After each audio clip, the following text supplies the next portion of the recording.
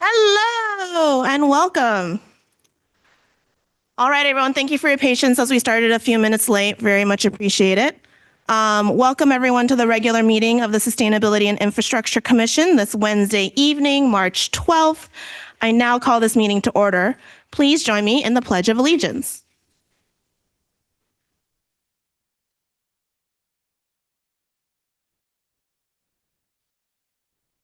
I pledge allegiance to the flag of the United States of America and to the republic for which it stands, one nation, under God, indivisible, with liberty and justice for all. Thank you. All right, Madam Clerk, could you please call the roll? Sure. Commissioner Robbins, Here. Commissioner Wawinski, Here. Commissioner Kranz, Here. Vice Chair Michaels, Here. and Chair Narita. Here. Okay, so welcome again. We are excited to be here in person with options for those who choose not to be in person and to still participate virtually. For those attending in person, please complete a yellow request to speak slip and hand it to the clerk. If participating remotely, please use the raise your hand feature in Zoom and you will be called on at the appropriate time. If calling in via phone, press *9 to raise your hand, and when called upon, press *6 to unmute. These options for public comment will remain available until I close the public comment period for a specific item. And as a reminder, for those here in person, the Commission asks that members of the public do not clap, cheer, or jeer from the audience during public comment or the appeal hearings. We want to create an environment where people feel comfortable providing comments. Okay, so the first item is the consent calendar. Madam Clerk, could you please read the consent calendar? Absolutely. 124 Warren Road, permit number WC 2024-000243, resident appeals statement of decision. Number 2 is Sustainability and Infrastructure Commission regular meeting minutes approval. Great. So I have just received word that staff would like to pull the number 1 on that, the statement of decision. We'll move that to one of the special meetings to address. And so do I need any sort of, I don't need any sort of motion, correct? We can just pull that, or do we? Okay, we can just pull that. And then can I get, is there any member of the commission who would like to pull any other items from the consent calendar? Okay, great. So could I get a motion to approve the remaining item on the consent calendar, which is the meeting minutes from last meeting? Oh, sorry. Yes, Matt. I believe we need to provide an opportunity for the public if they want to provide any comment on the consent calendar. Oh, I apologize. I do not see that in the script. Would any members of the public like to talk about, provide comment on the consent calendar? We have one speaker. Okay. Ariel?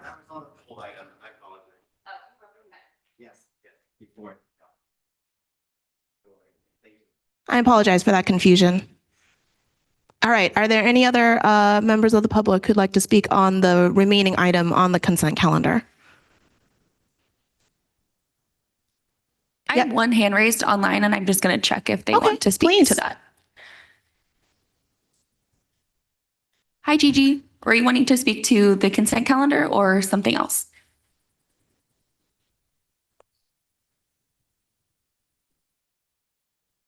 Hi, Gigi. I see your hand raised online. Okay, can you hear me now? Yes. Were you looking to speak to the consent calendar? No, to item 3. Perfect. Okay, I will call on you at another time. Thank you. Great. No other members of the public on the remaining item on the consent calendar? Okay. All right. With that, may I get a motion from the commission to approve the meeting minutes from last meeting? I'll make a motion. Thank you. I'll second. Thank you. Commissioner Robbins, Aye. Vice Chair Michael, Yes.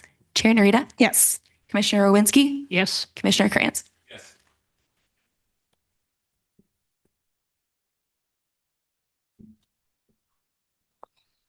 All right. And so Madam Clerk, that. Motion passes 5-0. All right. Thank you. Okay. So the next item on the agenda is public comment, general public comment. Members of the public wishing to comment on any item not appearing on the agenda may address the commission at this time. State law prevents the commission from taking action on any matter not on the agenda. Your comments may be referred to staff for follow-up. This public comment section is generally limited to a total of 15 minutes. However, that is subject to commission's discretion and can be extended if commission wishes to do so. And one more note, we welcome speakers providing public comment, but please be advised this is a limited public forum. As such, speakers must stay on topic if speaking to a particular agenda item, and if speaking during general public comment, they must address matters within the subject matter jurisdiction of the city. If speakers fail to follow these rules, they will be warned, and if they continue to disregard our rules, their opportunity to speak will be ended. And just as a heads up, usually the thing that trips people up is RF emissions. That is outside the purview of city government ability to address and would be not appropriate for the limited public comment forum. With that, anyone interested in providing general public comment? I have 6 speakers. Wonderful. So let's stick to 2 minutes apiece. Oh, sorry, I see a hand. Okay, fabulous. So six speakers will stick to 2 minutes apiece. I believe it's 3 minutes if it's less than 10, correct? Oh, but there was this comment that said 15 minutes. Perfect. So which one holds? Sorry. I think the council guidelines that have been adopted is that if we have 0 to 10 speakers, it's typically 3 minutes. Okay, so that is what controls, Yeah, not this 15-minute thing I just read from the script. I think it's generally, the general public comment section is generally limited to 15 minutes total.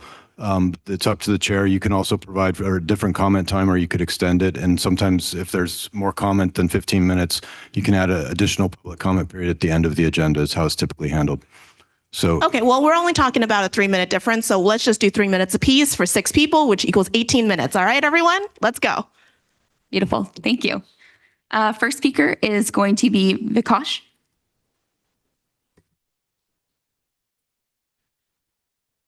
Good evening, commissioners.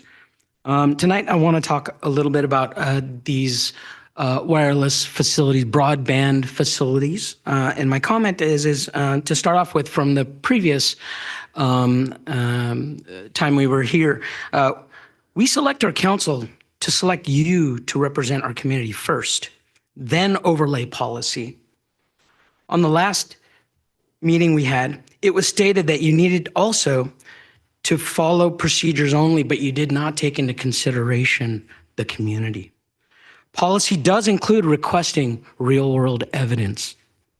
Real-world evidence, I believe there are no laws restricting you from asking the applicant for real-world evidence. There's nothing there. We do this commonly with EIRs, environmental impact reports. So there is precedence for asking for data when you're trying to make your assessments. It's okay to do that. We have precedence. Happens all the time. CEQA. Other types of stability, engineering, we can ask for those. Your hands are not tied. The claims and data from the applicant are always accepted as rule of law, but when the community presents data, it is ignored, turning a blind eye. We need you to listen to the community as well. We have a brain and we know how to think too. The applicant has demonstrated a lack of good faith, unethical practices, aggressive tactics, and false claims. They have damaged our property as well. Can we really trust them at all? Can we really trust the data that they present and what they claim? We need someone to be out there to actually make a true assessment rather than a virtual assessment. So I ask this commission to please focus on what's called real-world evidence. That's what's going to help us guide and make our decisions better rather than assuming a special interest group can just come in here and tell us what they think they know based on virtual expertise rather than actual real world. And keep in mind, our neighborhoods are like our fingerprint on our hands. Every pole, every neighborhood, every street is completely different. Every context is different. So it changes from neighborhood to neighborhood. So we need real world evidence to prove what they are claiming is true, whether it's 200-foot setbacks or 3,000-foot setbacks like their CEO claims that there is. Verizon has claimed that they can get signal through trees, buildings up to 3,000 feet with a gigabit of speed. So why are we so worried about 300 feet? Why are we so worried about 500 feet? If they themselves, who have experts on their team, who have already evaluated this, are claiming that they can get that kind of signal strength? Why are we having these debates and arguments? We should not be pushing back when people are looking for alternative locations. Thank you for your time. Thank you. Next speaker is Lindsay Reich.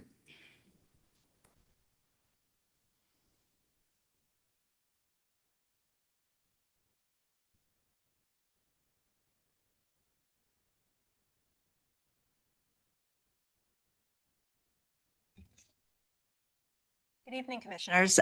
This public comment is not related to a specific appeal tonight, but is a general comment about the deeply flawed process by which Crown Castle has been manipulating our city and misleading the public.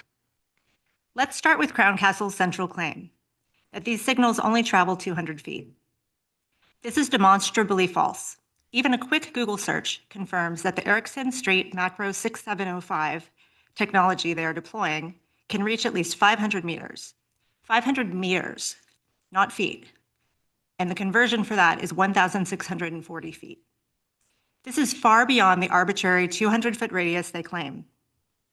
Crown Castle knows this, yet they continue to repeat this misinformation because it benefits them. By pretending their coverage is so limited, they artificially restrict the number of feasible alternative locations, making it seem like their preferred sites, right in front of homes and schools, are the only options. But our city's own design standards require a 500-foot evaluation radius. So why are we allowing them to operate within a self-imposed 200-foot limit? This isn't just about one permit. It's about a pattern of deception. Crown Castle has been lying since day one. In June of 2023, the Crown Castle permitting supervisor stood at this podium and said, and I quote, "We don't want to put these in front of people's houses, obviously," end quote. Yet they submitted 197 applications in San Mateo, most of them in front of homes. We have also seen Crown Castle weaponize false accusations to undermine public opposition. Crown Castle recently sent a letter to the city and described the last hearing as, and I quote, "hostile, with Crown Castle representatives receiving disparaging, unprofessional comments from commission members that fall well outside the scope of the commission's duties and authority, and further the animosity in the room. Encouraged by the commission's unnecessarily aggressive comments, certain members of the public engaged in more concerning behavior and actions. They claimed without evidence that they were fearful for their physical safety and that we trapped them in council chambers. This is a preposterous accusation and a blatant attempt to silence dissent. Now they're brandishing an unsubstantiated deemed approval letter. They're bullying our city, and I encourage you to stand up for the residents of San Mateo. Thank you.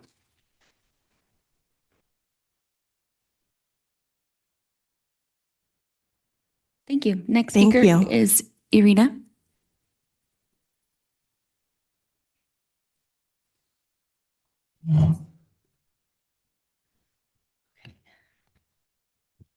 Through a Public Record Act request, it has come to our attention that despite previously appearing to agree that the city was proceeding as expected, on February 18th, Crown Castle blindsided the city of San Mateo with a deemed approved letter, suddenly asserting that 5 applications are deemed approved, and Crown Castle is exempt from complying with the city's appeal process. Crown has not rescinded this letter. This is intolerable. As you are aware, per the City Council's ordinance process, the appeal hearing is the first and only public venue in which residents may dispute the sufficiency of an application.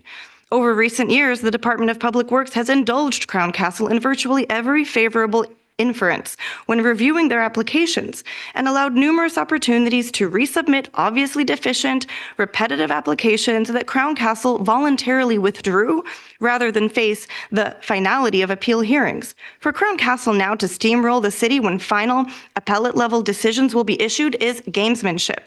Based on the information we have, it is not apparent whether city staff did in fact violate the FCC's time periods and procedures for these 5 applications. Although, if this is in fact true, I fail to understand how that oversight happened, given that JU, you did tell us last week, or excuse me, last month, that that Public Works meets every Tuesday with Crown Castle.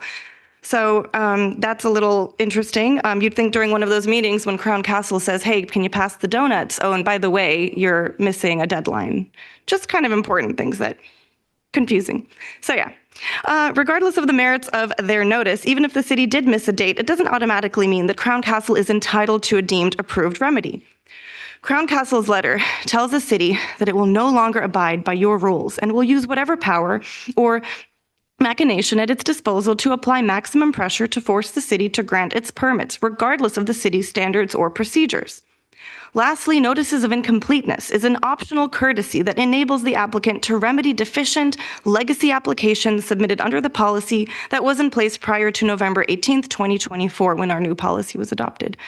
Once Crown Castle was given one chance to correct the deficiencies, the city should not continue seeking revisions. It should instead deny all incomplete applications and force them to either appeal the denial or reapply if the city's denial is without prejudice and Crown Castle wishes to do so under the new regime. We insist that the city's design standards are upheld to protect the rights of the residents to meaningful and full participation in the appeal process. We, the residents, are viewing tonight as our due process and not just a farce and Crown's ribbon-cutting ceremony for their desired permits. Thank you so much. Thank you. Next speaker is Alicia.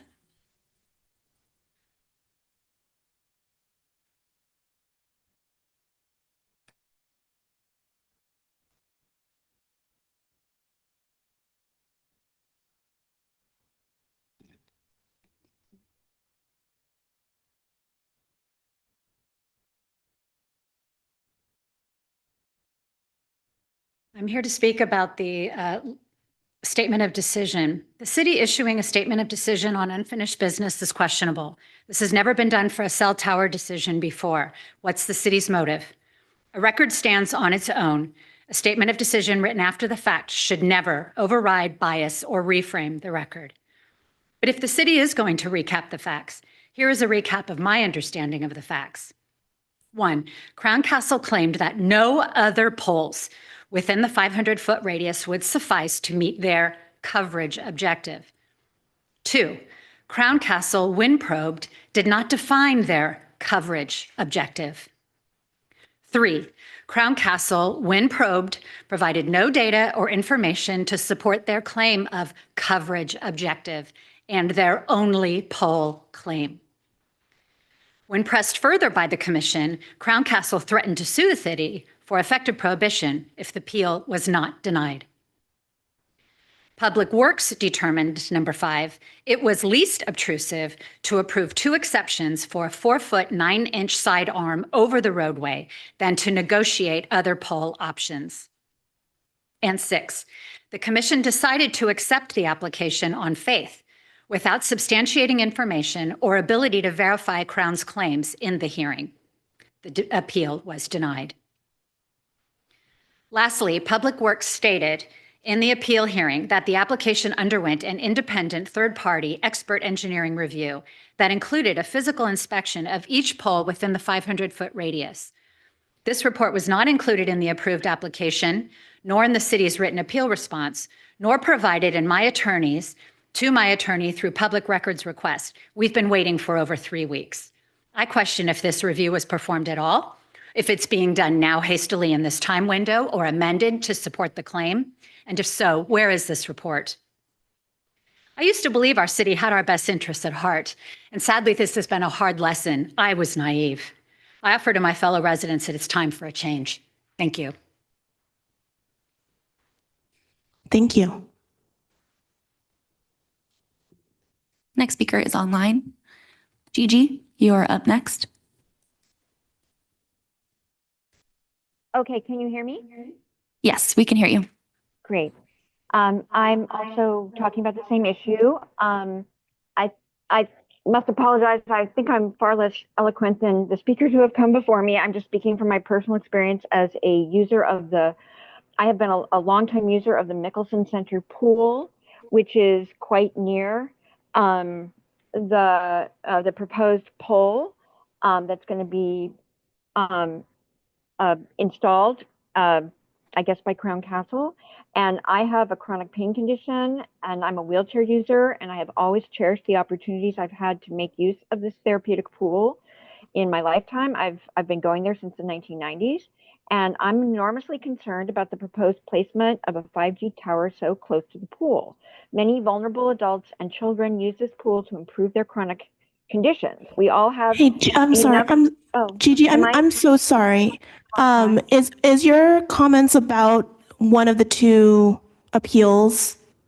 Like, is your comments about 16 Baldwin or the other one? Because we're in general public comment, Gigi. So I just want to make sure okay. we're placing your comments in the. Is this item 3? Are we on item 3 now? On the agenda? No, we are not. This is public comment. Oh, I'm sorry. I thought that since you called on me, Yeah, no, that was our fault, Gigi. I'm so sorry for that confusion. wait. So if I you will don't wait. mind saving your comments, first of all, you're doing a great job being clear.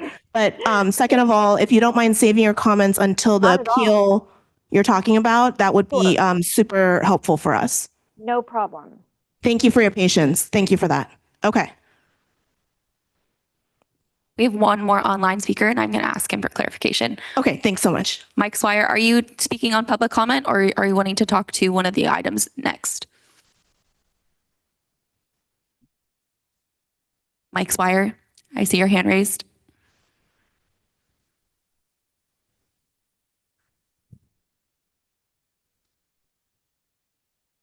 Can you hear us? Yeah, general public comment. General public comment. All right. Yeah. Thank you so much. Thank you. Thank you, Chair Narita and members of the committee for your service to the city of San Mateo and our sustainability and infrastructure needs. I'm asking the Sustainability Committee to prioritize discussions on the safety of streets in San Mateo as soon as possible. The city of San Mateo recently saw its third pedestrian fatality in only 5 months. Instead of calling a state of emergency and taking action to prevent future tragedies, we have instead heard silence from the city. There was no mention of these fatalities in the mayor's recent State of the City speech, the Blue Sky agenda setting meeting for 2025, or most statements from council or even the sick. Meanwhile, the council has pushed forward a plan to remove bike lanes in North Central, despite the city's own survey showing that a plurality of North Central residents and a majority of San Mateo residents support the bike lanes. The SIC voted 5-0 unanimously in support of the bike lanes only 3 years ago. The city's professional survey showed that the bike lanes are used by several hundred residents each day. Humboldt is the most dangerous city street, according to the city's local road safety plan. 3 schools with several thousand students are located in this area. North Central has the highest mix of households in the city without automobiles. The council has chosen to spend up to $3 million to recoup 100 parking spots, cost of $30,000 per parking spot. Nevertheless, the city is on track to have a $6 million budget deficit this year, and we're consistently told that we cannot move forward with other safety projects due to a lack of funding and staff time.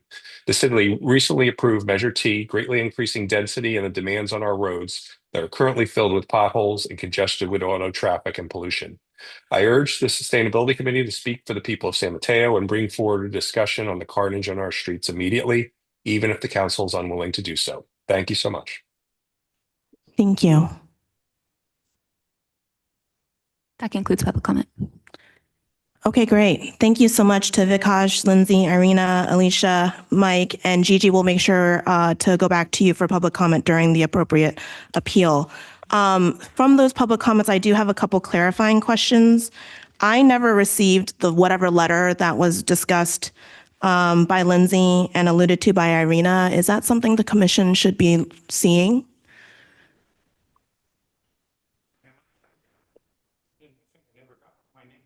Oh, for general public comment, sir? Okay.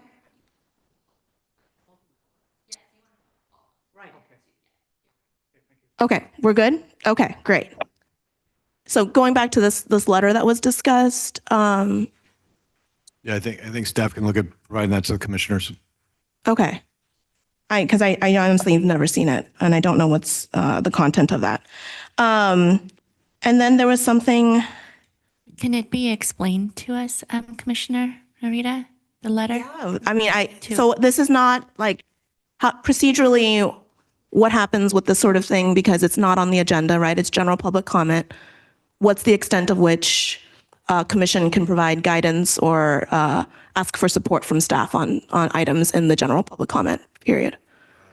I recommend that it be very limited discussion since it's not agendized.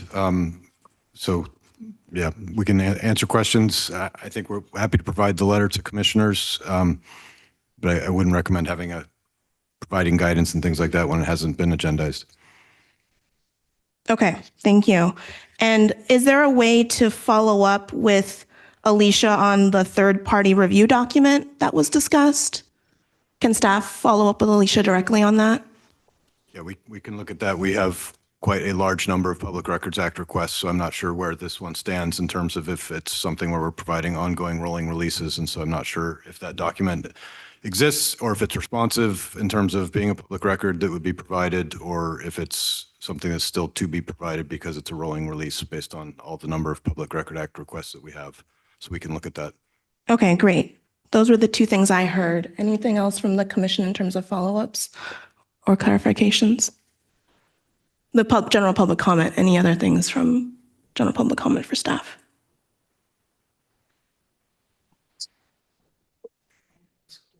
Okay. Okay, thank you. All right. So next on the agenda are wireless permit appeals. For those appeals, we have counsel joining us by phone, Stephanie Hall, who is representing the Sustainability and Infrastructure Commission for the purpose of, yes. Follow up on public comment, I'm sorry. Yeah. I'm sorry. Sorry about this, everyone. I just want to go back to a point Mike Swire brought up about, that is, when are we going to have our next quarterly update on pedestrian bike projects? I think that's an opportunity for us to talk about some of the items that Mike brought up.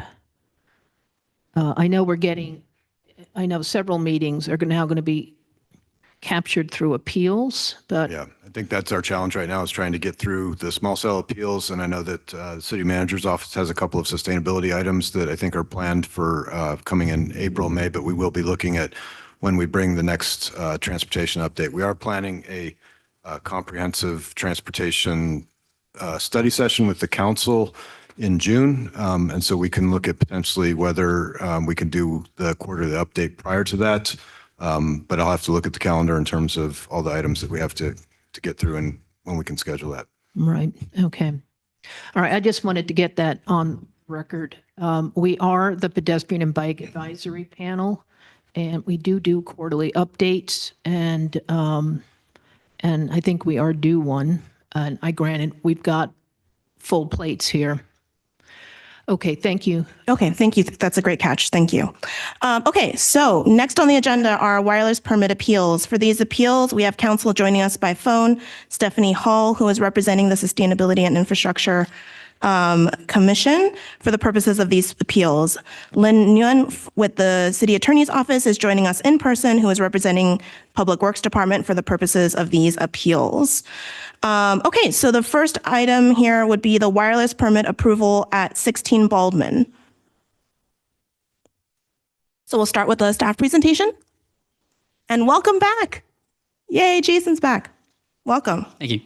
Hello, I'm Jason Hilary, Senior Engineer with Public Works. I'm here to present the appeal report for 16 Baldwin. With me is JU, Engineering Manager, who will also be available for questions.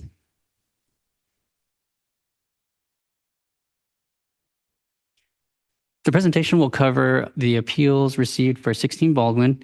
We'll start with a brief walkthrough of the review process and the appeal process, and we'll provide background of the permit and present the submitted appeal basis. Then onto the staff recommendations and the next steps. As a quick summary, the application was found to be complete and satisfactory to the 2021 Design Standards and Ordinance. It was categorically exempt from CEQA, and the proposed site is considered the most preferred site. The commission action then would be to consider the appeal and make a motion to grant or deny this appeal. And staff recommends denying the appeal, upholding the conditional approval, and then adopting a statement of decision. So the permit process, which is subject to CEQA, begins with the application review. It's performed by staff with our technical consultants. We review for compliance of the design standards and ordinance. And after a decision is made, an appeal window is open for 5 days, which brings us here today. And as a reminder, all of this should remain within the shot clock. This appeal is per the San Mateo Wireless Ordinance. Appellants have the burden of proof to provide evidence to overturn the director's decision. And as a reminder, the city is federally preempted from regulating RF emissions beyond the FCC limits. And furthermore, we cannot control capacity or coverage objectives by providers. So background on the permit, this is located at 16 Baldwin along El Camino Real. The application was for a small cell on a city streetlight. It was originally submitted on October 22 last year. The decision notice was posted on February 28 of this year, and appeals were received on March 2nd. Here's a simulation view of the proposed cell on an existing city streetlight. And so we did receive 3 appeal applications, all of which had identical bases.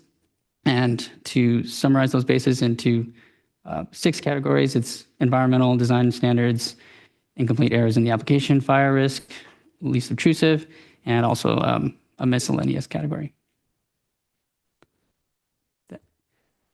So on to the basis. Environmental, the appellant claims that the application did not demonstrate NEPA compliance, and Crown Castle claims that they are exempt from NEPA and they are exempt from CEQA, which this one is applicable to.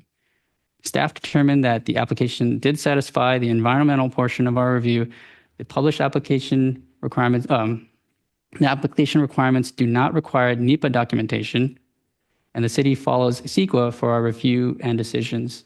And this applicant happens to be exempt categorically under section 15301, 2, and 3.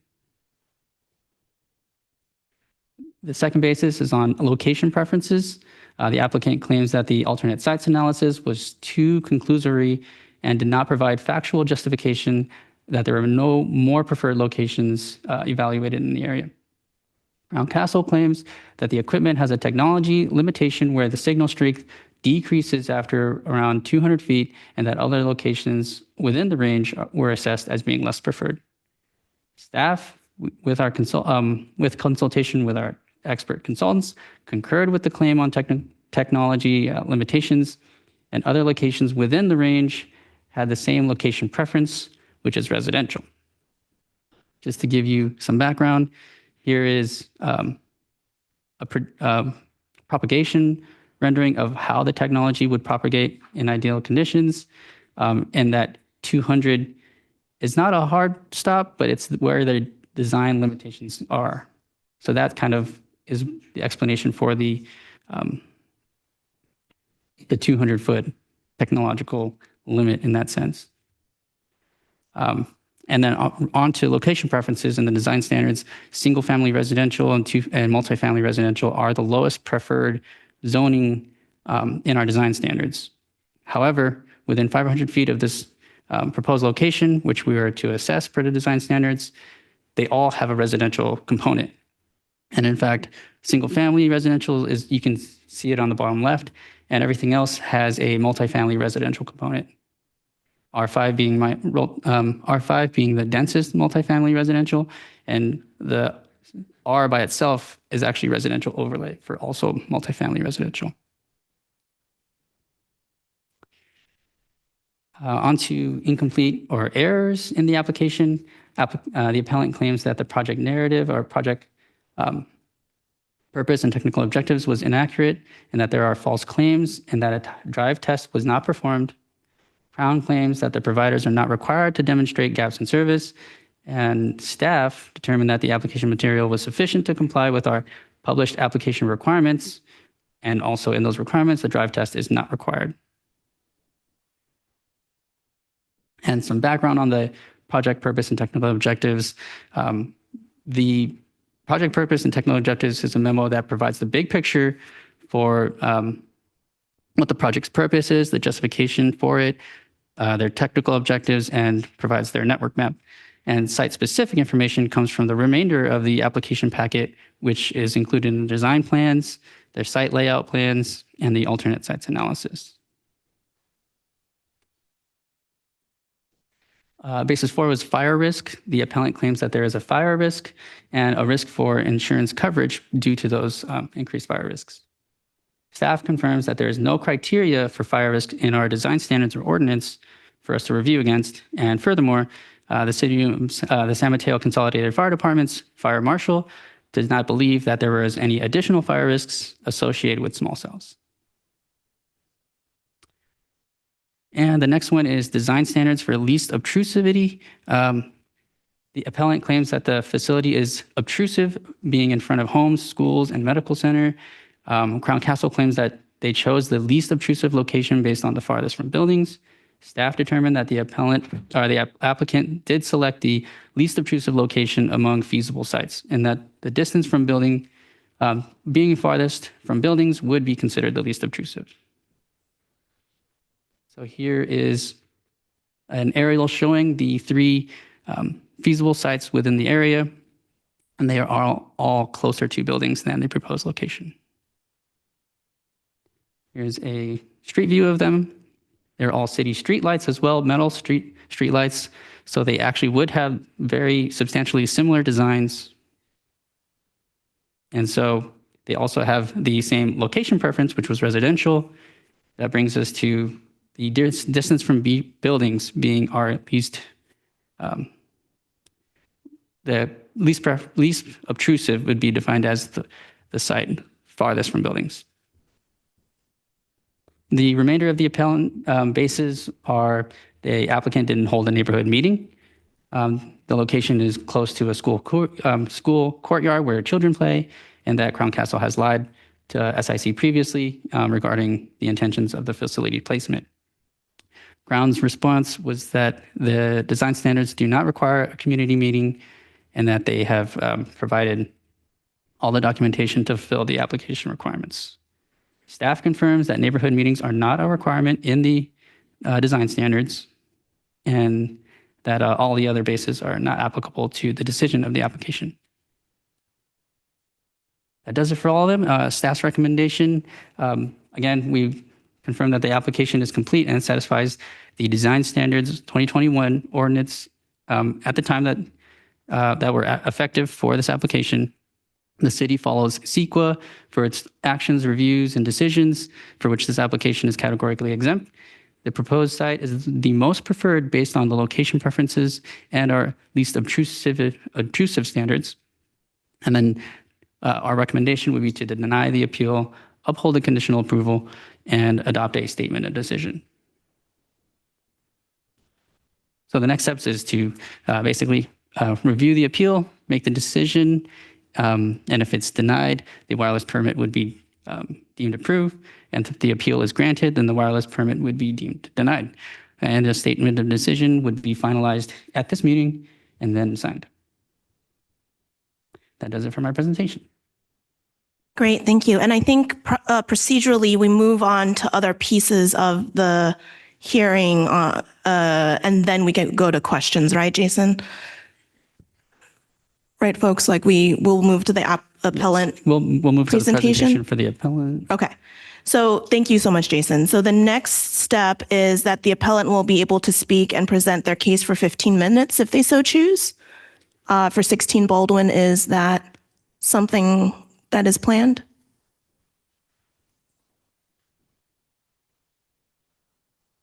Mitchell?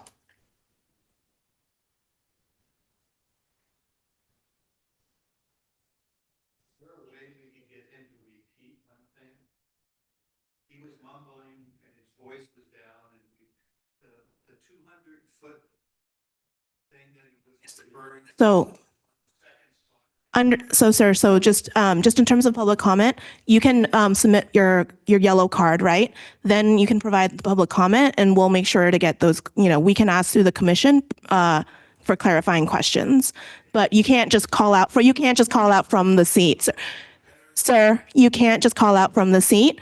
we're going through a process right now, and I ask you to respect that. Thank you so much. So is there an appellant presentation for 15 minutes or no on 16 Baldwin? There is.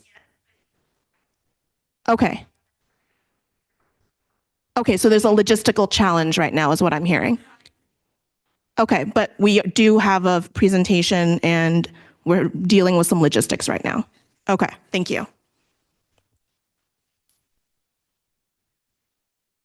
After the appellant presentation, public comment will be the next piece. I'm not, and then, yeah, it's saying, my script is saying public comment will be the next piece.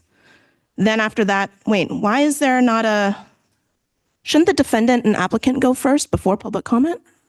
No?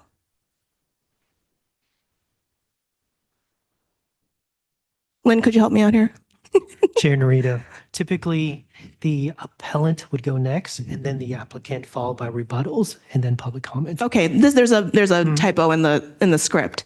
So what we're going to do is we're going to do appellant presentation for 15 minutes. Then we're going to do defendant applicant presentation if they so choose for 15 minutes. Then 5-minute rebuttals per party, correct? After the 5-minute rebuttals per party, then we go to public comment. Lynn, is that correct procedurally? That's my understanding, yes. Okay, great. There was a typo. I apologize, everyone. And so if anyone has clarifying questions that they have, for anything that you hear, because public comment comes after all of the content, you can use some of your public comment time to ask those, to flag those types of questions.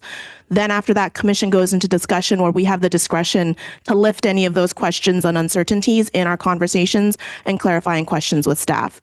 This is not the situation though where public commenters get to just ask questions of staff and have a back and forth. That's just like not, this is the limited public forum. That's just the style. All right, do we have our appellant?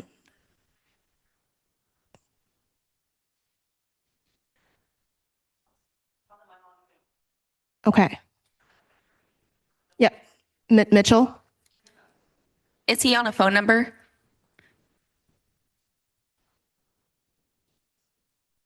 Hold on one second.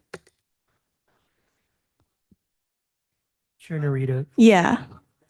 perhaps we should take a short recess. I think so. I was about to say, if we think, why don't we take a 5-minute break to just sort out these logistics, and if we need to extend it to 10, that's fine, but let's check in together at 5. Thank you. Hello, this is Grace Holbrook. Can you hear me?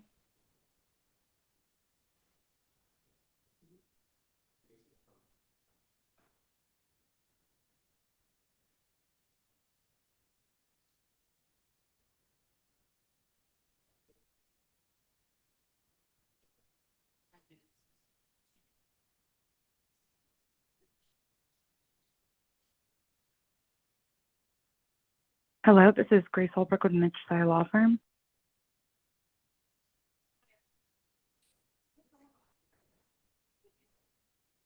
They're on a 5-minute break because there were logistical problems. I don't know if you can hear me.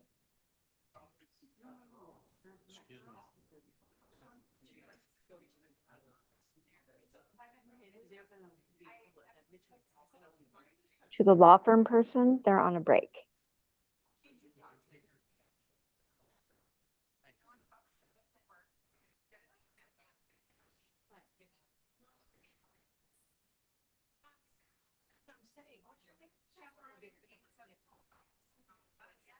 Can you hear me? Can you hear me? Yes, Grace, we can hear you. Okay, hi. Yeah, it just keeps muting me. Yeah, hold on one second.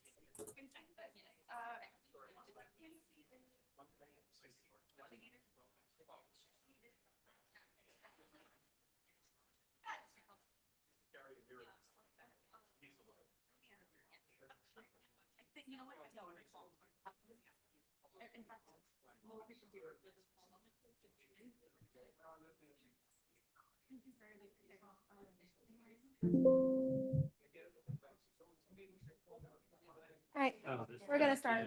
Yep, got it.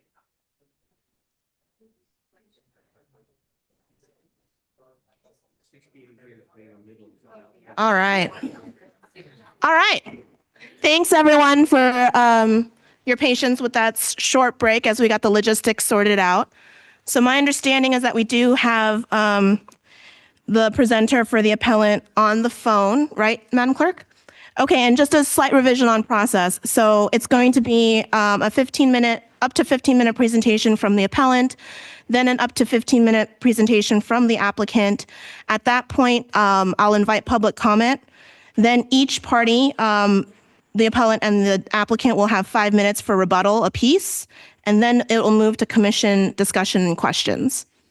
So that'll be the process that we take going forward. All right. We can start with the appellant's presentation. Thank you. Grace, I believe that you can hear us. Yep, and you can hear me? Yes, we can hear you. Awesome, thank you so much. Hi, everyone. My name is Grace Holbrook. I'm the attorney representing the appellants in this appeal hearing for 16 Baldwin Avenue. Can I get the next slide, please? Thank you. So for these permits, the applicant has to meet the design standards outlined in the 2021 city standards and wireless ordinance. Specifically, those include preferred locations outlined from most preferred to least preferred, basically going from least having people live there to residential areas. The applicant is required to show that they have no alternative sites that are more in a more preferred location within 500 feet of the proposed site, or that even if they are in a more preferred location, those alternative sites are technically infeasible. With that,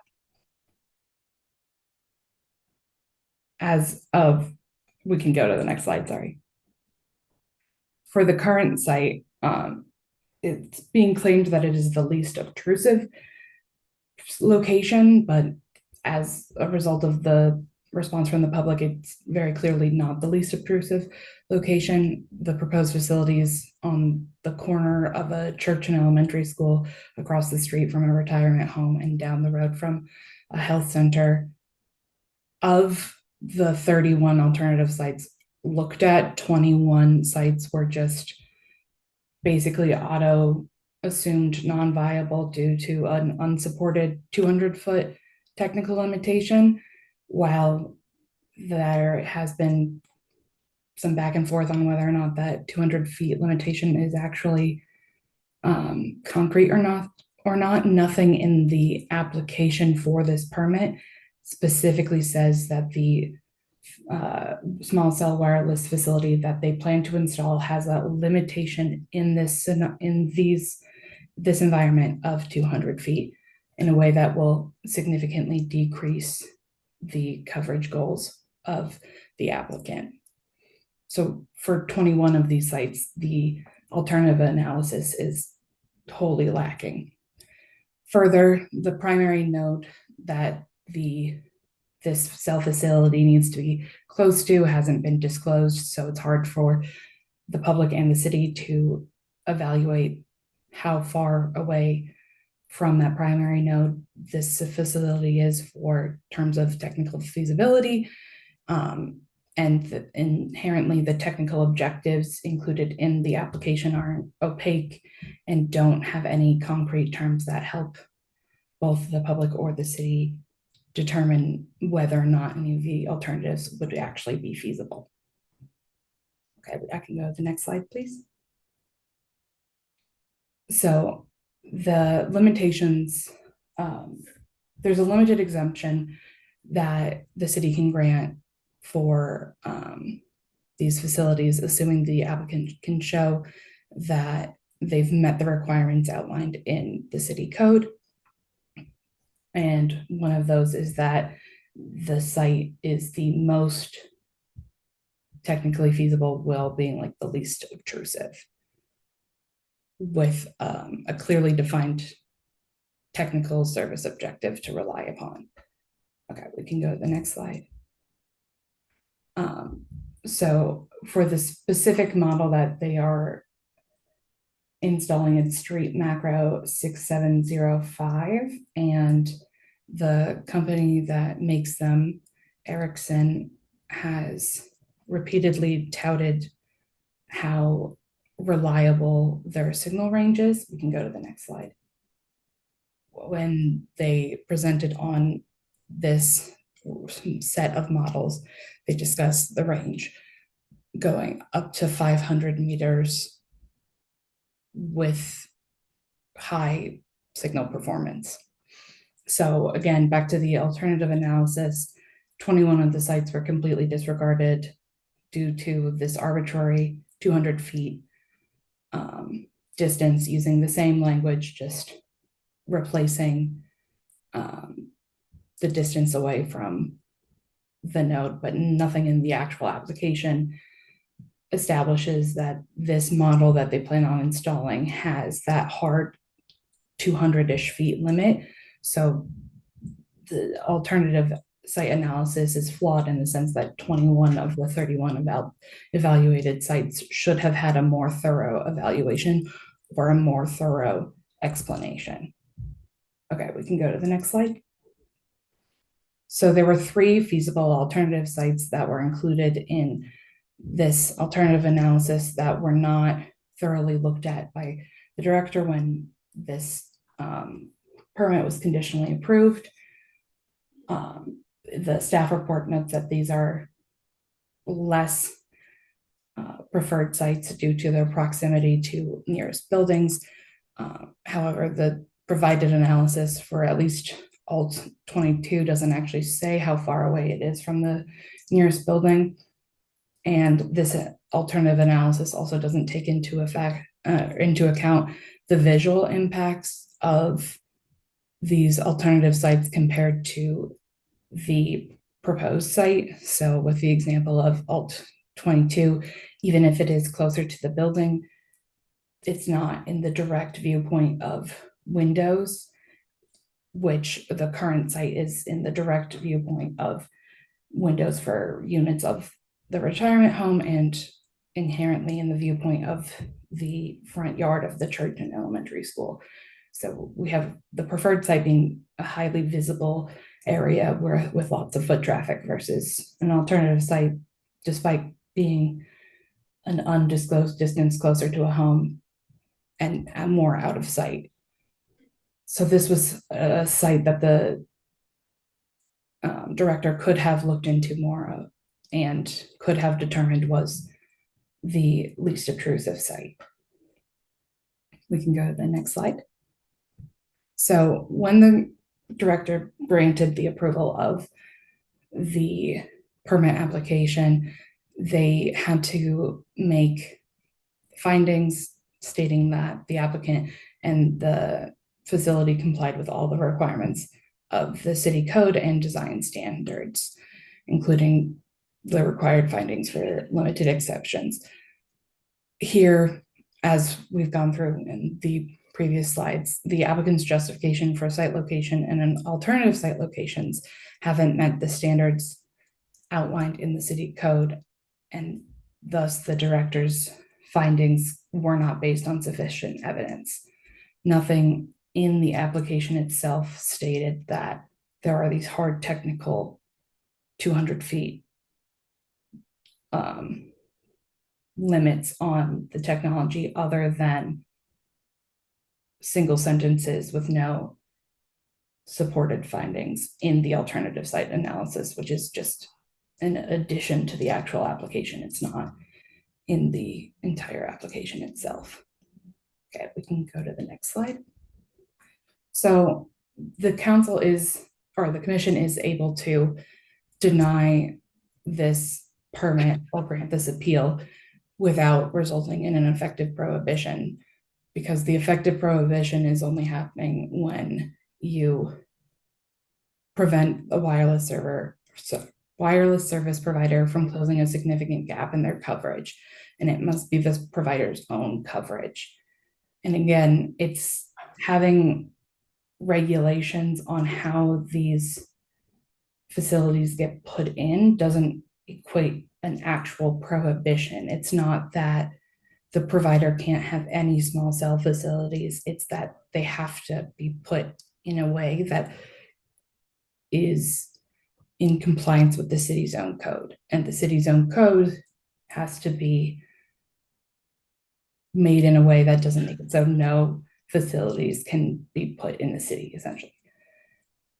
So the locality may then deny the application as long as they put their clear reasonings in writing along with the denial to result in no effective prohibition on the sites.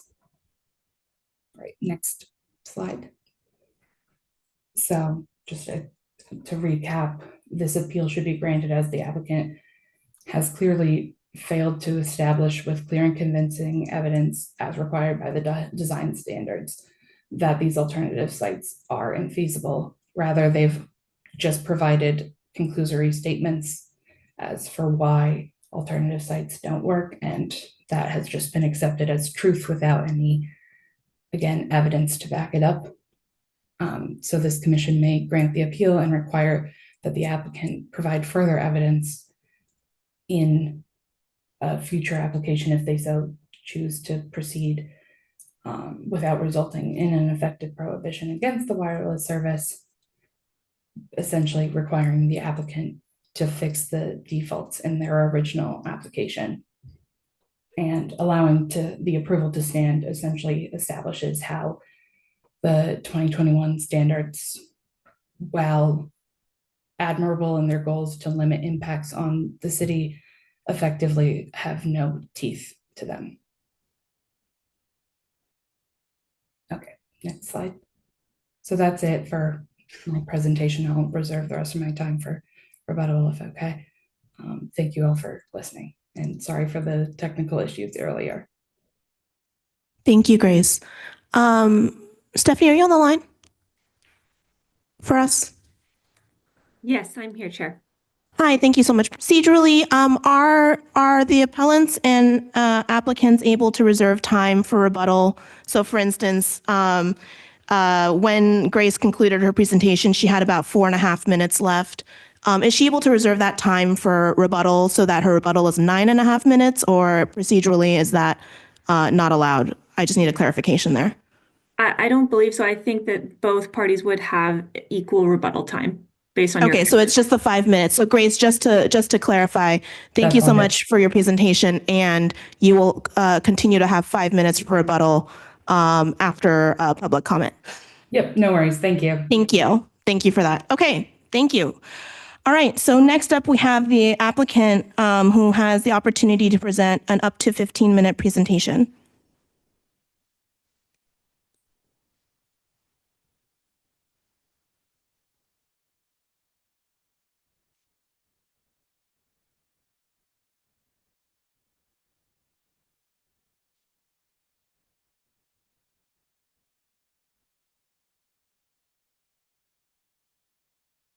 Tyler, can you hear us? Yes. Perfect. Good evening, commissioners. My name is Tyler Reister. I'm a professional civil engineer licensed in the state of California, and I'm a consultant on behalf of Crown Castle, who is the engineer of record on these applications and is assisting with the permitting process. Tonight with me on Zoom, I have Crown's outside counsel, Alan Galloway from Davis Wright Tremaine, and Michael Cintron, Crown's permitting manager for Northern California. I'm going to start off with a presentation here, and then I'll pass it over to Alan. We will additionally be available for questions that city staff or associated counsel cannot answer later in tonight's proceedings. We appreciate the time and effort that staff has put into reviewing the application, and we believe that the director's decision to approve the facility has been proper. We are here today to support staff's report and its recommendation to the commission. Crown's installation of this small cell is consistent with the purpose and intent of the city's wireless ordinance, which is in part to promote access to high-quality advanced wireless services for the city's residents, businesses, and visitors. We'd like to first bring the focus back to what the commission is tasked with this evening. The sole issue before you is whether the appellants have met their burden of proof to establish that the permit should be reversed. They have not. The Public Works Director correctly found that Crown's proposed small cell application at 16 Baldwin meets the criteria set forth in the municipal code. Specifically, the application complies with the relevant sections of the code, the 2021 Wireless Design Standards, and complies with all applicable laws, complies with all applicable RF emission regulations, and additionally was correctly deemed complete and approved by the director. We agree with staff's report, and we'd like to highlight a few points in the presentation that we've prepared. Next slide, please.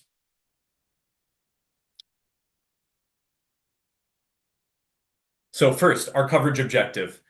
This objective has been thoroughly described in our application materials as required by the standards and has been approved by staff that has met the requirement of those standards. This is simply a visualization of that to assist the commission tonight. The objective is to densify the network and add capacity in this area. We want to be clear that the terms coverage and capacity are different. They're not opposite and they are not synonyms either. So in order to increase density and provide capacity, we must provide coverage. So there doesn't have to be a coverage gap, but we need to provide coverage to increase capacity. Next slide, please. The technical limitations of the specific technology that's being deployed here, the 28 gigahertz spectrum, is well established and was corroborated by the city's third-party expert engineer, as Jason noted in his presentation.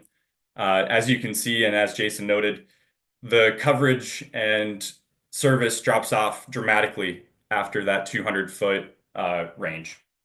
Next slide, please. This is a summary of the alternatives at this site that are within the range that is technically feasible from an RF perspective due to the type of technology in the range that was described from that technology. Next slide, please. These are the alternatives that are technically infeasible, and we'll go into a little bit of more detail on each of these alternatives in the slides to come. Next slide, please. The first two alternatives that we're going to talk about are ALT2 and ALT3. ALT2 on the left of the screen is not a feasible site based on PG&E guidelines. This site is located within 1 foot of a driveway, which means that this site is not possible to place a meter based on PG&E's guidelines. It also has fuse switches and a primary riser, which are highlighted in red at the top of that pole. Those make this site not available by PG&E for wireless installations. ALT3 also has fuse switches and a primary riser. Same situation here. It's not allowable by PG&E to place a small cell here. Next slide, please. The next two, ALT8 and 9, these are city-owned traffic signals, and per the San Mateo small cell design standards, we cannot place small cells on traffic signals. Next slide, please. The next alternative is ALT20. This site is not feasible due to the coverage effectiveness, which is approximated at about 42%. So that's too low for us to meet our coverage objective. Additionally, I'll point out that the zoning is mixed use and the nearest building is only 25 feet away. Next slide, please. ALT24, similar to the previous, not feasible from a coverage perspective to meet our coverage objective. Again, the zoning is mixed use and the nearest building is 67 feet away. Next slide, please. Now we can move on to the technically feasible alternatives. In addition to the proposed location, there were 3 feasible alternatives: ALT21, 22, and 23. Next slide, please. First, our proposed site. Note the zoning is also mixed use, and the nearest building is over 100 feet away, 132 feet, and this site allows us to meet our coverage objective. Next slide, please. Alternative 21, also mixed use zoning. The nearest building is less than 100 feet away, 89 feet away, and coverage effectiveness is around 68%. Next slide, please. Alt 22, note that the zoning here is not mixed use, it's residential, which is a lesser preferred zoning based on the design standards. The nearest building also less than 100 feet away at 60 feet. Next slide, please. The last of the feasible alternatives, Alt 23, similar zoning, mixed use, and the nearest building less than 100 feet away. To wrap up, and to summarize these feasible alternatives, these all have the same potential design. So to point out, there's no ground equipment associated with any of these, including our proposed application site. There's no tree trimming or removal. So from the perspective of the design of the site itself, the aesthetics and the impacts to the nearby facilities, they all have a similar impact. There's no difference in obtrusiveness. The proposed site best meets the coverage objective. The proposed site has equivalent zoning to the other alternatives, mixed use, other than the one residential, which would be lesser preferred. And the proposed site is the furthest from nearby buildings, over 100 feet, while all of the feasible alternatives were under 100 feet. So to wrap up, in conclusion, the proposed site is the least obtrusive, technically feasible site based on the design standards. We agree with staff's assessment that found the same. And now I'd like to turn it over to Alan to provide a bit of legal context.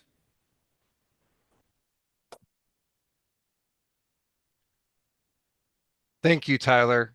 Chair Narita, Vice Chair Michael, distinguished commissioners, my name is Alan Galloway. I'm counsel at Davis Wright Tremaine. I believe you heard from my colleague Suzanne Toller recently, and she couldn't be here tonight, so I am here virtually. I want to follow up on some of the points that Tyler made, and provide a little bit of a perspective on the law here. The city's wireless right-of-way ordinance properly recognizes, in our view, that it cannot be interpreted or applied to effectively prohibit an entity's ability to provide wireless or telecom services. Wireless or telecom services obviously provide connectivity that is more important than it ever has before. And federal law and the federal standards set by the FCC recognize this. The ordinance finds that to the extent permitted by federal law standards, the city's standards are intended to balance the benefits that flow from robust advanced wireless service within San Mateo, San Mateo's local values, which include the aesthetic character of the city, and does allow for exceptions if needed to prevent an effective prohibition. Federal law has clarified what that effective prohibition language means. You do not need to show a complete bar on wireless activity or telecom activity to have an effective prohibition.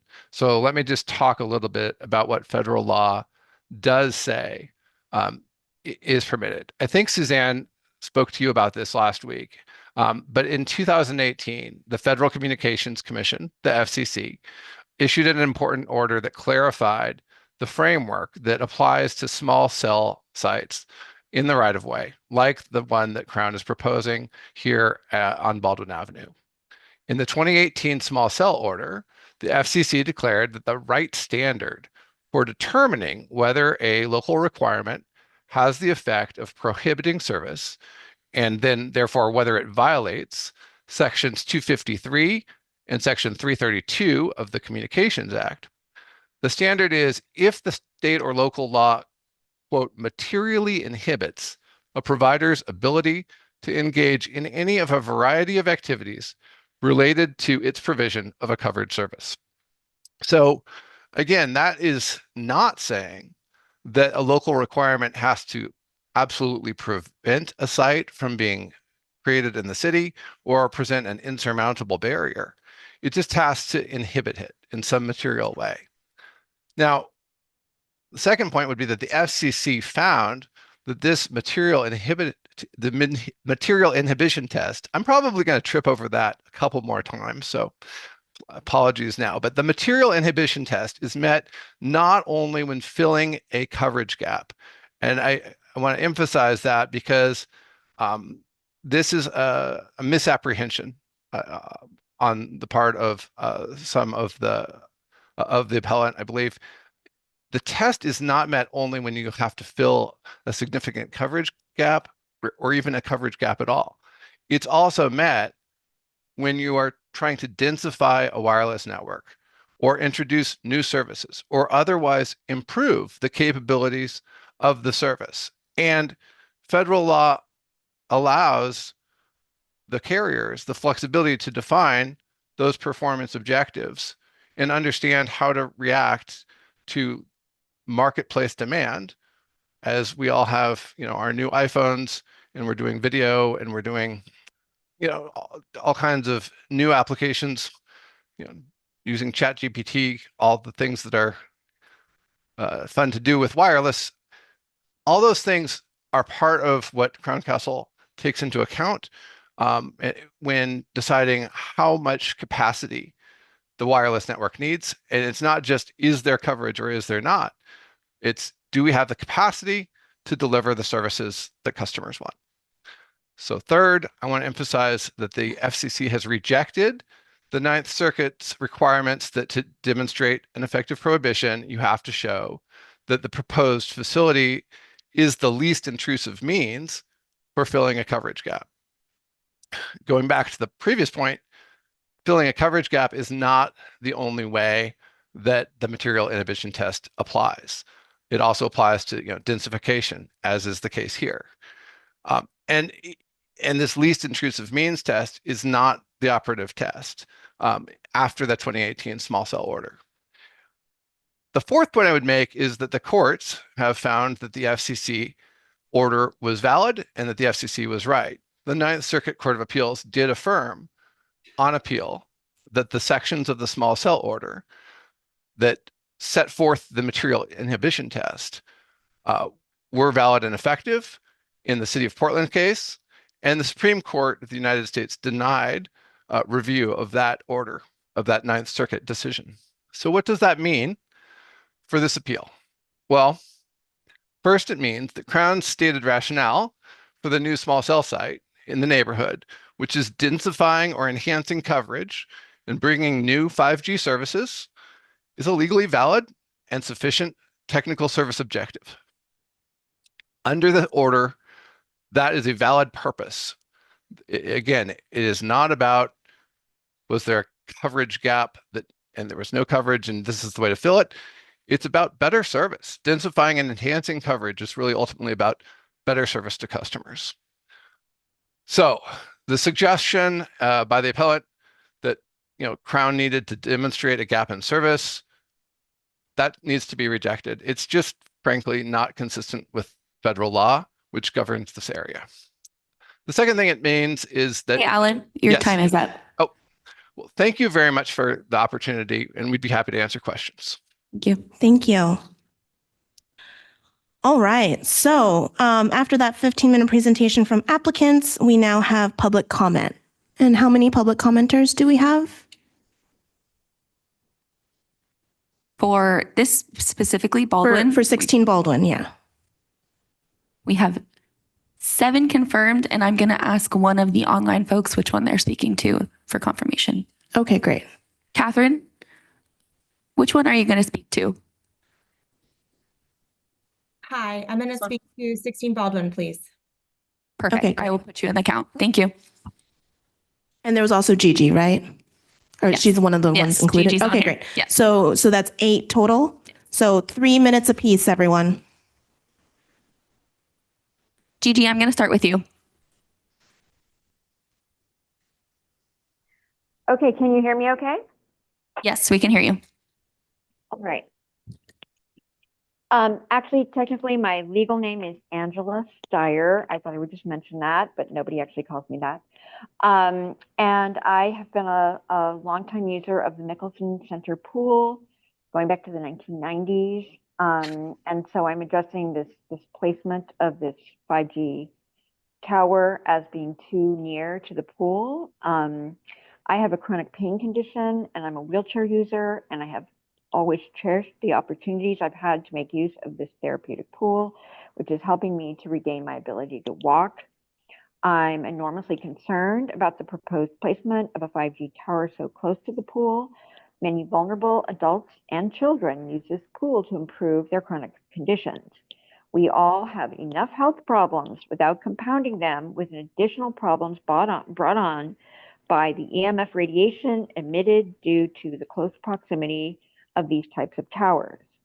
I believe the San Mateo City Council owes it to their citizens, first and foremost, to protect the most valuable, precious, and irreplaceable thing that we have, which is our health, by saying no to the seductive lure of big business and their myopic desire for the placement of this 5G tower as being more important than the health of the citizens. Thank you. Great, thank you. Thank you, Angela.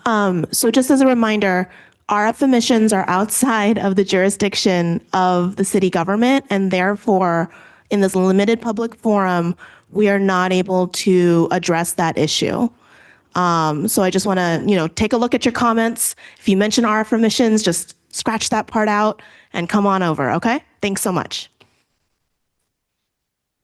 Next speaker is George. Can I ask a question? Sorry, Angela, this is not a dialogue situation. Okay. Thank you so much for your public No comments. problem.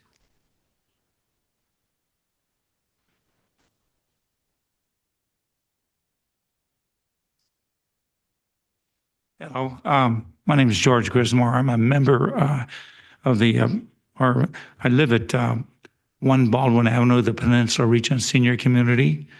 And I wasn't aware of this until last week when we got a flyer from Lindsay telling us all about this. And then Tuesday I met her and she told us all what was going on. That this does emit radiation.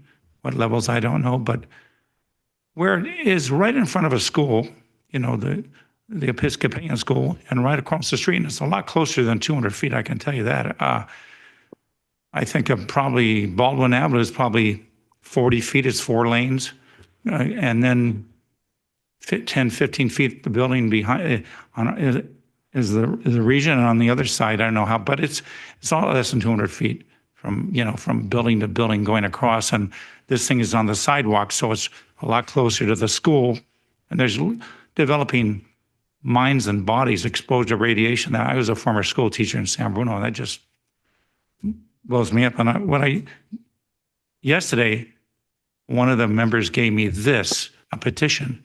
I got 78 petitions, 78 people against this proposal in a day. It was 2 lunches I attended and 1 dinner last night. A lot of people are out of the building. We have about 200 people living there, are out of the building during lunch hour, and a lot of people get bagged dinners. They want to watch TV or something. So I didn't see everybody, but if I had a week, I would have got a lot more people. I only had 4 no's. Out of 82 people, I got 78 signatures since yesterday. So that says a lot. And if I had more time, I could have organized, if this was earlier in the day, I could have got buses to come down here. And the weather's, this is their dinner time. So getting a lot of seniors to come down here at night during halfway through the dinner, I guess we have from 5 to 8 every night. So that's understandable. But this says a lot to me that I didn't have to go very far. There's only, as I said, we had only 4 people who didn't want to sign. Didn't say they were against it. They just didn't want to put their name on paper. I don't know what the thing was. That's what I wanted to say. And anyway, thank you. And I left a copy of this with her, so you can take a look at it. There was one member that was a guest for the day. She lived in Foster City, and I said, "Well, put your address on here." But everybody is signed here lives at with their unit number here. And so anyway, that's all I wanted to say. Thank you, George. And that's very impressive advocacy. So just as a reminder, so RF emissions also means radiation. So just again, look through your notes. We can't address anything on radiation or RF emissions, but otherwise we welcome applicable public comment. All right, next up. I'm going to call the next three just to line up to make it more efficient. Quincy, Lindsay, and David, please.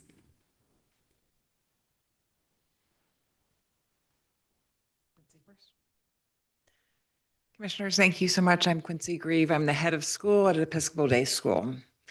The address of the school is 16 Baldwin Avenue. What you don't see in the photos up there, the photos of that grass in the church, are the 300 children who play there every day. There was a lot of conversation around the distance from a building. I imagine that's because humans are in buildings. Well, 300 children, our most precious children, play on that field every single day. We are a small neighborhood school of San Mateo. Our campus, roughly 2 acres. It's where we have nowhere else to go. I'll talk to the obtrusiveness argument. This is extremely obtrusive for this historic church and historic school building. This is sacred space for us. Again, our address is 16 Baldwin Avenue. We take the historic nature of this site, we hold it sacred. There was lots of conversation in my school about why don't we put a turf field out there? It would be so much more lovely. And we don't, because the nature and the historic beauty of that site is so precious to us that we make that huge compromise. And you can imagine what that is like when this is the only place that our children have to play. We do not have fields. We do not have massive play structures. That field that you saw in those pictures is truly the only space for these children. So on the obtrusive argument, I will share with you that for the residents of 16 Baldwin Avenue, it is extremely obtrusive. I wish that I could focus on the admissions argument. I know that that is not permissible here, so I will not focus on that. But you can imagine that I would have a lot to say on that as well. Thank you so much for your time and your consideration of our children. Thank you. Next up is Lindsay, and after Lindsay is David, and then after David is Arena. The proposed site at 16 Baldwin is dangerously close to 3 vulnerable populations. As Quincy just mentioned, the young children at St. Matthew's. As George mentioned, the seniors at the Regent directly across the street. There is also the Versailles, which is across on El Camino. And then what's near and dear to my heart are the patrons of the Nicholson Therapy Pool. Installing a high-powered cell tower in this location is reckless and unnecessary when feasible alternative sites exist, even within the 200 feet, as allowed by our city design standards. As the CEO of Warm Water Wellness, I spent thousands of hours spearheading the fight to save the Nicholson Therapy Pool. To this day, people still approach me to express their gratitude for having the courage to stand up to corporate interests that prioritized profits over people. Commissioners, I implore you to do the same.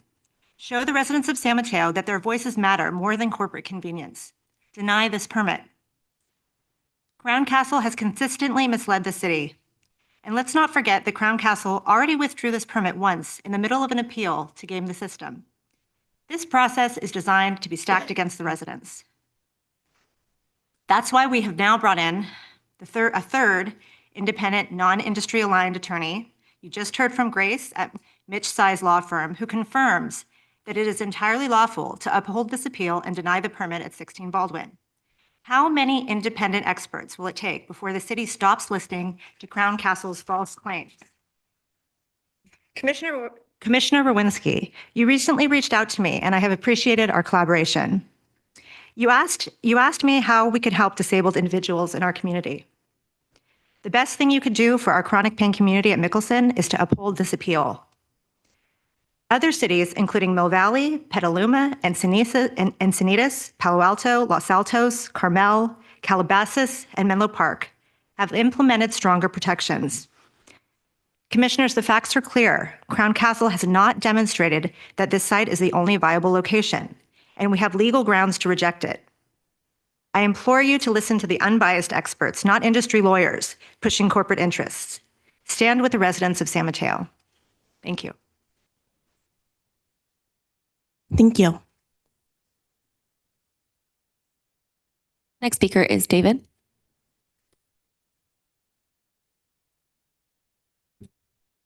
Hi, I'm David Long of West Poplar Avenue, and I am thankful for your service, Honorable Commission. I'm glad that you're here, and I know this is a difficult issue.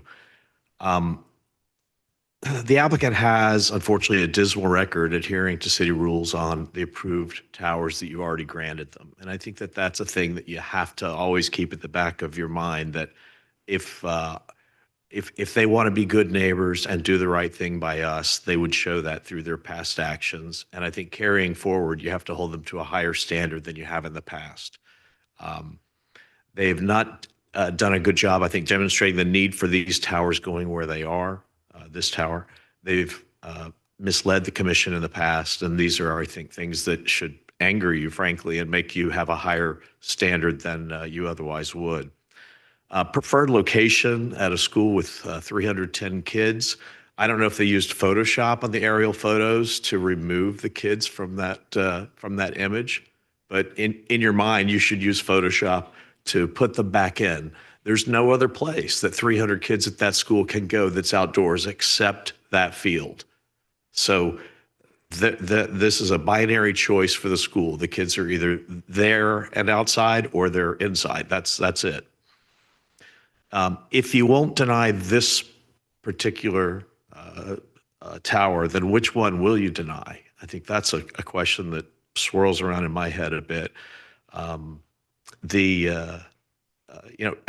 I think if you get real for a minute, you realize that, I don't want to say you're getting played, but that's almost the way I feel. They want you to think that you have to approve anything that they propose, and you're worried that the city will get sued.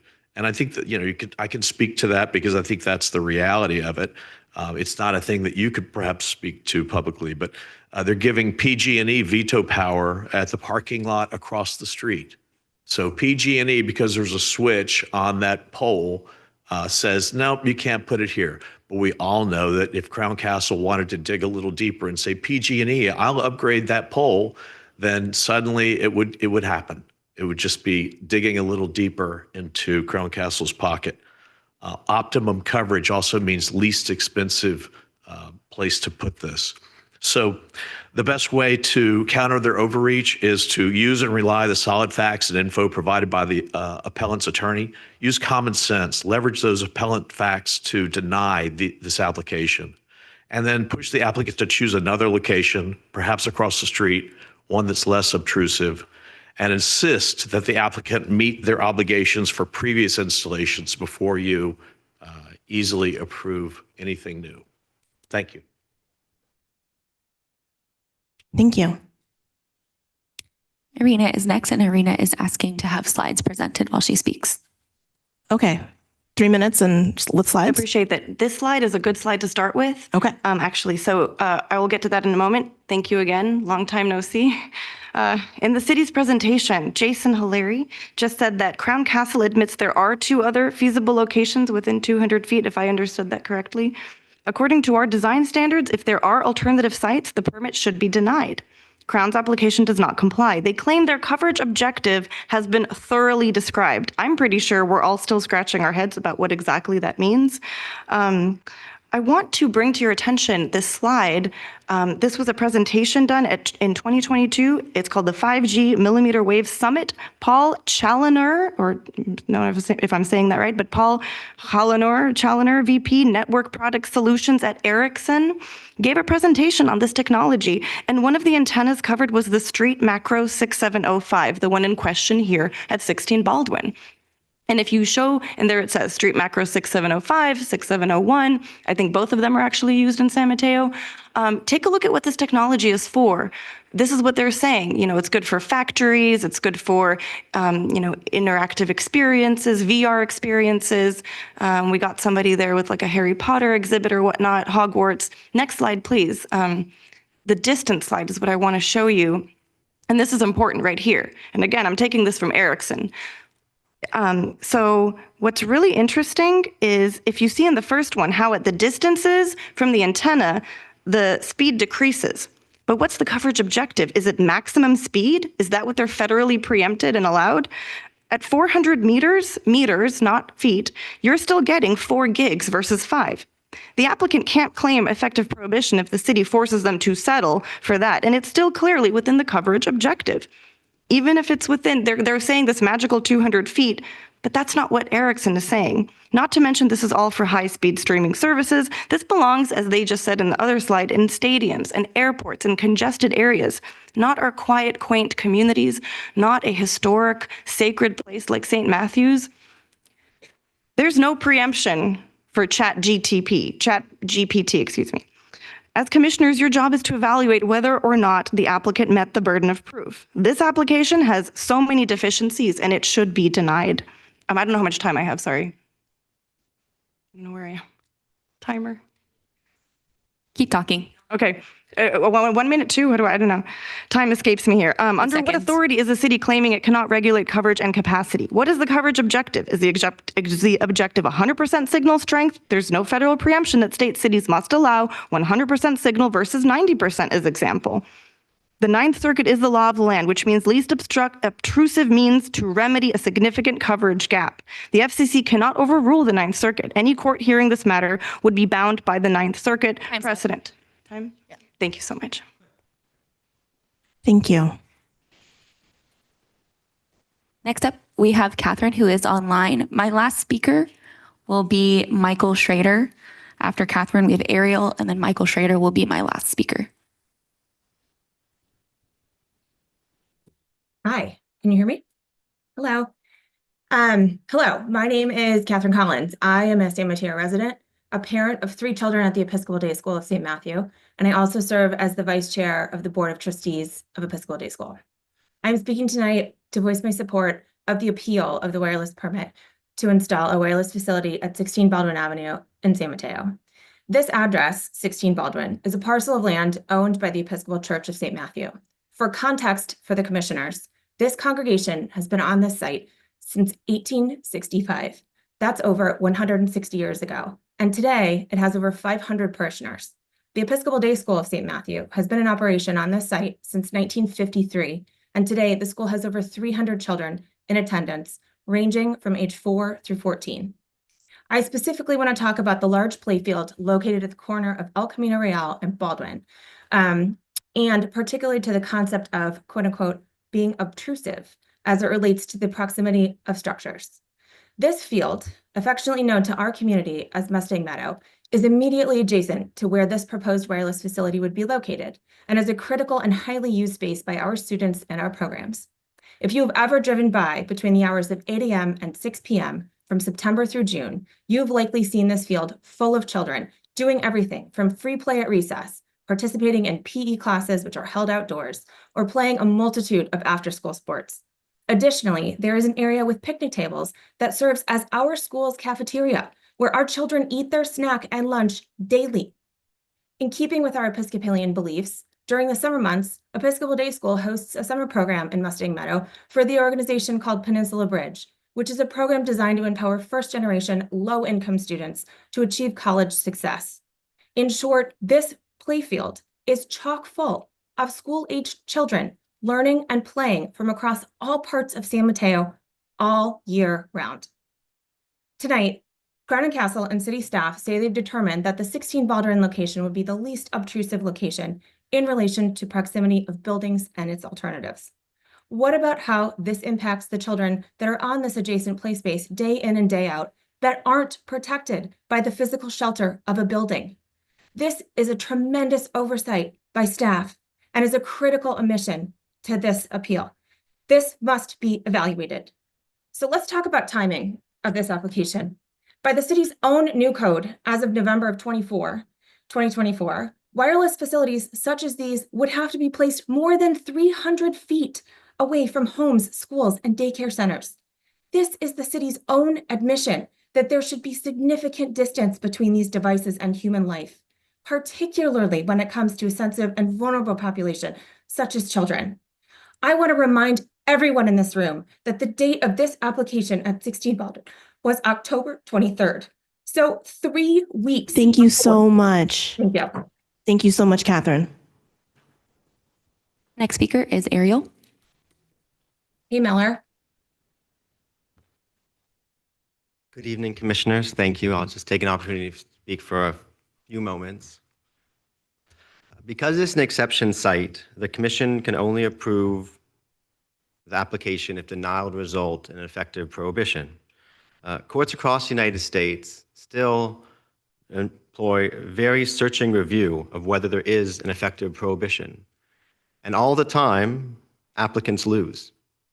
That would be impossible if all applicants had to do was show up and say, densify, new service, or enhancement, or other terminology like capacity. That clearly is not the case. It would be impossible to lose any lawsuit if that's all they had to do. And other cities demand much more. Crown Castle's attorney is wrong. Ninth Circuit upheld the change in the standard. The Ninth Circuit case in Portland v. FCC did not deal with Section 332, which is a section applied to denials of individual applications like this one. In fact, there is no Ninth Circuit case that has overturned the precedent in this circuit on what amounts to an effective prohibition. But more importantly, regardless of the legal standard and the test, whether it is material inhibition or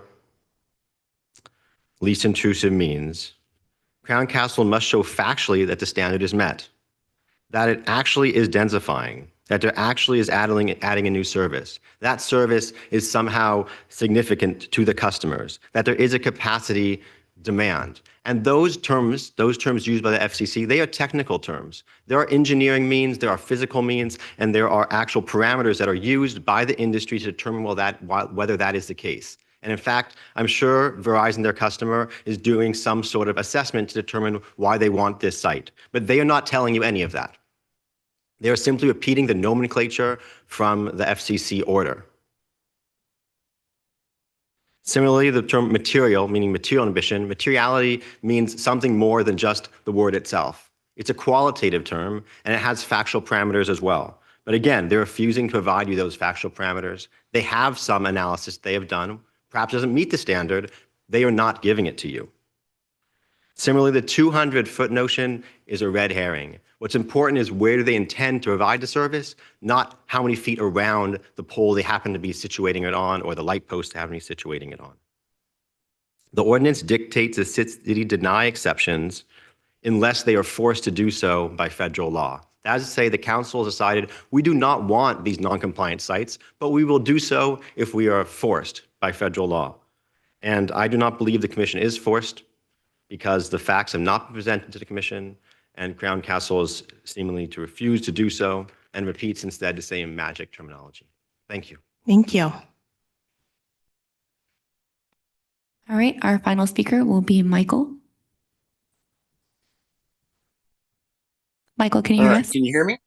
Yes, we can hear you. Okay, so I've listened to this all night, and just to clarify, I am a frequent user and person that battled for the reopening of Nicholson alongside Lindsay.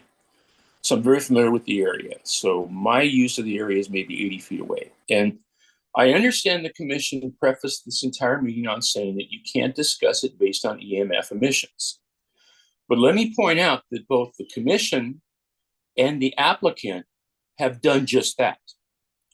When the applicants put up those drawings and showed that they had a favorable choice decision made on the ones that were the farthest distance, then they were accepting a negative consequence for close distance. Certainly those children are even closer, and the people in the pool are, and the people in the building across the street are, but without discussing the reason why. The fact that they based their decision on maximizing the distance in their choice, and your acceptance of that says that you actually are considering that. So let's not talk about EMF emissions.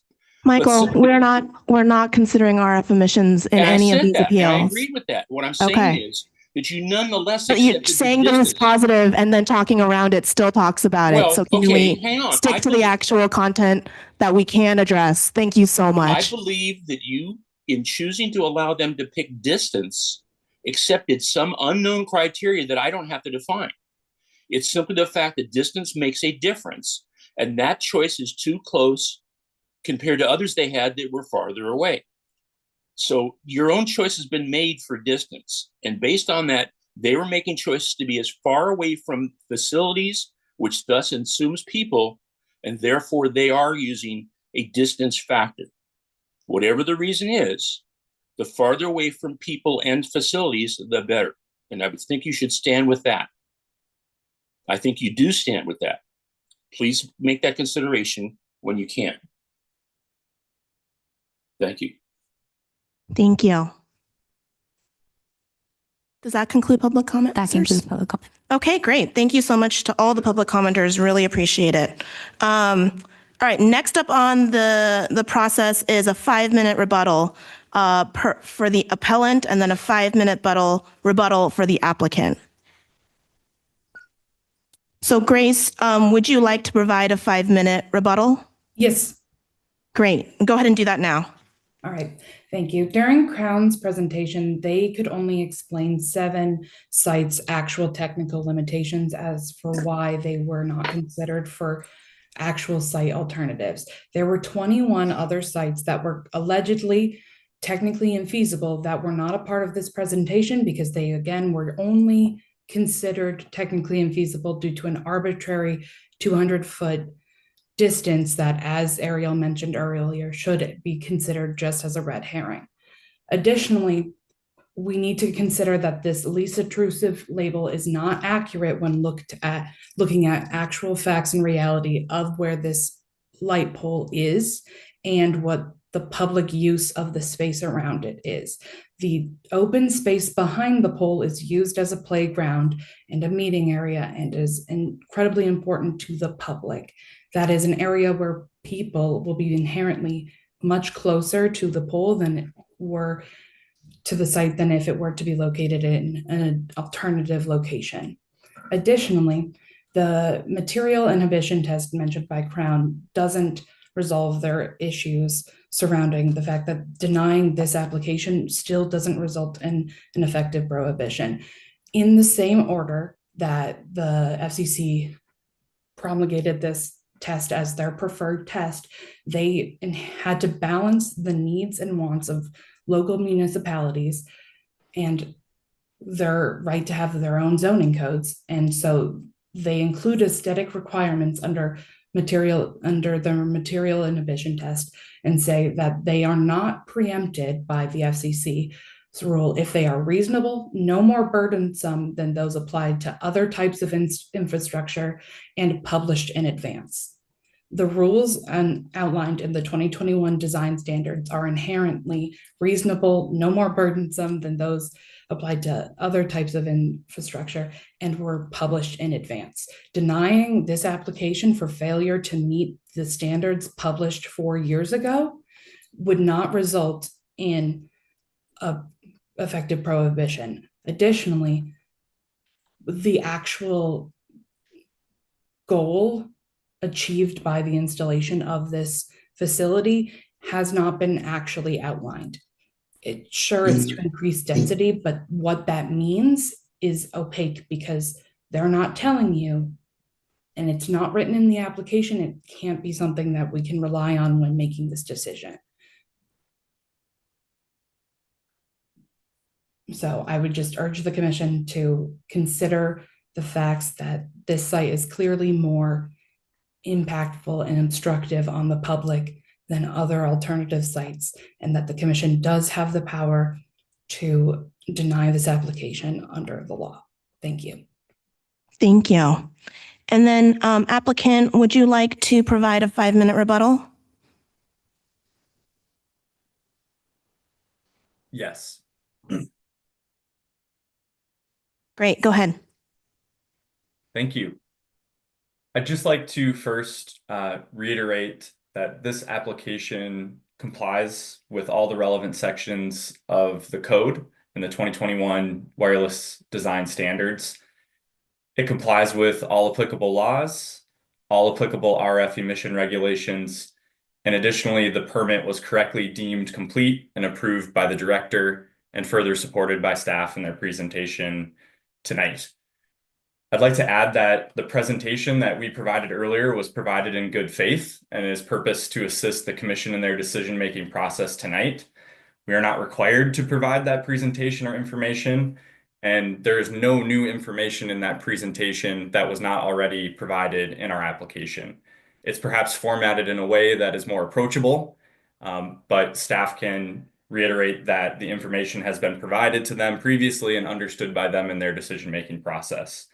The alternatives that were not included in that presentation, similar to the alternatives not included in staff's presentation, are because they're not feasible from an RF perspective, from a coverage perspective. I'd like to address 2 other points that were brought up by public commenters.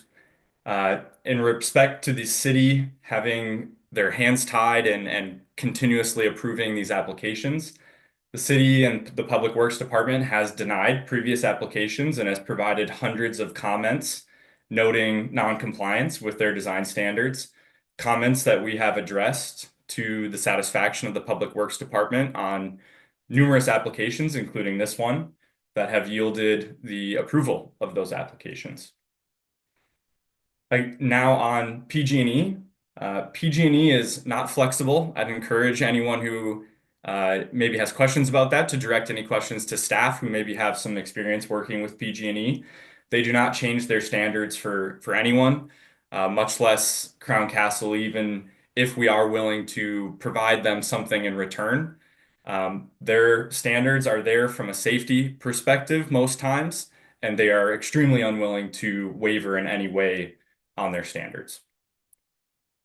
I'll at this point turn it over to Alan to address any legal items that he'd like to. Thank you.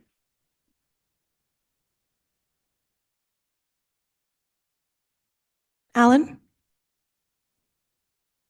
Can you hear me? pause the time. Great. Nope. Okay, thank you you. got, you're great. Very quickly, first, I want to rebut the assertion that the Ninth Circuit decision upholding the FCC order didn't address Section 332. In fact, it did address both Section 253 and Section 332. It noted that the FCC's statutory authority, and I'm quoting, for limiting local regulation on the deployment of this technology is contained in Sections 253A and 332C7 of the Act, and reflects congressional intent in 1996 to expand deployment of wireless service. I think the key points in that order are that the material inhibition test is the standard for showing an effective prohibition, and that it inhibits a provider's ability to engage in any of a variety of activities related to its provision of a coverage service, which applies here. It is not the significant coverage gap test or the least intrusive means. Those are not required. The Ninth Circuit affirmed that order, and here the record demonstrates that Crown needs a site at or near at the intersection of Baldwin Avenue and El Camino to meet its objective of densifying its network. This one location, as staff correctly found, is the least obtrusive. Granting the appeal is not issuing the permit. Granting the appeal and not issuing the permit would materially inhibit Crown's ability to provide the services, and that would be an actionable, effective prohibition. We very much appreciate your time, and we would be happy to answer the Commission's questions. Thank you.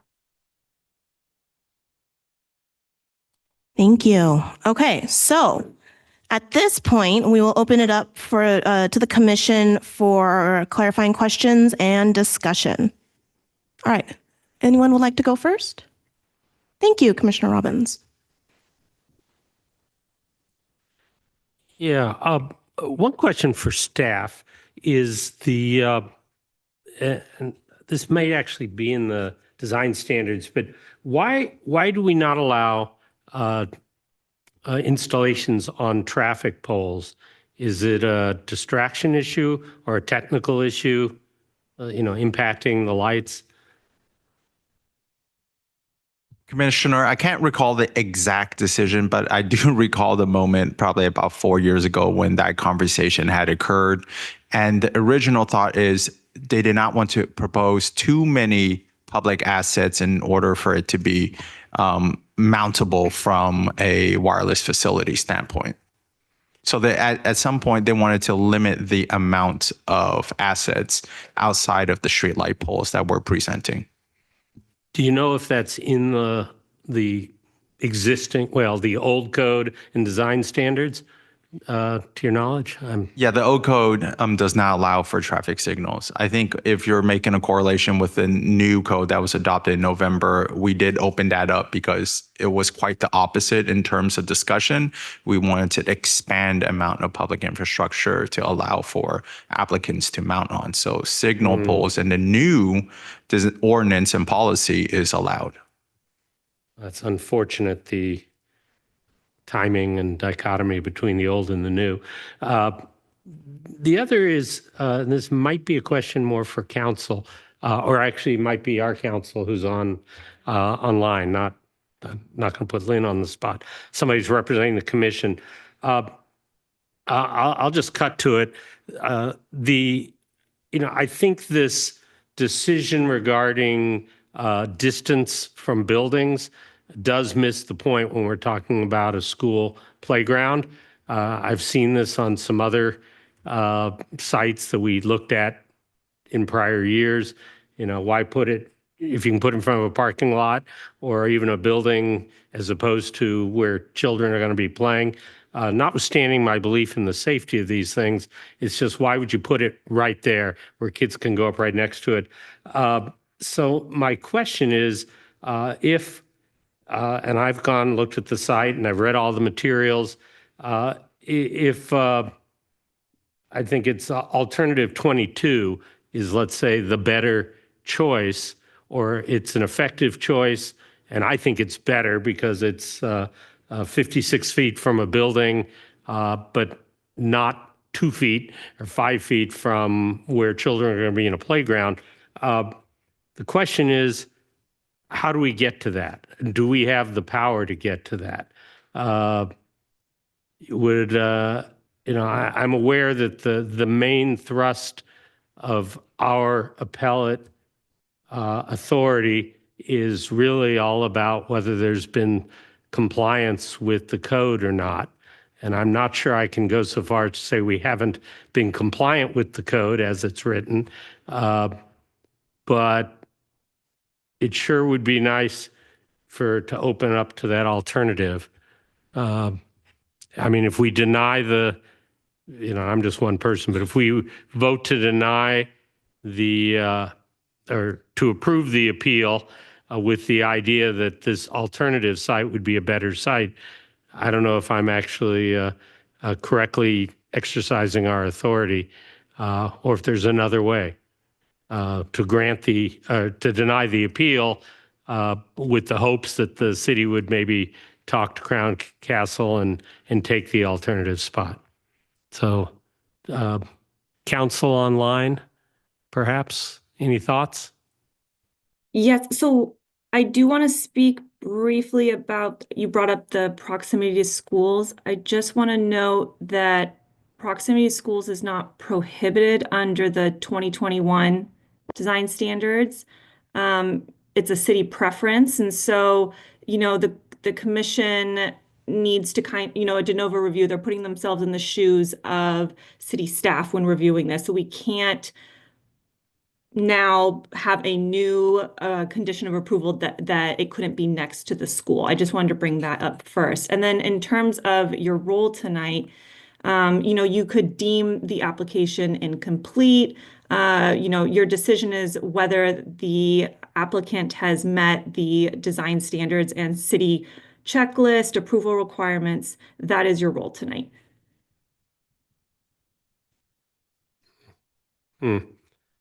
Okay, I may come back to this, but I'll pass it on. Thanks. All right. Anyone else would like to go? I'm also happy to go if you want some time. You gotta go? Great. Thank you, Vice Chair Michaels.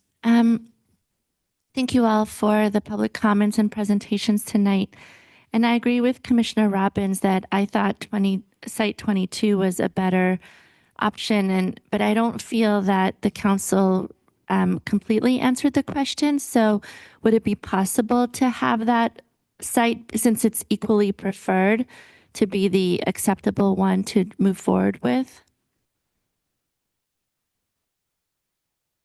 Could staff please, I'm going to defer to staff on the equally preferred comment. Could you speak to that portion, please? Yes, there are different levels of preference and that all have to mesh together. So one of them is location preference, and that is the one based on zoning. So as shown in the presentation, they all have a residential zoning, so they're all the same tier for location preference. And then the rest of the design standards, least obtrusive and obstruction of views, are other measures of least obtrusivity if they're all on the same level playing field for zoning. So ruling out now that the zoning is no longer a case, we're looking at some way of objectively measuring what's least obtrusive and taking into account design standard 3, which is obstruction of views. We take the proximity to a building as a measure of, it's not obstructing a view from a habitable living space.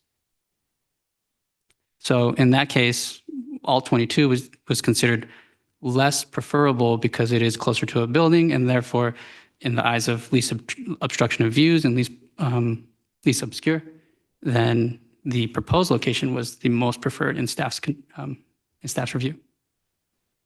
I guess before I dig further into the proposed site 22, I do have a question for the appellant.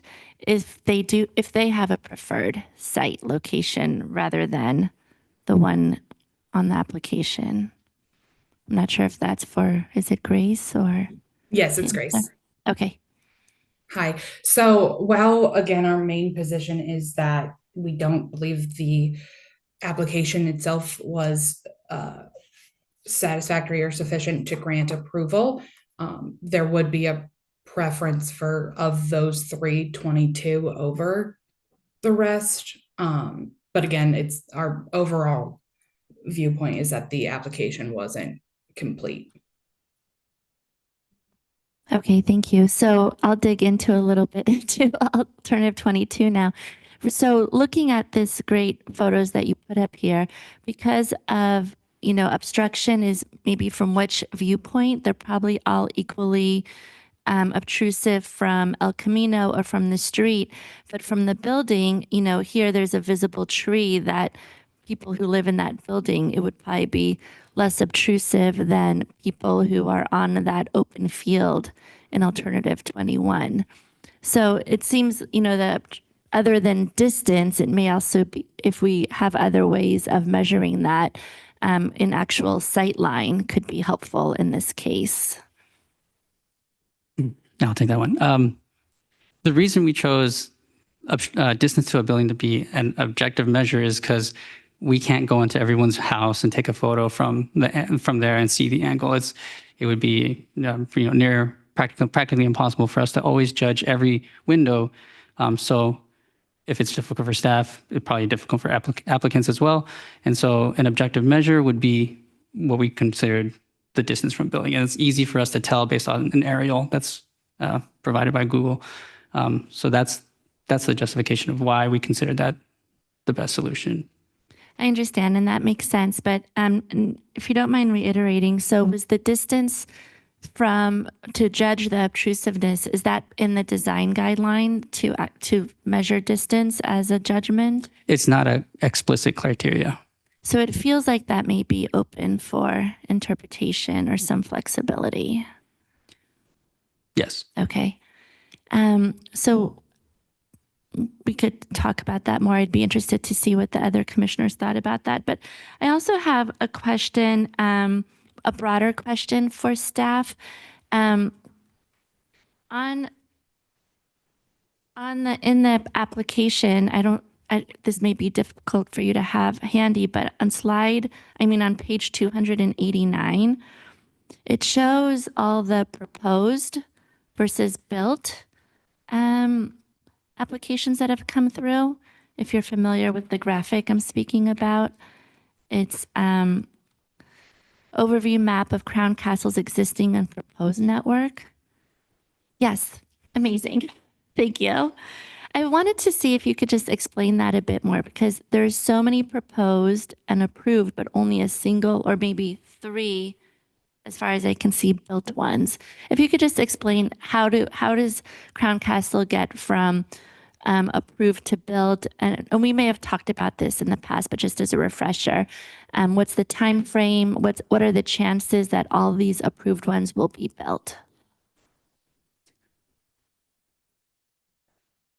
It's a little difficult to predict exactly when they would be built, but built into our application and our condition, they have a 1-year build out period from when the permits are issued.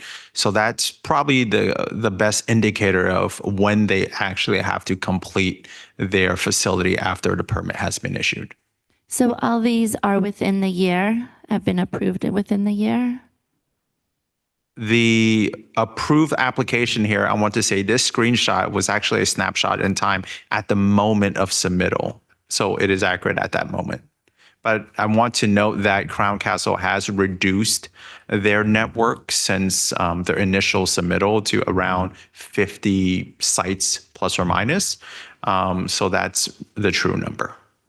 So this would theoretically need to be updated down to those 50 sites. I have not compared it to this on a node by node basis, but we do know that 50 is roughly their network for San Mateo. And since we have Crown Castle here, can you help also respond and let us know, like, what is the theory behind, or your intentions? Is it trying to get these approved and then consider building, or is the intention always to move ahead with building, or what is your thought process behind getting all these approved and potentially not building them?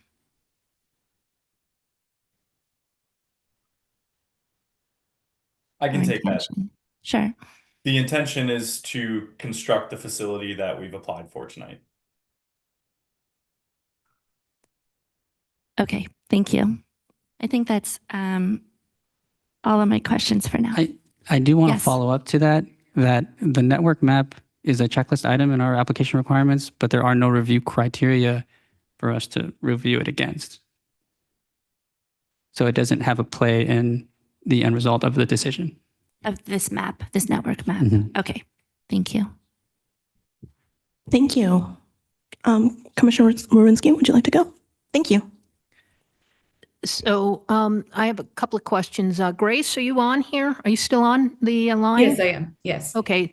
And I just wanted to make sure I understood your response to Commissioner Segal's question there, where she asked if there is any alternatives that is supportive. And what I heard you say is no, because the application is deemed incomplete. Is that correct?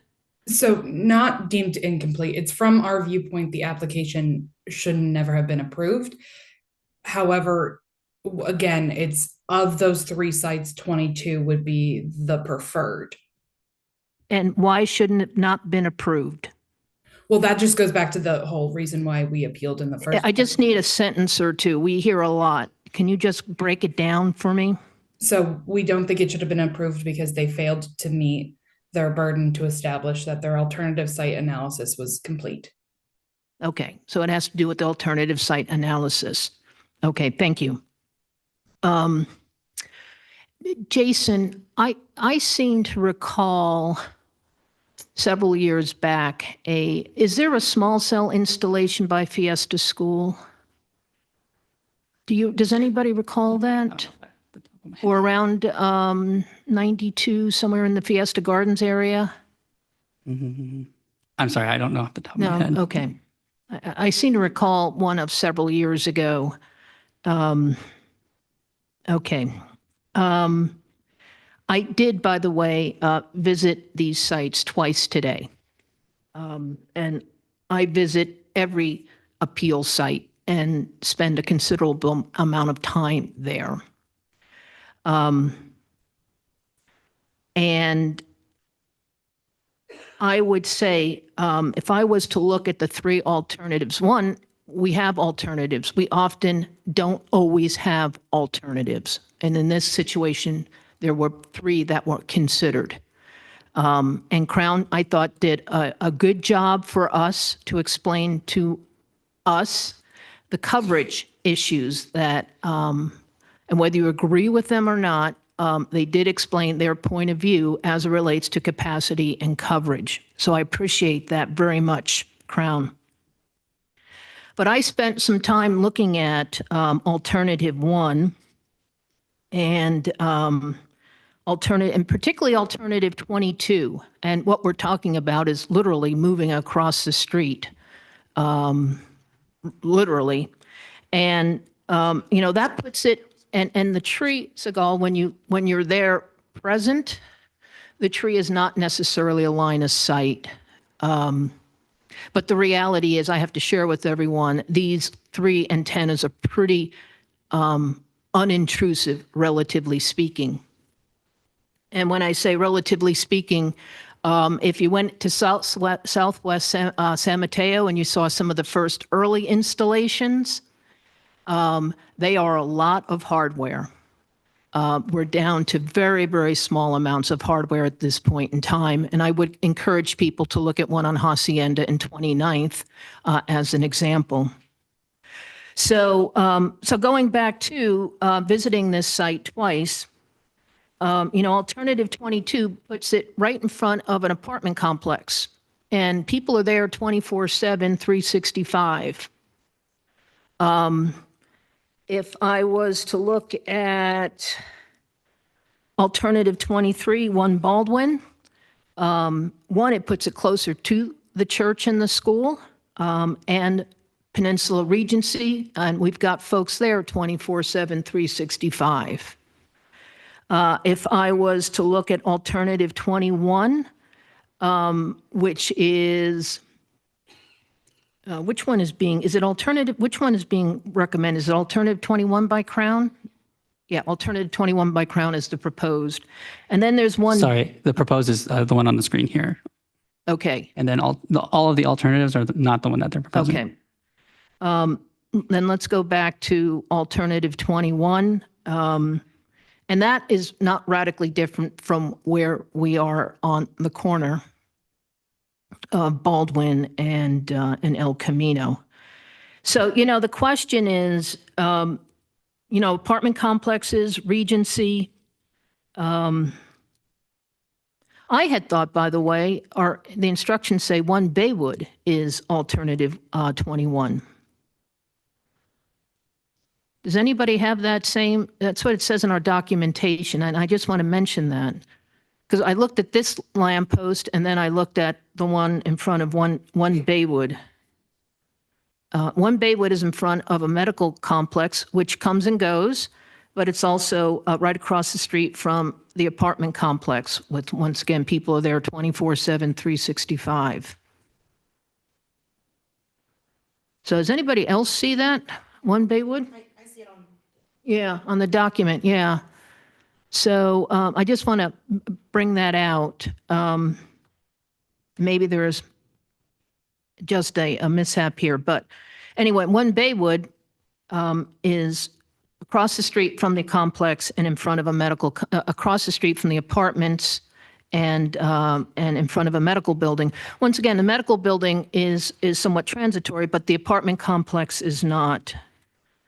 So, right now, kind of looking at all the alternatives, we'll see where the commission goes.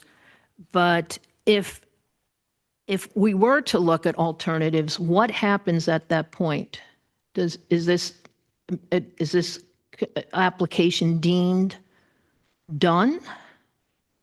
What happens if the commission votes on alternative 22? So I mean, are you directing that question to Stephanie or our council? Or council, yeah, anyone who. And I think the question also is, do we need to, as a commission, have a alternative solution selected in order to deny this permit? Like, is that the level of standard that we need to provide as this commission in denying a permit and upholding an appeal? And look, I'm not prone towards it because, like I said, looking at alternative 22 and 23, that's in front of the apartment complexes where people are there year round, 24/7, and alternative 21 on Baywood, which is right across the street from the medical building. So you're looking at moving it roughly 25, 50 feet onto a corner if you're looking at alternative 22. I'm not sure that that is the best solution moving forward. So I can speak to that, Commission. So what the commission would do is you would point to a city requirement that you felt the applicant did not meet. So perhaps in this case, it would be the alternative site analysis did not meet city requirements. And then what would happen is you'd approve the appeal, which would deny, and then the applicant could come back with a new application for one of these alternative sites. Right, and that application, would that be under this ordinance? I want to hear him. That's a good question. It would be under the, I believe it would be under the new ordinance if they're filing the application now. Or, you know, after the new ordinance has been established, yes. Madam Chair, can I, Sure. let me follow up on that, just while I've got you on there. The question I have is it within our authority, or would we be acting ultra vires if we were to state that we felt the application was compliant in all respects except the least obtrusive alternative site analysis? And that would, we're not agreeing on any of the other objections. Yes, you can pinpoint how you felt that the applicant did not meet the city requirements. So it doesn't have to be that they failed everything. You know, you can pinpoint this one city requirement with the alternative site analysis. Is that your question? Yes, thank you. And through the chair, if I Sure. my understanding, I'd prefer, would like to get Link's clarification on this if we can, is that any decision that the commission makes has to be tied to a basis of appeal that was provided in the appellant's appeal, that the commission doesn't have the authority to just decide that something in the application is something that they feel is incorrect or not correct if it was not addressed in the appeal that was provided. So it needs to be tied to a valid basis of appeal to determine whether you uphold the appeal or not. So I'd ask if Link can clarify if I'm correct on that. Thank you. Yeah. I do generally agree with that statement. I think I want to reframe it back to what the purpose is here. You know, we're looking at really design aesthetics. And in these appeals, the appellant bears the burden to demonstrate in some manner that the director's decision was mistaken in some way, you know, that it warrants a reversal. It's not necessarily to judge, well, you know, could this poll work or could this other poll work? Right. It's more so, well, the proposed poll, is it non-compliant in some way? Does it violate the design standards or does it meet the design standards? And I think building on to what staff presented too, all the alternatives we're talking about, 21, 22, 23, and the proposed, I'm not sure if Jason brought this up, but all of them actually require limited exceptions. And that's about the class structure. And so 21, 22, 23, they're only feasible with that limited exception. Same thing with the proposed poll. And so it'd have to undergo an analysis for each one of those as well. And going back to my original comment, we're talking about design standards. That's what the city has authority over. And Jason laid it out, I thought, pretty eloquently. All these are within a residential district, mixed residential district. So in terms of zoning, they're on a level playing field. So how can we objectively view which one actually meets the design standards better or best, and which ones are at least preferable? And what Jason stated was alternative 21, 22, and 23 they're least preferable based on those design standards because of design standard 1 and 3. 1 being about obtrusiveness, number 3 being about obstructing views.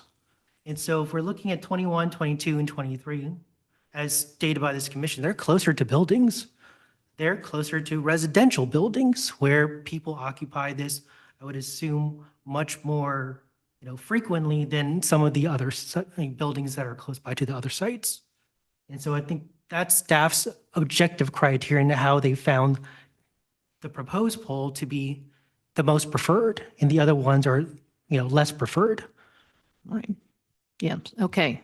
And thank you on that. To some degree, the proposed site kind of splits the difference in terms of where it's situated. Regarding the obtrusiveness, like I said, the radio antennas, how tall are they? Were they roughly 12 inches? Jason, do you have the Yeah, diagram? yeah. Let's see. I can help with that if the Oh, commission would like. please, yeah, I mean, they're, number one is what's being proposed.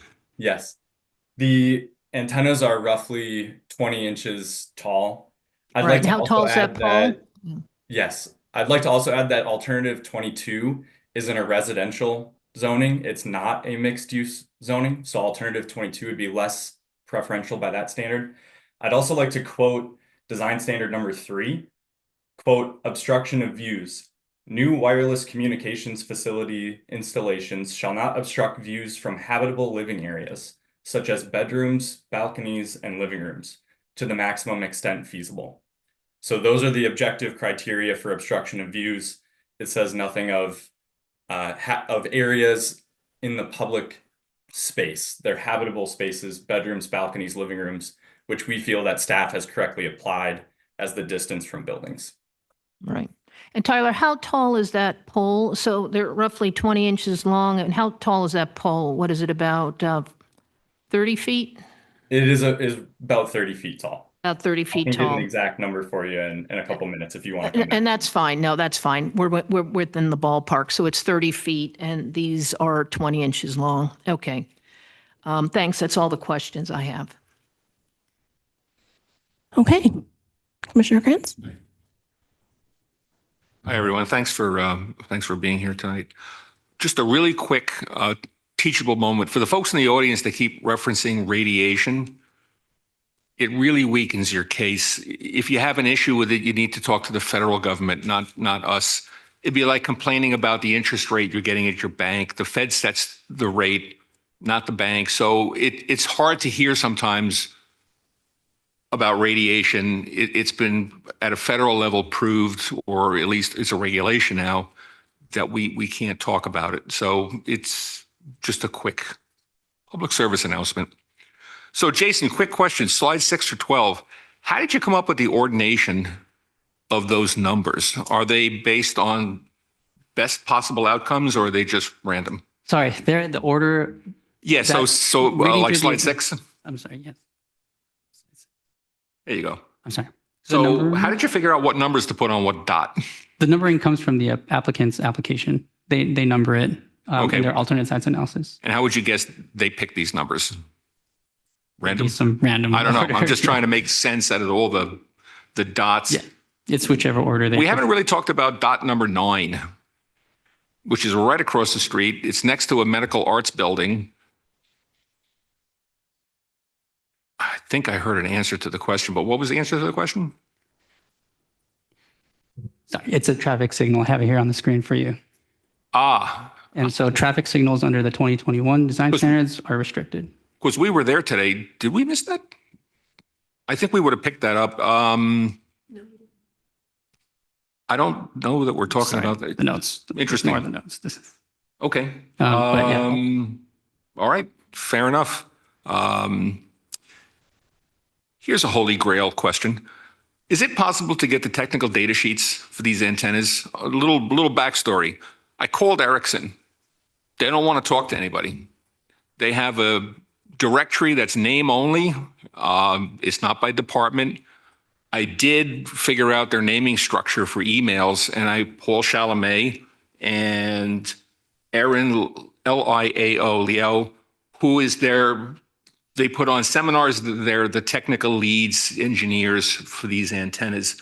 And also Lou Rodriguez, who has actually been a big help. He's part of Ericsson's Cradle Point, which is the other side, the back end of this raid.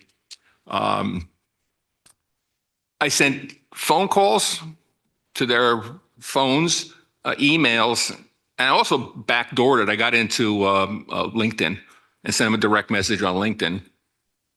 Nothing. They won't talk to me about anything technically to do with these antennas. And it's possible it's business to business. They may have just, by policy, we won't talk to a normal person. You have to be a business person. I was able to reach out to a local guy who does this type of work professionally. This is what he does.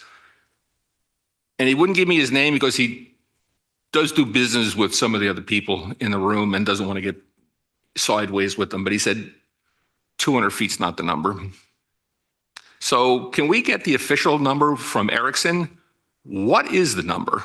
Because otherwise, as a council, we can't make a valid decision if we got bad data. It's just, it seems incomprehensible. You would ask us to make a really important decision for the people who live in our neighborhoods based on, I don't know where you got this number from. I don't know where they got this number from. They floated it out there. And again, if you wanted to bring up that Ericsson brochure picture with Paul's name on it, they're touting the range of these things in free air. I get it.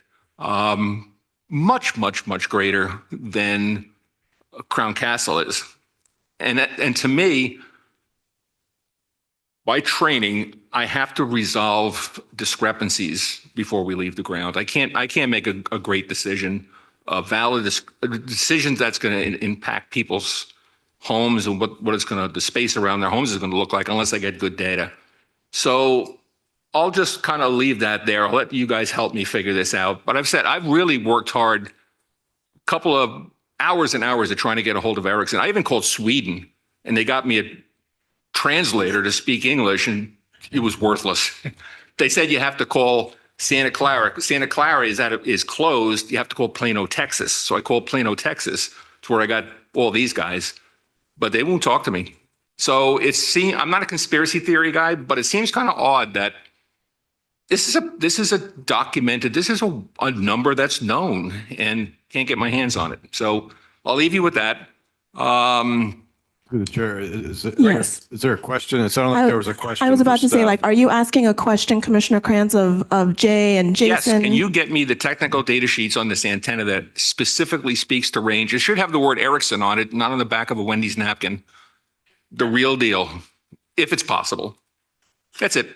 We'll take an attempt. Try not to make your life miserable, but I really want to get to the bottom of this. And I've been completely unsuccessful.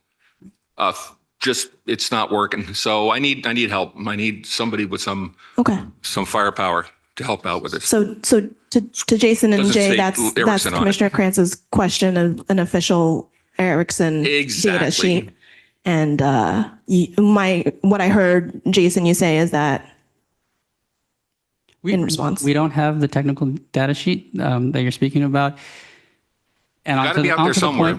Onto the point about the range, I'll go back to saying that the city consulted with our third-party technical experts, RF experts, and they concurred with the statement about the 200 range being approximate. So it's kind of like being back in school and the teacher says, "Can you show me your work? Can you show me where you got that from?" I don't think it's an unfair question. I don't think I'm being argumentative or difficult. It's just who do I need to talk to? And I'll do the legwork if necessary. But if you can hook me up with somebody who can answer this question, I can do that, off to the side and get him to email me a technical data sheet. Okay. Understood, Commissioner Krantz. Just for efficiency, though, it's 9:30. I just want to do a time check, and we are legally required to stop at 11 o'clock, I believe, and pause the meeting at that point. And we have one more appeal left. So if we want to try to do both today, we gotta hustle a little bit. Okay. But if it just seems untenable, we should, Let's do assume a that. lightning So, round. I'll do this real yeah, quick. thank you. I also found in some of my research that you can fly the equipment on a guy wire that's in between poles, actually on the metal wire that holds the conductors up. Probably Tyler, have you guys looked at that? Tyler? I'd encourage the commission to direct questions to staff, and then we can assist with that. I'd also like to encourage the commission to consider the application in front of them tonight.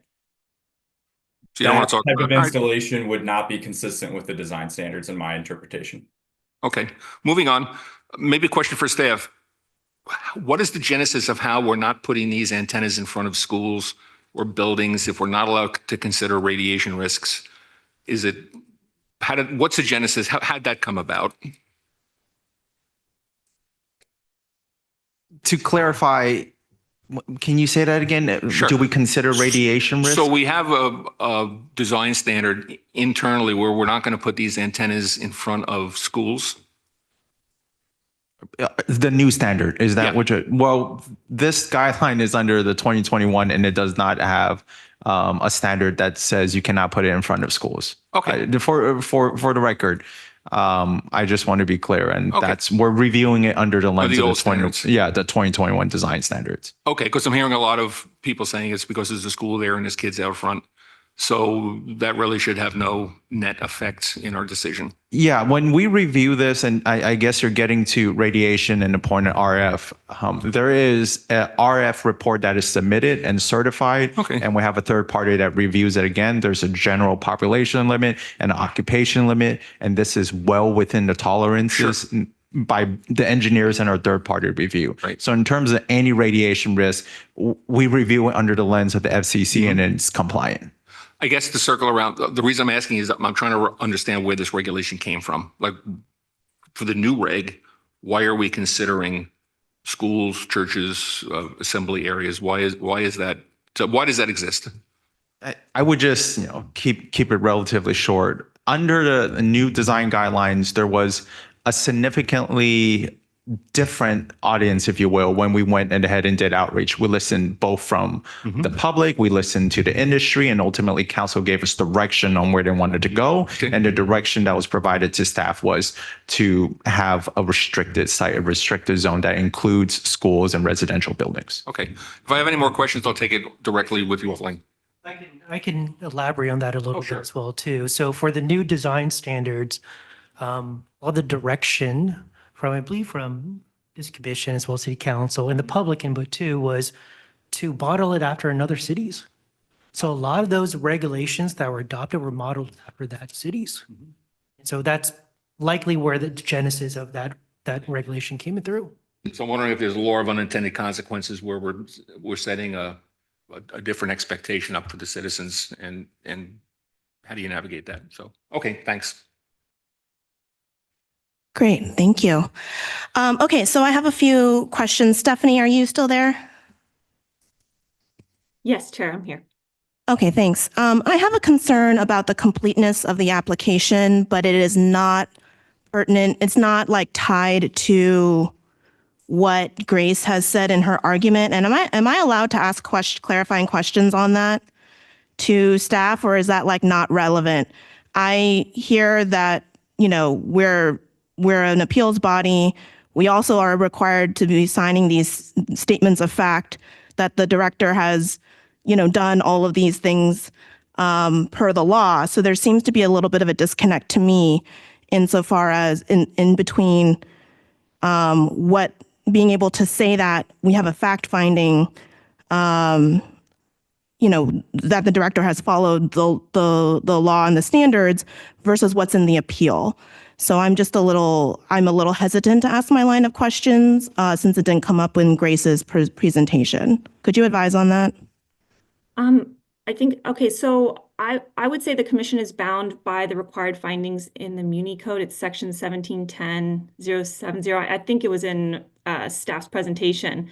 And part of that is, I think it's number 2, is the application is deemed complete. So if you have concerns that the application was not complete, then I think you can ask those questions, yes. Even if Grace didn't bring up that specific topic? Yes. that I have a concern about? Yes. Okay, thanks. Okay, so with that guidance, I would like to better understand, and I gave these questions to staff beforehand.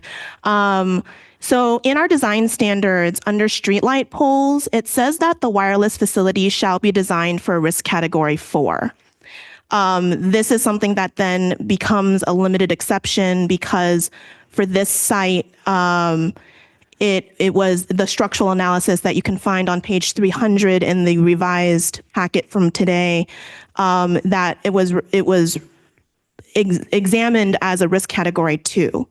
So I would like to better understand why the city accepted risk category 2 versus the risk category 4 listed in design standards, because that seems to directly contravene our design standards. Thanks. Great. Risk category comes from the references in our design standards reference ASCE, International Building Code, CBC, and in them, they define what the risk categories are for typical facilities. Risk category 4 happens to be the strictest one. It's for emergency, essential facilities. And risk category 2 is pretty much catch-all for everything else that doesn't fit in the other ones. Street lights in the industry standard always fall under risk category 2. So, but that's not, it doesn't matter to me what the industry standard is. What matters to me as this commissioner, as this appeals body, is what's in the design standard. So so why are we contravening our design standard? Right. I'll explain why Okay. the limited exception was granted. So without the limited exception, all of the alternatives, 21, 22, and 23, and the proposed site would have been deemed infeasible because all streetlights are designed to risk category 2. If we assess it to risk category 4, it's most likely going to fail, or almost by inspection would fail. And then we would have no technically feasible sites. So the fallback would be a freestanding pole, which is in the design standards defined as the least preferred structure. It is the least preferred structure, but that would actually be aligned with our design standard. Like, so I'm unclear why the choice, it sounds like a policy choice by the staff, would contravene our design standard, which clearly states risk category 4, and say it's okay to do risk category 2 because we don't want a new pole. Why wasn't the choice, hey, everything sucks, sorry, we have this design standard that's a higher standard than industry standard, but it is our standard, risk category 4. And so therefore, because none of the existing poles work, you need to make a new pole, and we'll figure out together where the best placement of that pole will be. Like, why wasn't that the logical choice to honor our design standard and, in the logical flow of it? Great question. So it's pretty much a balance. So least obtrusive, obstruction of views, and all the other standards come into play where we're deciding, is this limited exception worth granting to avoid going to a freestanding pole? And also in the limited exceptions is, it says the exception should be granted for the least non-compliant. So if we were to go in any other poles or any other locations, like a wood pole, other streetlights, and they had more non-compliance, that would also play. But it pretty much comes back to we're looking for the least obtrusive option. And by granting this limited exception, we're considering the streetlight pole, using the existing one, and not adding a new pole to the neighborhood with a facility, and it could be higher than the streetlight. That would be considered a more obtrusive design. So that's why the limited exception was ultimately considered. So then would the city then go on the record in terms of a finding of fact that the risk category 4 for a streetlight is just flawed, and it's like a typo, and it's a mistake, and we should have just done risk category 2, and we're really sorry, but our design standard had a mistake in it, and we just caught it just now? I wouldn't go on the record to say it's a flaw, but I would say in practice, when applying the design standards, a risk category 4 when it's reserved for a hospital, for a nuclear facility, a wastewater treatment plant, as identified by the California Building Code, the International Building Code, a wireless facility on a streetlight is just inconsistent with the definition. Unfortunately, at the time when the design standards were created, it was designed as a risk category 4. But in looking at that, what ultimately you would do is prohibit every single pole on an existing pole, because none of our poles in the public right-of-way is designed to risk category 4, which means every facility coming in would need to be on a new pole on a risk category 4, which, as demonstrated by our consultant Trip May, would lead to a significantly larger base and standard, way larger than our streetlights. And we view that as significantly more obstructive than on an existing pole. Okay, but then Jay, I mean, what you basically just said was like, oh yeah, we did make an oopsie, because like in a way, because like I'm not saying I'm just trying to read I read the design standards a lot, right? And so this is in it. And then I'm trying, our direction is to apply it, and our direction is to interrogate that, right? Mm-hmm. So this is in the design standard. It sounds to me like it's a flaw in the design standard, and that's okay. We make mistakes, but the city should be maybe owning that, because this is not helping like clarity with like this limited exception, because in the limited exception declaration, the city was silent on this limited exception. I pointed it out to you guys on the email. Like, you know, the Crown Castle explained like this is the industry standard or whatever, but the city was silent on it. And I think we should just say we're going to change this part of the design standard, and this is the way it is. Chair Narita, yeah. I'm happy to state that in the new design standard and ordinance, it is not classified as a risk category 4. Okay, thank you. All right, great. So that helps, because that was giving me a lot of heartburn in terms of applying this design standard. Okay, and so Stephanie, in terms of the clarifying question, in terms of this, actually, no, Stephanie, I'll hold on asking you. So Jason, you mentioned that the objective metric is the build distance from a building, right? Is in terms of obtrusiveness, or no, I'm sorry, obstruction of view is distance from the building. And is that just what's been applied the whole time with all of the permits, all the dozens of permits that you've looked at, is the distance to a building? Or how often does this come up? Like, I'm not really clear on how often you use this. I do want to mention that the appeal is about the current application, but in practice, it's relatively new that we use that as an objective standard. It is new, because this is the first time I've heard of it. Because I don't, that's why I'm asking. Because closer to a building, it sounds like that is an objective standard. That's great. You could also do closer to uses, people's uses as a standard, right? So I'm unclear, like process-wise, how, if this is new, how many times has this been used with Crown Castle applications in the past, for instance? Well, going back to the basis of it, is it comes from the obstruction of views, which in the design standards defines it as a view from a habitable living space rather than a field, for instance.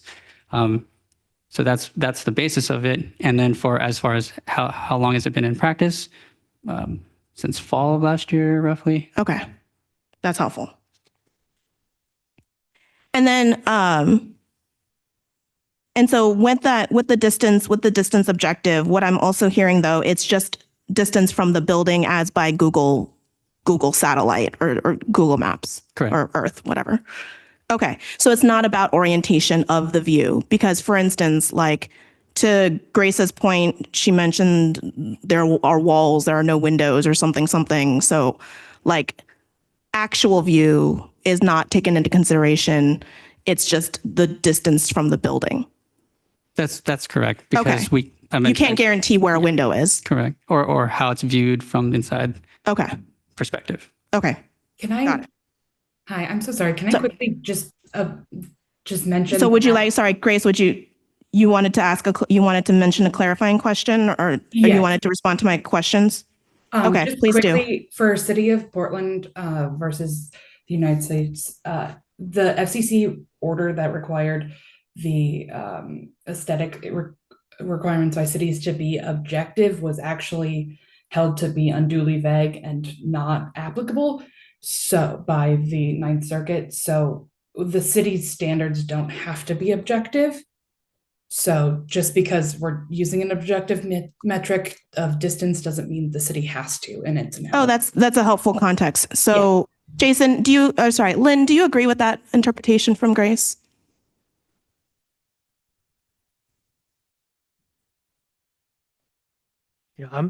To be honest, I'm not familiar with that case. I'd have to read it again. Okay. In principle, I think a lot of these design standards does require some subjectivity from staff. It seems like a balancing. Right. So I agree with Jason that it is a balancing act. So I think there is always going to be some subjectivity in the judgment calls that they have to make. I think to make sure that everything is applied equally and as equally as possible, I think the preference is for things to be objective as possible. Okay. That's helpful. And then, so I talked to, and Lynn, this is going to go back to you, but for context, I talked to Prasanna, who's our city attorney, before this meeting, and we had talked about the effective prohibition thing because I got kind of on a line of questioning last time about it, and he had said, if the commission. Chair. Yes. One thing that I'd like to advise is, there is some attorney-client privilege we're talking about as well too. Oh, he's not my attorney though. He's on the this. attorney for the city, though. This is a city commission. So I would just caution about, what the next, what. He gave me direction that I should ask these questions of you in the public forum. He did, Lynn. When I asked if I could ask, should I ask you this in the commission, and he said yes. Right. No, so no. My only point is, you can ask whatever questions you like. You're the chair. This is a commission, and it's a public hearing. My only request is not to repeat any direction that he gave you in terms of legal direction. Yes, he said I should ask you this question in the public forum. Okay. Which is what is the city's position on the effective prohibition kind of conversation that has been happening across the attorneys? Can you get in on this and provide your perspective from the city on if any single denial upholding of one appeal and denying of one permit would be essentially an effective prohibition?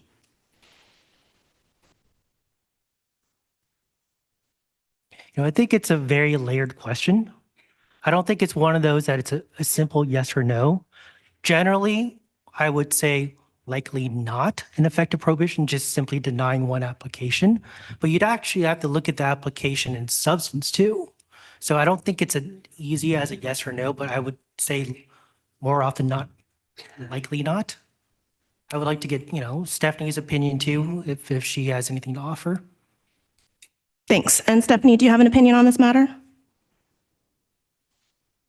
I would agree generally with what Lynn just said. I think, there were some definitions thrown out tonight that were correct about, effective prohibition, if it materially inhibits the provision of such services. And, ultimately a court would decide what constitutes an effective prohibition. So it's hard to say with certainty what they would find. But I would overall agree with Lynn. Okay, thank you. And Those if are all I my. could add too, I do generally agree with the material inhibition standard as well. Okay. Okay, great. And Those can are I all my add, questions. can I add one more thing? I think someone Yes. else mentioned tonight, and I thought it was helpful to think of it this way, but the FCC, explains that a local requirement does not need to be an insurmountable barrier to be considered an effective prohibition. I feel like that's another helpful way to look at it. It does not, it does not need to be an insurmountable barrier. Okay, yes. Understood. Okay, those are all my questions. Anyone else have any further questions or comments?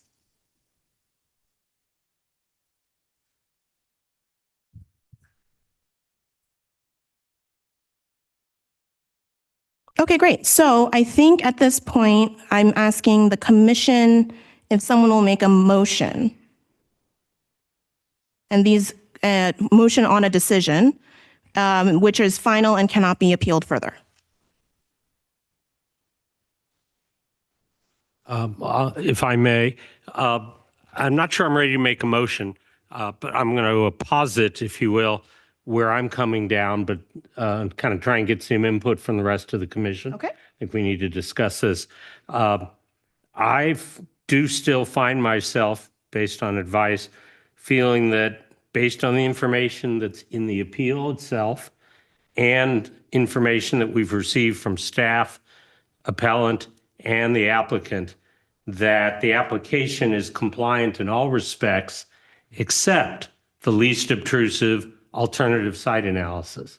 And that would be the motion I would be making. And so in effect, we're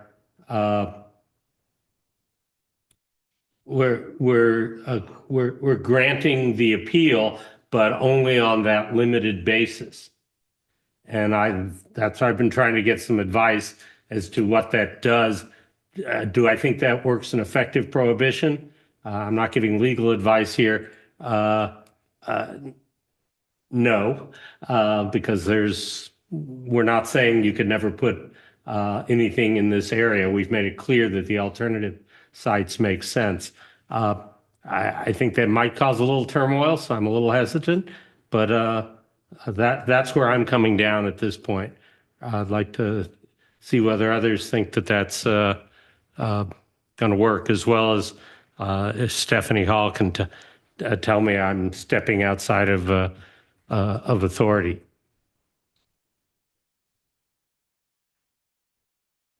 I believe Stephanie had said that that would be within our purview. Stephanie, do you want to weigh in?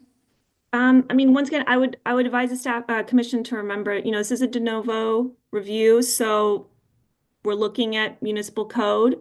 Question is, did the applicant meet city standards and requirements? So the commission would have to find that the applicant did not comply with city requirements, and that's the decision you'd be making. I hear you, and if I put it in a motion, I would say that that our view, if others agreed, is that the application, the applicant was compliant. The application was compliant in all respects with city ordinance and the design standards, except, and then that's that one area. And that's what the opinion, if you will, would read. And why would that be? Pardon me? What's the rationale? What's the rationale? Yeah. Is that the staff, particularly, and in looking at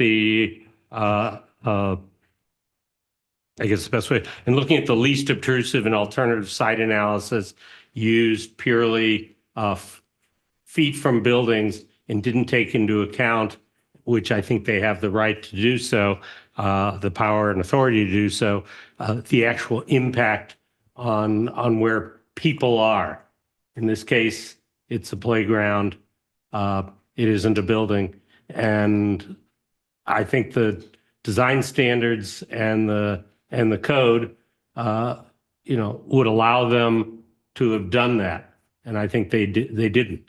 And, there's probably a judgment call in there, but I think that that's the wrong, too explicit, objective statement to say that, oh, well, this one's farther from a building, so therefore it's okay. And I do recall the one over by Fiesta Gardens. I don't know if it ever was built. We went and looked, and it was the same issue, a little different flavor. It was like, well, do you put it in front of the front of the school where kids are going in and out, or do you put it in front of the parking lot where there's only people when they park and then they leave the space? So it's looking at actual use by people and trying to think of a better way to put it, rather than actual purely the physical building that might be habitated, may or may not be.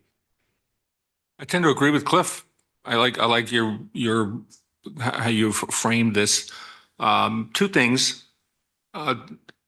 If the applicant demonstrates by clear and convincing evidence, that's the part I'm hung up on. I don't really think they made a great argument for this. I think it's weak. And I would like to see the data on these antennas. That's all I got. Yeah. So if it was moved to alternative site 22 in front of the apartments, would that meet the least obtrusive? If I was the cell tower czar, yes, but I'm not. It would, I think, and this is where I want Stephanie and perhaps staff to weigh in. I think what this would do was would force the applicant to reapply, but knowing that even if it was under the, and I don't know the answer here, if it's under the old code and design standards or under the new, that all the rest of their application, all that other information was fine. We didn't have a problem with it. An appeal based on those other items probably would not be effective, but that if they picked an alternative site, there may or may not be an appeal, but that they would have a higher likelihood of success in front of this commission. But so I think if the appeal is upheld and the permit is denied, the application is done at that point. Then Crown Castle has to submit a new application for for whatever site. It could actually be the same site theoretically, but that would go under the new ordinance and would go to the small cell czar expert and would not come before this commission again. That is my understanding of process. Matt and Jay, is that accurate, what I just described? If commission ultimately upholds the appeal, the application would ultimately be denied. And if Crown Castle does choose to resubmit, it would be a new application under the new policy and ordinance. And so we don't see that. We don't have any purview over that. Right. The new czar, if you will, would be wise to read read our opinion, but they wouldn't be bound by it. That's true. And I just want to know through the chair that if the new application gets appealed, the hearing body for that new application would then be a hearing officer. Yes, that's exactly what we're talking about. It's not us. Yeah, it's not us. It's not a czar either. Yeah. And so to clarify, Commissioner Robbins, would you be finding that under the design standards, it was design standard 1, least obtrusive, that where things have fallen short with this application, or with design standard 3, obstruction of views? Because I do take to heart that it does say in design standard 3 under obstruction of views from habitable living areas such as bedrooms, balconies, and living rooms. So to me, that one is not as strong of a case as least obstructive, least obtrusive, which is just, it's obtrusive to just objectively be there. So that's, we haven't talked about least obtrusive though, and whatever objective standards staff has used in the past for that. To me, it sounds like that's where the balancing happens though, in terms of the, kind of thinking about all the different pieces. When you add it all up, the amalgamation of that leads to a least obtrusive finding. That's at least how I've heard you and Jason and Jay describe it. And so I think to me, to your point, Commissioner Robbins, to me, on balance, when you balance all these things out, if the balancing of all these things out leads to this site, something has gone wrong. I don't know exactly where the pinpoint is, but to me, that's where I don't know where it has gone wrong to lead to this decision where this one is the least obtrusive site. So I don't know if that's a satisfactory Stephanie assessment, but on balance, it's like I would find that this would not be the least obtrusive site. And if that would be sufficient to just say it, under design standard 1, on balance, this commission would find this was not the least obtrusive site, would that be an appropriate use of our appeals authority? Stephanie, if you could speak to that. Yes, you would have to say that, the commission found that the applicant did not meet that number 1 standard that you're referring to. Yeah, okay. I don't think there it goes. Also, just to interject, I could imagine what would happen is this site could be proposed again, just we would have stronger evidence. Yeah, that's entirely possible too. Showing that balance and showing why other objective features of why. So I wouldn't call it quick. I wouldn't jump to the conclusion that it's a flaw, but just that we're looking for stronger evidence. And that's why we may not feel that this, that may be why we approve the appeal. So what I understand, if it was moved across the street, that would meet the objective of least obtrusive. Is that fair to say? I'm not making any assessments on the alternative sites because I personally did not visit any of them. So to Commissioner Kranz's point, I don't have the appropriate data.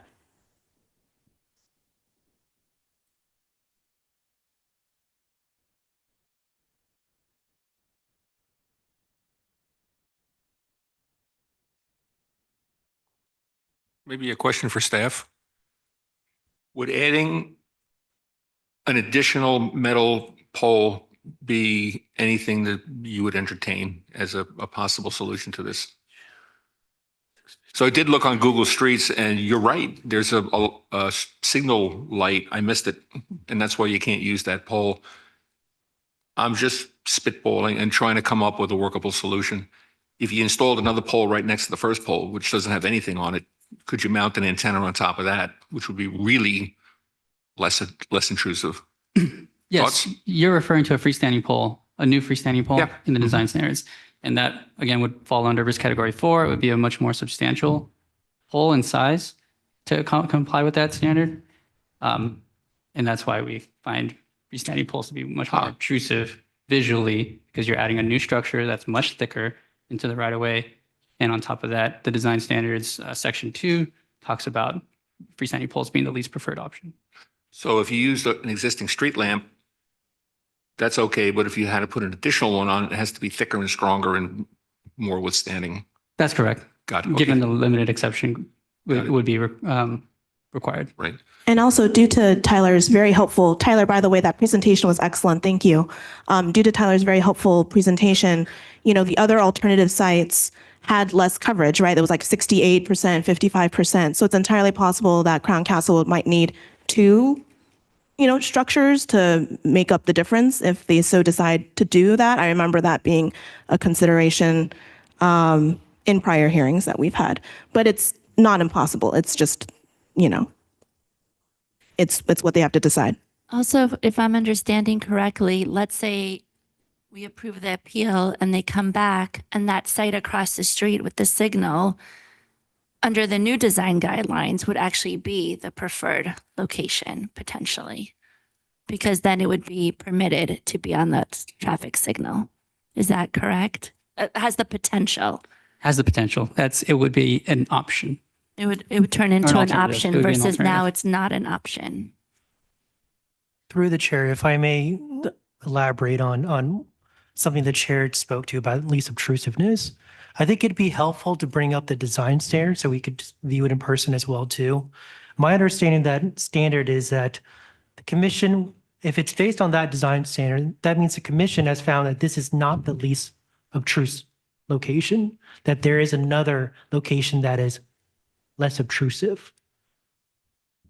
Yeah, I don't, so I think my position, my personal position is that I think any of the other ones might be least obtrusive, but I'm not able to say with certainty, oh my gosh, yes, this particular one.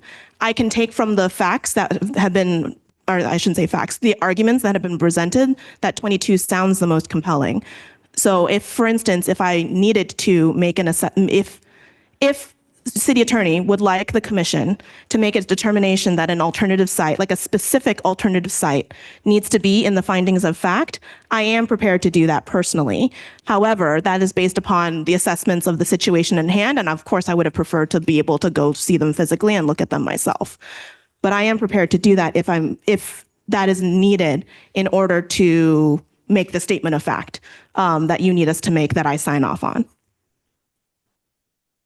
So I don't know what you need. I don't know, Lynn, what the city would need. Right. So my thinking is, you know, the next step is drafting the statement of decision, whatever the decision may be. So I'm trying to get clarity on all the comments and the reasoning.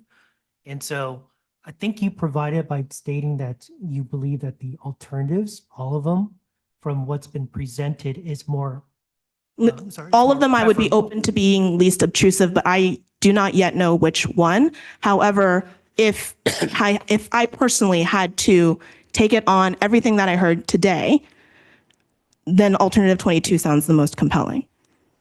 That is what I'm hearing. And it's consistent with basically Grace's presentation. So if I can chime in, since I visited the sites twice, all the poles are identical. So we're talking about 20-inch antennas, 30-foot poles,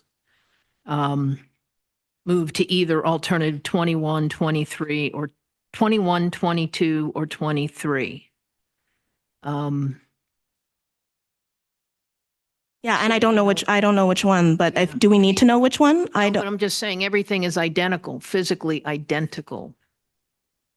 May I ask a question about the wording of the finding?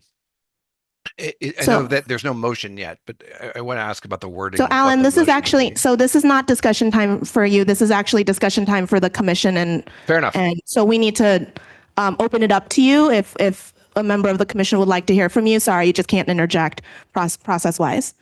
Would anyone? Yes, Okay, great. see what Alan. Okay, great. Thank you. Thank you, Commissioner Winsky. Thank you, and apologies. I think it sounds like the motion is going to concern design standard 1. And so my question would it be a finding that another installation was simply least obtrusive possible, or would it be the full standard, which is least obtrusive possible in compliance with the city's design standards regarding size, appearance, and location, or sorry, appearance, size, and location? And I ask that partly because does that mean that would amount to a finding that the other site met all those design standards?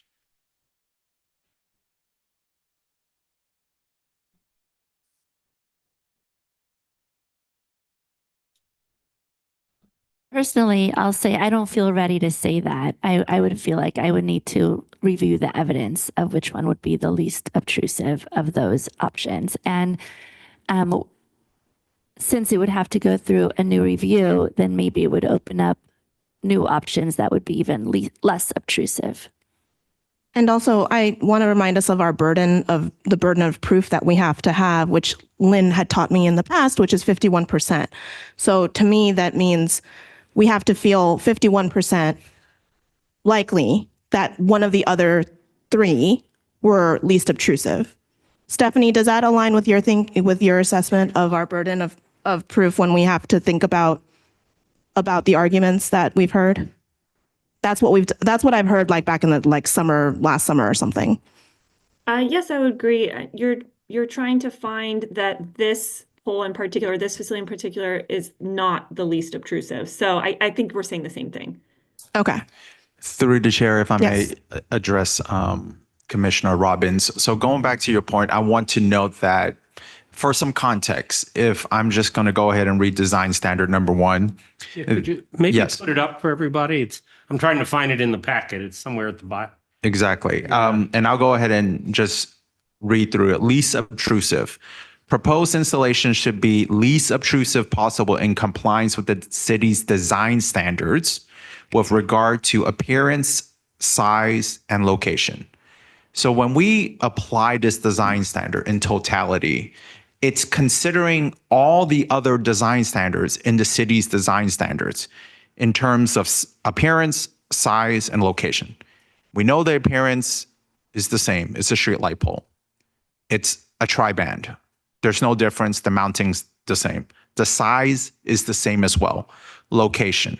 The only other location design standards that we have historically referenced is design standard number 3, which again speaks to the obstruction of views, which is a correlation to the location of where it's being placed. Now, when we're talking about design standard number 1, it is probably one of the more subjective design standards, but if we read it objectively, it needs to take into the spirit and the context of the rest of the design standards. And if we are in agreement that the appearance is the same, the size is the same, the location, the only other design standard that we have some type of reference to is number 3, and it clearly states it is in a habitable living area as defined by a bedroom, a balcony, and a living room. When staff made the decision on the balancing act, on a subjective basis, we still view the proposed location as the most preferred purely because it is closer to a habitable space. And alternative number 22, et cetera, that has been brought up is one that is not, is further away. So I just want to put that on for record. So yeah, because basically, Jay, what I'm hearing is that the way staff has interpreted number one, least obtrusive, is the balancing act, and the only thing about location is number three. The way staff is interpreting it is that number three is the only thing to consider with location, with the concept of the word location found in Design Standard 1. I wouldn't say it's the only, but it's the only closest objective design standard that we can point staff to provide guidance, if you will. That's right, but like it's a judgment call, and like I think where the commission is falling is that we feel the alternatives would have been on balance a better judgment, and I personally don't think it's on number three. I think it's on the word location. So there's a difference there. There's some spaciousness there. And that's where to me on the balance something fell short, because totally acknowledge and understand this distance situation and the objective criteria used, and at the same time, if the algorithm that is used, if the calculations that are used lead to this result, but there seems to be three others that feel the location as a 51% likelihood of probably being more or least obtrusive, if you will. Something has happened in that calculation, and that spaciousness is, I think, where I see the issue.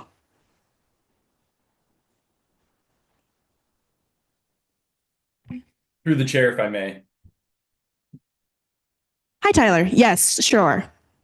I just would like to, again, point out the zoning on the sites, and if staff would like to speak to that as well. The zoning of Alt 22 is a purely residential zoning. The zoning of the other three alternatives is a mixed use zoning. I'd also like to note that the burden of proof is on the appellant and on commission to find not that one of the other sites could be less obtrusive, but that it is less obtrusive. Thank you. I could respond to that, though I'm not. You don't need to respond to Tyler if you don't want to, though. Yeah. Could I respond to Tyler? Yeah. I mean, Lord help me, I lived through the general plan as chair of that forever. Mixed use includes residential, which you may note here. So I'm not persuaded by that. And yes, the burden of proof is on the appellant, but we take evidence and information, and we have from all. I'd have no trouble defending that position if people agree with it. But Tyler has a point, which is like under site location, which is number 1 in the design standard. Number 8 is mixed multifamily. Number 9 is single family. I don't know though for staff, how does that play in to the least obtrusive? Like, do you always process-wise, Jason, go to multifamily zoned sites first before you would ever consider residential, one that's zoned as residential, like in your balancing act? Yeah, I take location preferences to be the strongest denotion of preference, because you have executive, commercial. Those are the strongest preference for the city to put a facility in those zones. And so on the screen here, I'm showing you that the purple areas have executive and residential 5, which is residential 5 is multifamily residential. The proposed site has commercial business district and the residential overlay. The residential overlay district is a high density mixed use district in the Muni Code. So to me, everything that's R5 is on the same playing field for site location. Oh, okay. So they're all on the same location. Okay. So you're saying that CBDR is a higher I take it- preference than R5? Oh, no, I say they're on the same Oh, playing field. everyone is on the same plane. So what Tyler said actually Yeah, is I'll disagree not with quite Tyler on that how one. staff would interpret the situation. Right, I'll at hand. disagree with him. Every thank you. zone has the lowest preference in that designation. Okay, They all thank have you. So residential. zoning is actually not something that we need to consider here because everything is on the same playing field according to how staff has procedurally done this historically. That's staff's take. Okay, thank you. Hi, could I just quick jump in on what my burden of proof is? So no, I mean, so the zoning thing has been resolved, Grace. Okay, Thanks. it's just that the burden. So for me- Grace, we got it. Okay. We're gonna be snappy on this one. We got 40 minutes left until we actually have to just hightail out of here and we're not getting to the other permit. So let's try to wrap this up quickly.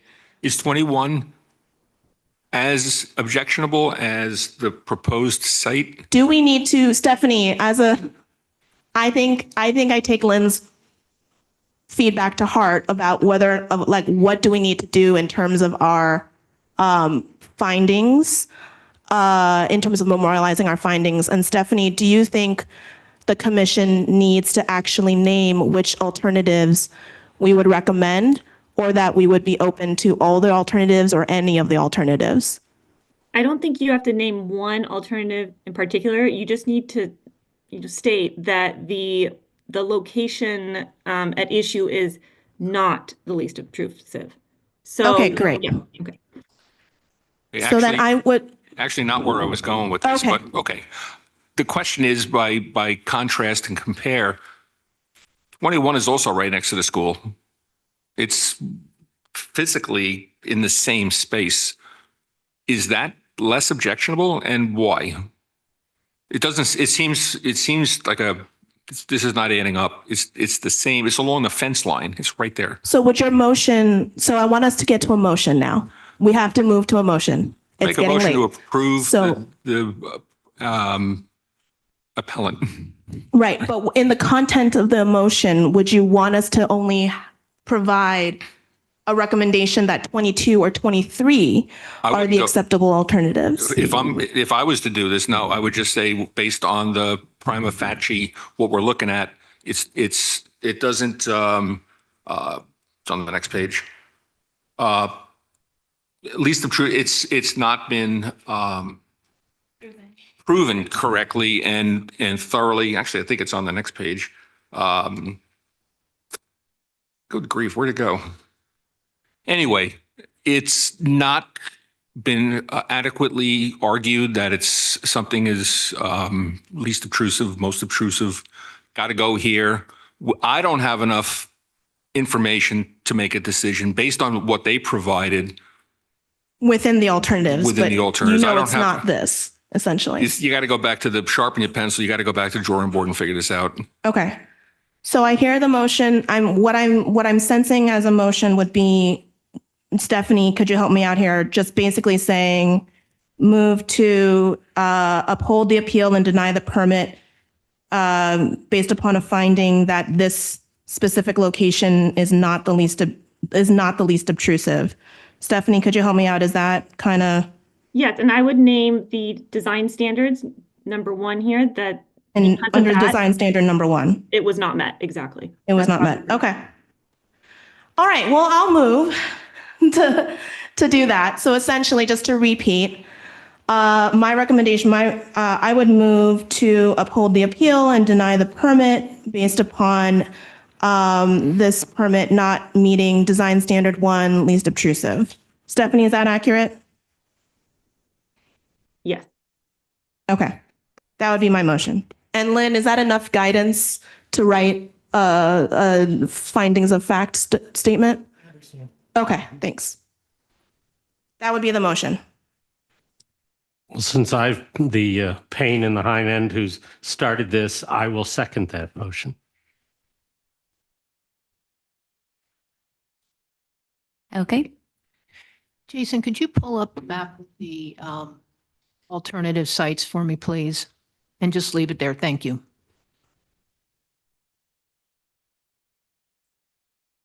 Commissioners? I will So, call. yeah, so can we do a roll call vote? Yes. Thank you. Commissioner Robbins, Yes. Commissioner Rowinski, I'm having trouble with this. And I'm going to vote no. And I'm going to vote no because I can't see pole 20, site 21. One, all these poles are identical. They're identical in their physical configuration. 21, we're still in front of the school. Can you put that back, Jason? Yeah, just the schematic. Forgive me, but from a process point of view, a motion's let been me- made and yeah. seconded. You vote no, that's fine. And then We can have 23 discussion I'm come sorry, later. If I can just finish, 23 is in front here of all an night. apartment complex and 22 is in. So I think, Anyway, Commissioner so Winsky, you're free to vote no on this one, and then if this fails, then we can modify it. I think procedurally, that's what we do, right? Or else we could just have a split vote, and that's also Yeah, and that's okay, fine. right? Okay, great. Thanks, procedurally. So please, Madam Clerk, continue with the roll call vote. Commissioner Krantz, Oh, yes. Vice Chair Michael, Yes. and Chair Narita. Yes. All right, the motion passes Yeah, I mean, 4-1. Okay, great. So so that motion passed 4-1. So Friendly reminder, you we- guys are not allowed to So- cheer or cheer. Yes, can you Thank you. please, thank you, public. So we have enough direction, I think, Lynn, to write up the findings of fact in the way that would capture what the discussion was here. And I defer to you on that. We don't have enough time to do the next appeal. So Matt, what do you recommend? Do you want us to start it? Do you want us to hear all the hear all the 15-minute presentations first and then hold discussion for later? Procedurally, what do you want us to do? Because I think we're supposed to leave here at 11 under normal rules, right? I think Or the are we allowed to stay normal later? rules is at 11 o'clock, you take a vote if you want to continue past. Oh, you want to continue or not? So the commission could decide that they want to start this appeal and continue. They could vote at 11 o'clock that we want to go until this is done and get it done. Okay, so we should just go till 11 though, essentially, right now, or? And we're allowed to go past 11, but we have procedurally, we check in at 11 and see if we want to continue or not. Okay, great. So Lynn, do you have? If I may something? revisit the last item too, the second part of staff's recommendation was adopt a statement decision. Am I hearing correctly that the commission would like to defer that? Yes. Or would like to To- continue tonight? So I would recommend deferring the statement of decision so that you can draft it, then we can look at it, right? Right, so is the And then- direction to bring it back at the next scheduled meeting? The direction would be to bring it back at the next scheduled meeting. It's fine if it's one of the special meetings or the regular. I've lost track of what. Understood. Can, Thank you so much, Lynn. hi, can I quick jump Okay. in on that? So Because no, I- Grace, we're done with the item. We're done. We got to move on. Thank you so much, everyone, for that. Appreciate it. Very thorough analysis and discussion. So next item is wireless permit approval at 401 Dorchester appeal. So this one, staff will provide a presentation as the first step. And I guess through the chair, I guess. Yes. Just staff's recommendation, and I haven't had a chance to talk with anybody, but I guess my recommendation would be is if you're going to start this, that you finish it and that you don't start it and then decide at 11 that you're going to. That's what I would say too. So just want to make sure everybody's on board with that. Do you want to take a break right now? Okay, so I have a request to take a bathroom break and I have a vibe check on, would we like to muscle through and do this one all today? yes. Okay, so we're gonna Yes take and a, yes. we're gonna take a break right now for 10? You want 10? 5? 5? Okay, we'll do a 5-minute. We'll do a 5-minute break and then we'll muscle through the next permit appeal. Thank you.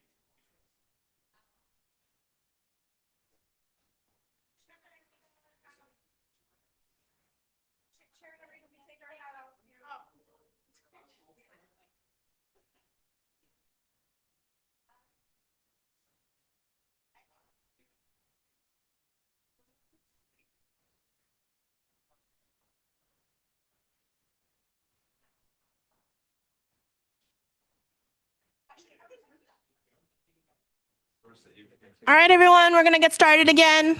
Commissioners, if you could have a seat.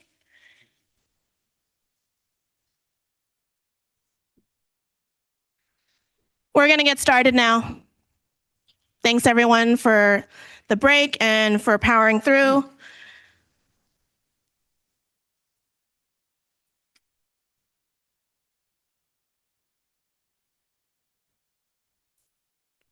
Okay.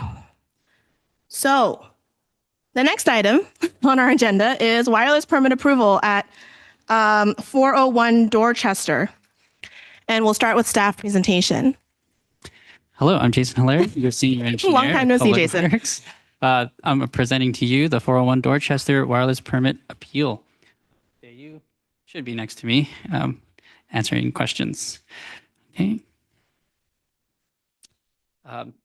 This is the agenda. We received one appeal for the wireless permit at 401 Dorchester, and I'll go through all of these items shown. public hearing. Here's our quick summary. The application was found to be complete and satisfies the 2021 design standards and ordinance, and was compliant with FCC regulations. The proposed site was the only technically feasible location, and in all limited exceptions for that were warranted and determined to be by both staff were warranted. And the city follows CEQA for its decision for which this application is categorically exempt. The commission action would be to consider the appeals, make a motion to grant or deny the appeals, and then our recommendation would be to deny the appeal, uphold the conditional approval of the permit, and adopt a statement of decision. Here's the permitting process. We go through the application review and the approval process, and it all fits under the shot clock. The appeal process, of course, is under the San Mateo regulations for the 2021 ordinance and design standards. And again, the appellant has the burden of proof. Our standards are site location, pole selection, design criteria. And then there's other regulations and limitations. All right, onto the background. This one is at 401 Dorchester in the San Mateo Park neighborhood. The application was submitted on November 15th. The decision notice was issued on January 31st, and an appeal was received on February 4. And as you can see, it's the only acceptable or technically feasible location. Here's a simulation of the proposal. This is actually a top mount canister on a replacement wood pole. Here is the background of the appeal. We received an appeals from one appellant, and they had 6 positions, 6 spaces, and they are listed here. I'll walk through each of them. So the basis 1, the design standards. The appellant claims that alternates 5, 8, and 11 are less obtrusive than the proposed location due to them being in a median, and they're more camouflaged and farther from residences. Crown Castle has not justified why these alternatives are infeasible. There is no response from Crown Castle. City's staff's response, or staff determined that alternate 5 did not have the clearances to meet General Order 95 requirements, which made it technically infeasible. And similarly, for 8 and 11, due to the technical limitations of the equipment, those 2 were deemed technically infeasible. So staff consulted with our, again, we consulted with our technical RF consultant, and they concur, and staff and our consultant concur that the 200 range is reasonable. The other basis was on a pole heights shall be minimized, design standard number 2. The appellant claimed that since the pole is being replaced, that the applicant should have flexibility to place the pole at a lower elevation. Staff's response is, though the pole is being replaced, the applicant still has to comply with General Order 95 clearances and not exceed the city's height limit as well. So in the application, the height limit is not exceeded, and we found that the General Order 95 clearances were minimized in the design, which ended up in the proposed height, and that the applicant had justified that height in their packet. Design standard 3 is obstruction of views. The appellant claims that the facilities will be in direct view of their habitable living areas. Staff determined that since there are no technically feasible alternatives, that this ended up being by default the preferred location. Incompleteness and errors in the application. The appellant claims that the narrative was too boilerplate, that there was no justification of the height, there was no service map or proof of their gap in service, and that the network map didn't show Verizon's network. Staff confirms that the narrative and the packet were sufficient for staff to make an informed decision on the application. Service maps and gaps in proof are not a requirement in the application requirements, and that the owner of the network is actually Crown Castle, for which the network map is presented. And touching upon, again, the whole point of the purpose and technical objectives, it's a big picture document, giving us the purpose, justification, technical objective, network map, and then all the site-specific information is throughout the application packet in the design plans, the site plans, and the alternate sites analysis. More items on the incompleteness. The appellant claims that the pole owner authorization was deficient, and they were asking why is the replacement necessary, missing detailed views, and having errors in the environmental form. Staff confirms that PG&E did provide authorization through a site drawing. Replacement pole is required to comply with the GO95 requirements, and that there are no restrictions in our design standards regarding replacement poles. Plans show that the elevation and the plan views were provided, and that the environmental form and application materials were sufficient for staff to confirm that the site is categorically exempt from CEQA review. Alternate sites analysis. The appellant claims that the objective area rules out all other sites. Reasons for infeasibility were deficient, and that the replacement should apply to other alternatives. Staff considered the alternate sites analysis to be sufficient. Staff with our consultant experts, again, concur with the 200-foot radius as a reasonable measure, and that PG&E and GO95 requirements were reasonable justification to deem other poles infeasible, and that there are no restrictions on pole replacements in the design standards.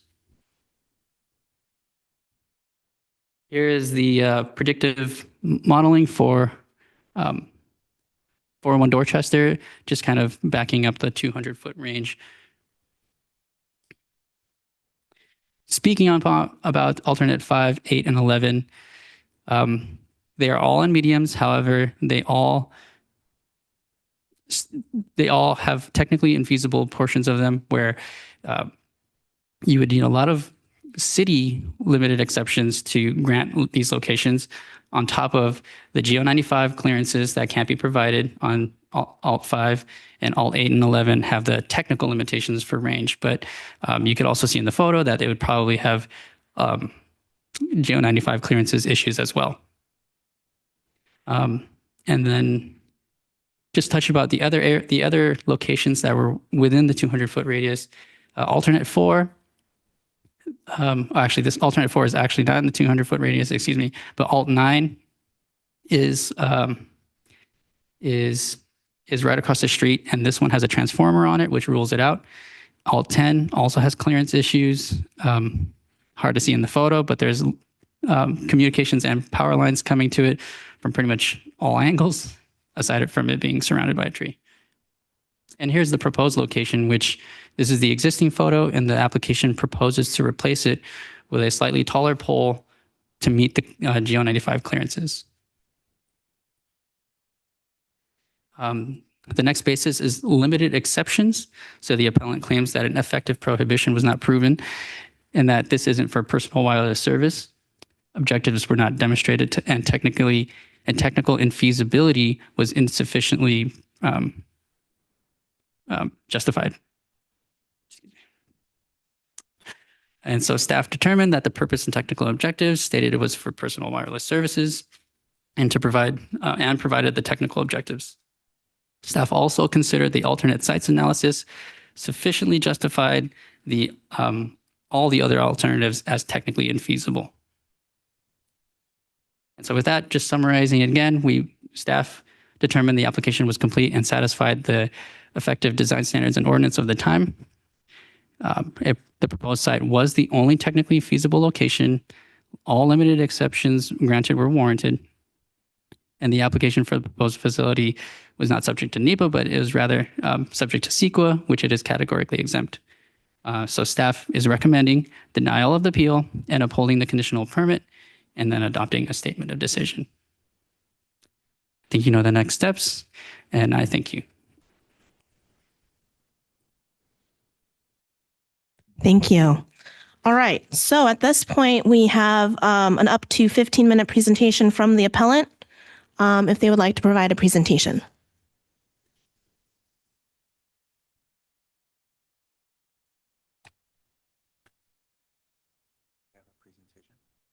You didn't send me one, but. I do not. Oh, I'm the presentation. I don't have a software. In person, I like it. Thank you. Thank you. Thank you all for your patience and energy tonight. I very much appreciate it. My name is Ariel Strauss. I am an attorney for Sam Schenk. As previously, I will object to the jurisdiction of the commission, but seeing no motion on that, and that's based on the current ordinance requiring there to be a hearing officer, I will move forward. The 401 Dorchester location selected is very obtrusive. It's highly visible. There are no street trees adjacent to it. It will protrude over the fence line and the hedge line for Mr. Schenk's property, being visible both from his patio and his upstairs areas, and also to the residents across the street. You can see basically here that Crown Castle finds a way when they wish to. So this pole, for whatever reason, didn't work, but they used a replacement pole. We heard last time, the last meeting regarding 124 Dorchester, that replacement poles are less preferred, yet they're used when they desire to.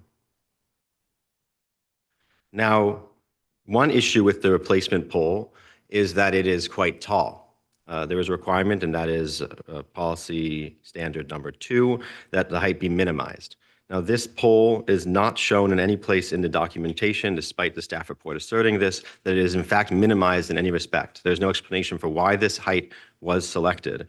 It appears that the issue is that there is more space between the communication lines and the top mounted antenna than is required. So that is Rule 38, Table 2, which requires 2 feet above communication lines of separation and 4 feet for the low power drops. Now, it's not clear if there actually will be that overhead power line brought in. Crown Castle says in their exception document that it is not requested, but it may be necessary, but it is shown in the plans. If there actually is that power being brought in, then under Rule 38, Table 2, there has to be 4 feet. However, there's nearly 6 feet of separation, and that's the reason why we are saying that the height has not been minimized, and which makes it more obtrusive to those second-story windows as well as to the patio area. Turning to the issue of the exception itself. So there are a number of exceptions that are being sought. As a result, there's an obligation that there be a showing of a reasonable and clear service objective. I think has been discussed many times before this commission. Here, there's no description whatsoever of the service objective. It is not clear, and it would not be reasonable to use equipment to serve essentially 5 homes at a level of service, as in for download capability and capacity, that seems to be designed much more so for high density areas, areas where there are concerts or transportation venues, something like that, but not to serve 4 or 5 homes. That seems frankly not credible. And so when you look at that 200-foot number, I want to point out, it was noted twice by staff that the consulting experts had opined on 200 feet or had given some sort of information to staff regarding 200 feet. Through a Public Record Act request, I requested all copies of any expert reports pertaining to this application, and the only one that was provided to me was the RF safety review. So to my knowledge and according to the public record request response I received, there are no expert third-party analyses here of the GEO95 issues, of the RF transmission issues, of the capabilities of this antenna. I also want to point out that with respect to my first point about the height, the staff presentation ignores that rule number 2 requires, standard number 2 requires minimizing heights. It is not the question about whether it complies with GEO95 or whether it is below the maximum height allowed by the policy, but whether there is an effort and an attempt to minimize that height. I believe I may have misspoke earlier and said maximize, but I mean minimize that height. Continuing on with the issue of the 200 feet. I'm frankly perplexed to continue to see these maps that center the 200-foot coverage objective around a specific pole. The pole that an applicant uses, and we've been seeing this repeatedly based on all the different complications with obtaining a pole, is entirely arbitrary. What I mean by that is the pole has to meet various GO95 standards. It has to exist. It has to be structurally sound. It has to not have a transformer on it. All sorts of things that have nothing to do with the coverage objective of the applicant. The applicant has some coverage objective based on where the people are, based on topography, based on their existing transmission equipment. It has nothing to do with the pole. So to simply say that because they selected a location, all the locations that you're going to consider need to be within 200 feet to be feasible is incorrect. It is true that the policy says that they only need to consider alternatives in 500 feet. That is true, so they only have to consider those alternatives. But when they dismiss them for being infeasible because they don't meet a coverage objective tied to a location of an arbitrary pole, that is not credible. What they need to do, and what they typically do in other places, is they say, our coverage objective is this. As in this location, we see that there is dropped calls, that there is not the level of speed that we need, there is a low dBm, whatever the case may be, and they define it in some geographic form. They identify the number of people who are to be served by it, the needs of those people, and then they say, here are ways of covering that. And then they project in from those potential locations how well they can cover that, and they compare it to the alternatives. Again, the notion that somehow they need to transmit 200 feet from this random pole that happens to comply, I think is frankly ridiculous. I also think that it's not the case that they're going to have a location there and it needs to overlap with the other alternative. There will be one of two locations, one, either the selected location or the alternative location. There's no reason why there should be any overlap between those two necessarily. And that, if there is, has not been explained to us. I'm going to turn to alternative number 5. Alternative number 5 is the alternative that the applicant concedes within the 200 feet. So having said all that about 200 feet being, frankly, I think bogus, nevertheless, because it's the applicant's position, let's focus there. Now, alternative 5 is stated to be not feasible because of GO95 issues. Now, the staff report asserts that that's been shown. However, there's no documentation showing anything about the analysis that exists about GO95. More importantly, and more particularly, and this is in my letter as well, which unfortunately I only sent early today, so I don't know if you had a chance to review it in depth. The GO95 standard they refer to and the language they use, that there's no space above the telecoms. That doesn't tell you anything about below telecoms. We know from the last appeal, I think before you, the last hearing, 124 Warren, that they do place those below telecoms as well. And you can see from the height of the pole, 33 feet, and the existence of one low power drop towards the top of the pole, and the several telecoms that can be and are required by the policy to be bound as much as they can in a wrap, that those should be able to be relocated if there's not sufficient space to enable either above or below those telecom wires the placement of an antenna. Additionally, because that location is less conspicuous, it would be appropriate to relocate that pole. Once they're relocating poles, I think it's important that the commission consider what alternatives make the most sense. Because typically it appears that when Crown Castle says a site is infeasible, they have not considered whether that site can be relocated or not. Sometimes there are statements, though not in this application, that it's not possible to reposition the wires on the pole, but that here too also was not stated. I also heard by staff a notion that somehow the map is not a requirement, even though it's acknowledged to be deficient. The map that's shown of the sites in the surrounding area is out of date. It shows, as stated in the narrative, 192, I believe, proposed sites or some number like that, not the 50 or so. Many of those sites lapse. That's to say, Crown Castle did not build within the time period that was required, and they either withdrew those applications or the city canceled them. I don't understand the notion that somehow it's not a requirement. It's a statement that must be provided in the checklist as part of the policy.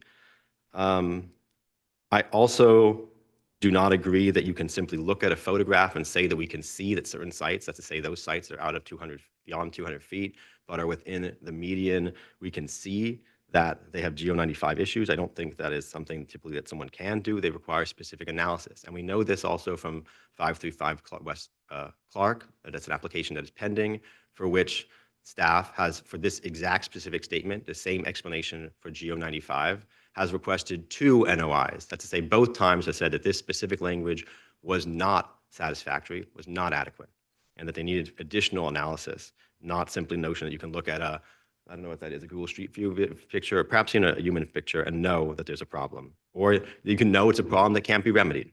I think it suggests a lack of diligence by Crown Castle in seeking to find alternatives that are superior, but perhaps more inconvenient. On this specific pole, they already have done much of the trenching, so I think they're highly motivated just to go ahead and use it. But again, that is not the standard in the policy. The policy is the least intrusive standard. It's a standard of minimizing height and reducing those impacts to windows and other visible areas. I also wish to add that the narrative is not a big picture item. If it's a big picture description, that is a deficiency. There is a specific requirement in the policy, let's say in the checklist portion of policy, that there be a justification for the center line height of the antenna, the location of the antenna. Those things are not big picture questions. They are very specific questions. They are asking Crown Castle to justify, why did you pick this site? What service objective is it achieving? And to simply give the same exact application for 100 and hundreds of 100 whatever applications cannot comply with that requirement.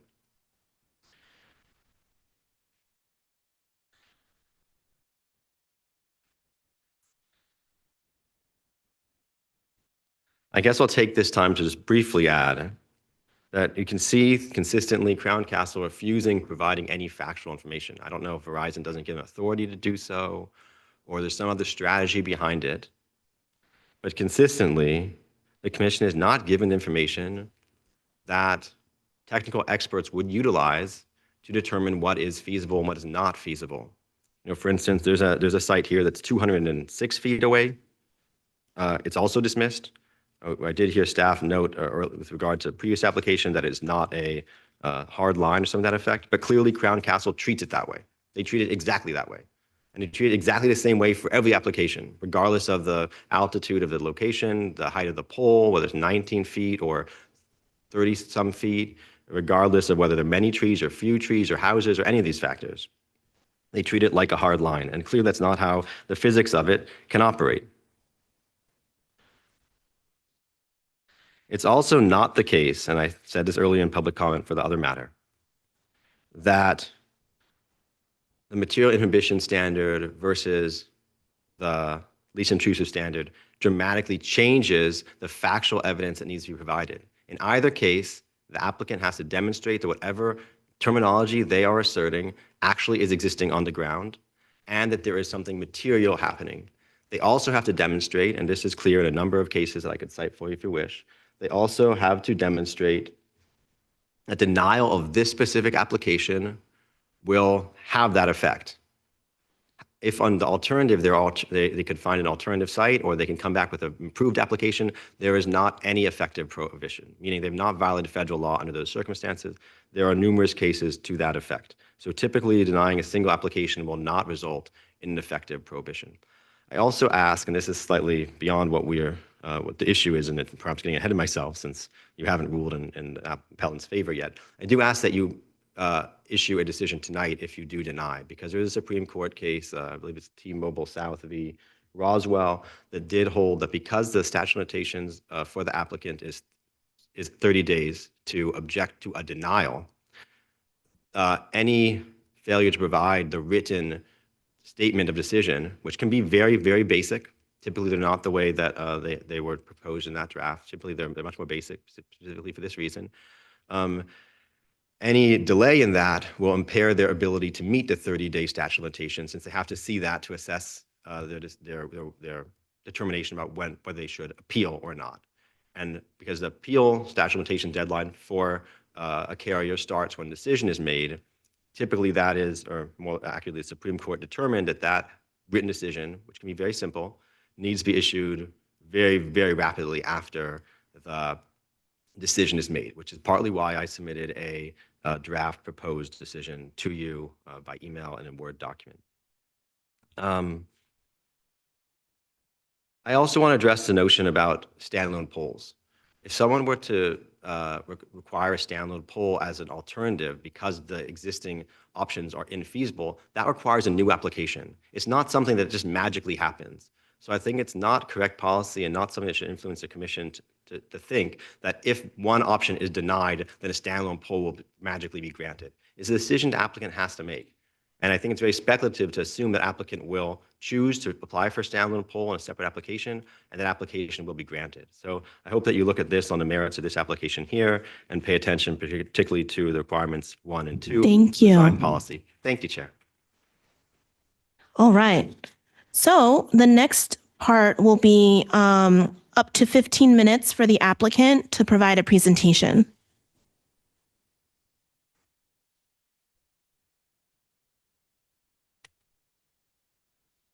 Do we have the applicant on this Yes. item?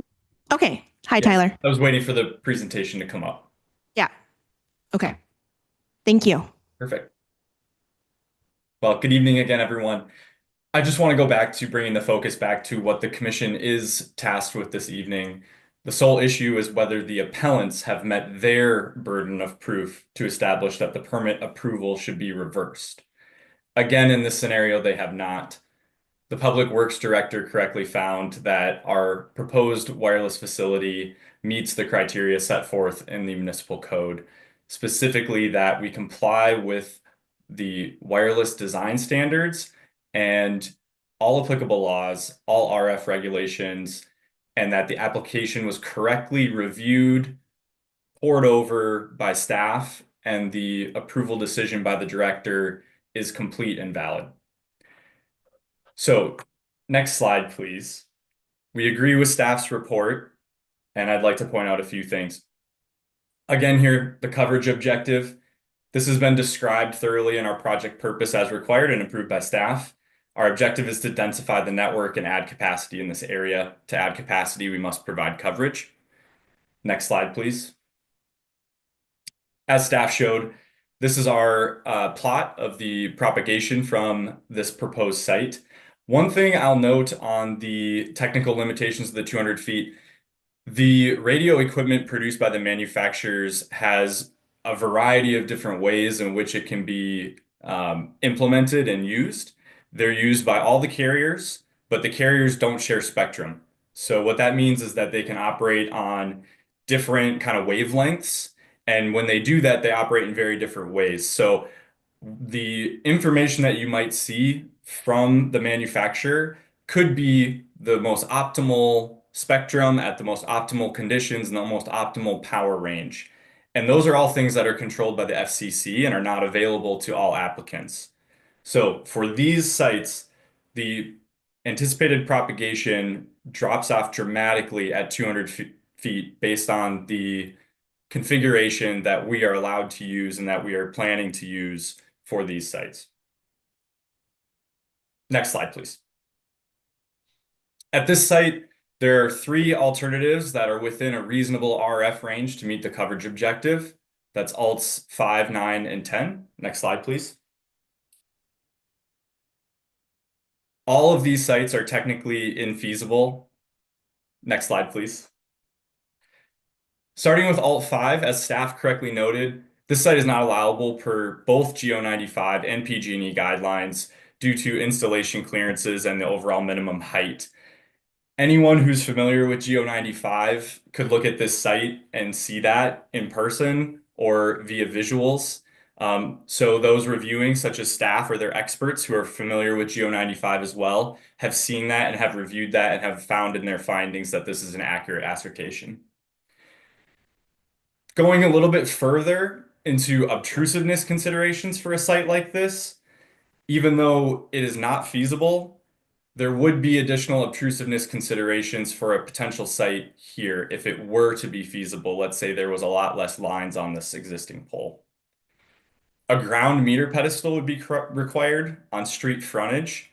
So that would be required outside of the median. And the reason for that is because PG&E does not allow metering on median islands because they view it as unsafe for their people to be in those areas reading meters. So that's a strict rule from PG&E. So this would require basically a cabinet to be placed on street frontage that's not on the median near PG&E's power source. So on frontage in front of someone's residence, most likely. Additionally, here for the propagation to be even feasible to meet our coverage objective, we'd have to have tree removal of the 3 large trees in the median. Looking at alt 9 now, This one is not allowable due to the presence of a transformer, which means per PG&E guidelines, we cannot place any equipment on this pole. Next slide, please. The last alternative, similar to Alt 5, does not meet the requirements or have the space allowable to meet requirements for both GO95 and PG&E for installation. And I should add, for both Alt 10 and Alt 5, that goes for installation above, below, anywhere on the pole to place the equipment, so above or below the existing communications lines. Obtrusiveness considerations here, as you can see, this pole is pretty much buried in this tree, so there would be heavy and significant tree trimming or removal required here on this site. Next slide, please. The technically feasible alternatives, well, there are none for this site to meet our coverage objective and meet other applicable laws and standards, as well as the city standards. So the only left site that meets our coverage objective is the proposed site. Next slide, please. And this is the proposed site that meets those requirements. A couple of other things to point out here. Height is minimized based on GO95 in our proposed application. Staff is in agreement with that finding based on their detailed understanding of GO95 and the requirements. There's been no burden of proof shown by the appellant that we have not met this standard.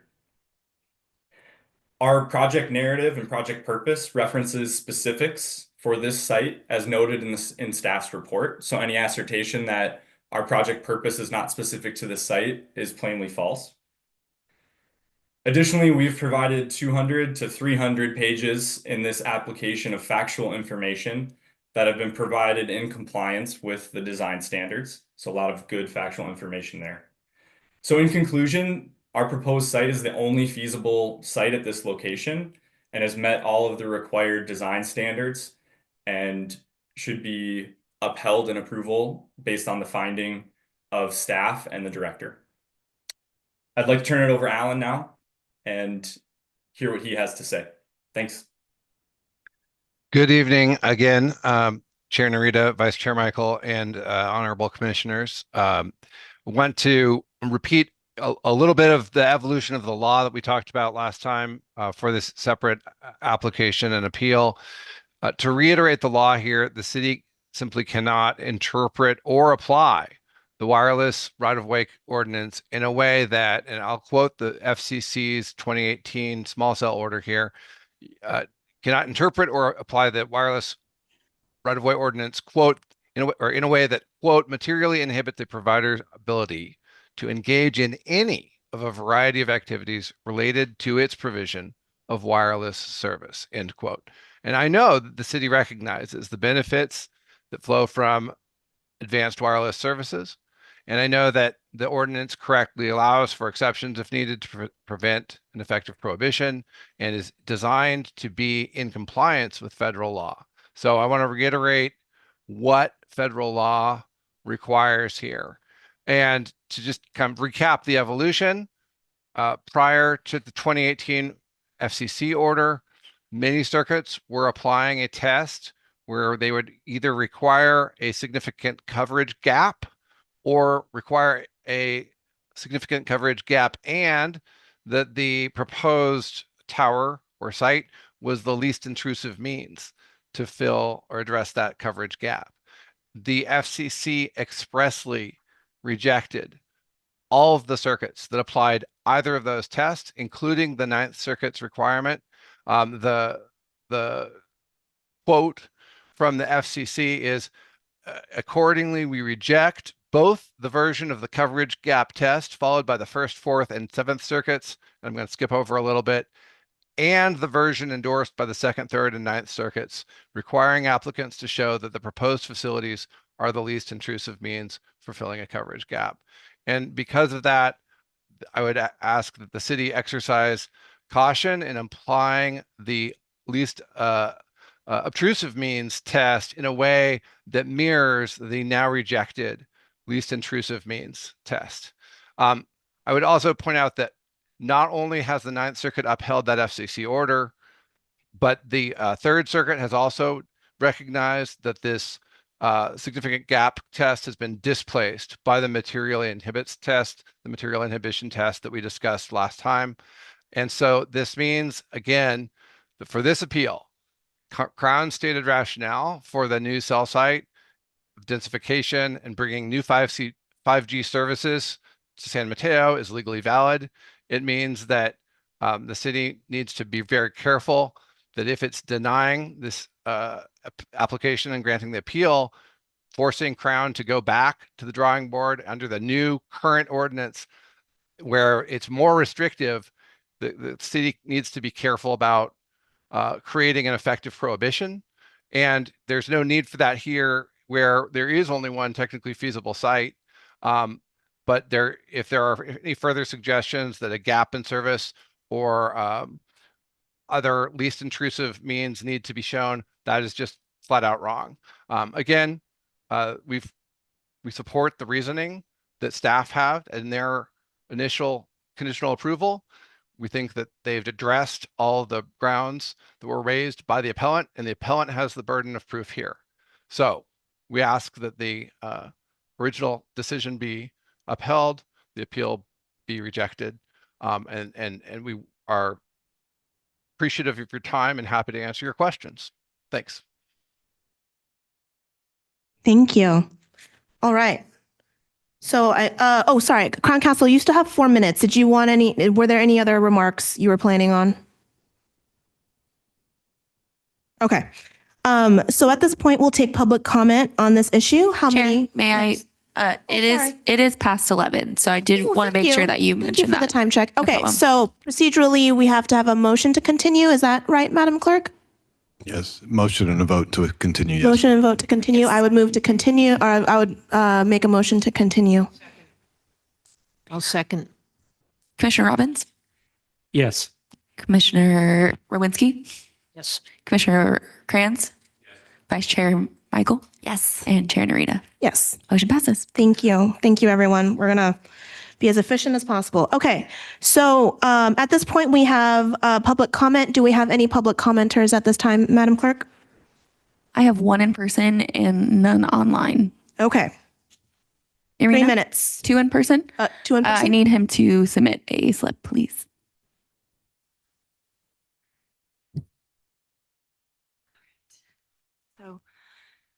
Okay, hi again. So I just want to mention regarding this appeal and in general, if you drew a map of San Mateo with the blue 200-foot rings, none of them would actually touch each other. So are they saying that the people outside the blue rings would get no benefit of this service?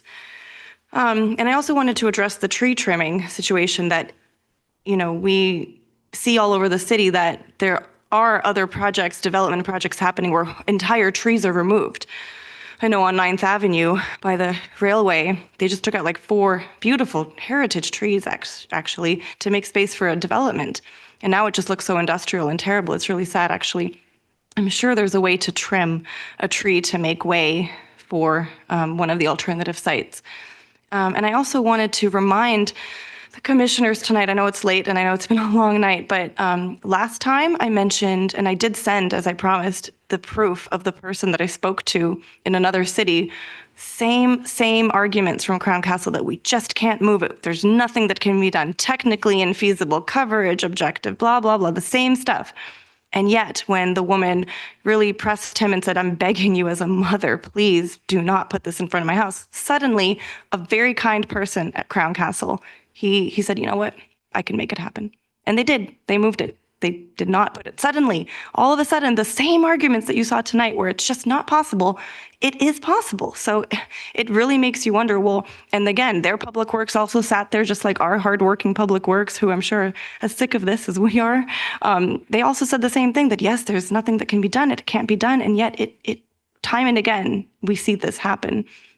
And I have other examples from other cities of different situations, but, and also tonight is the Dorchester permit is one of the permits mentioned in the deemed approved letter that I believe your commissioners have a copy of, I hope, where basically Crown Castle is saying that Public Works missed this deadline and We don't even have to have an appeal hearing. It's deemed approved. We can start building it yesterday already.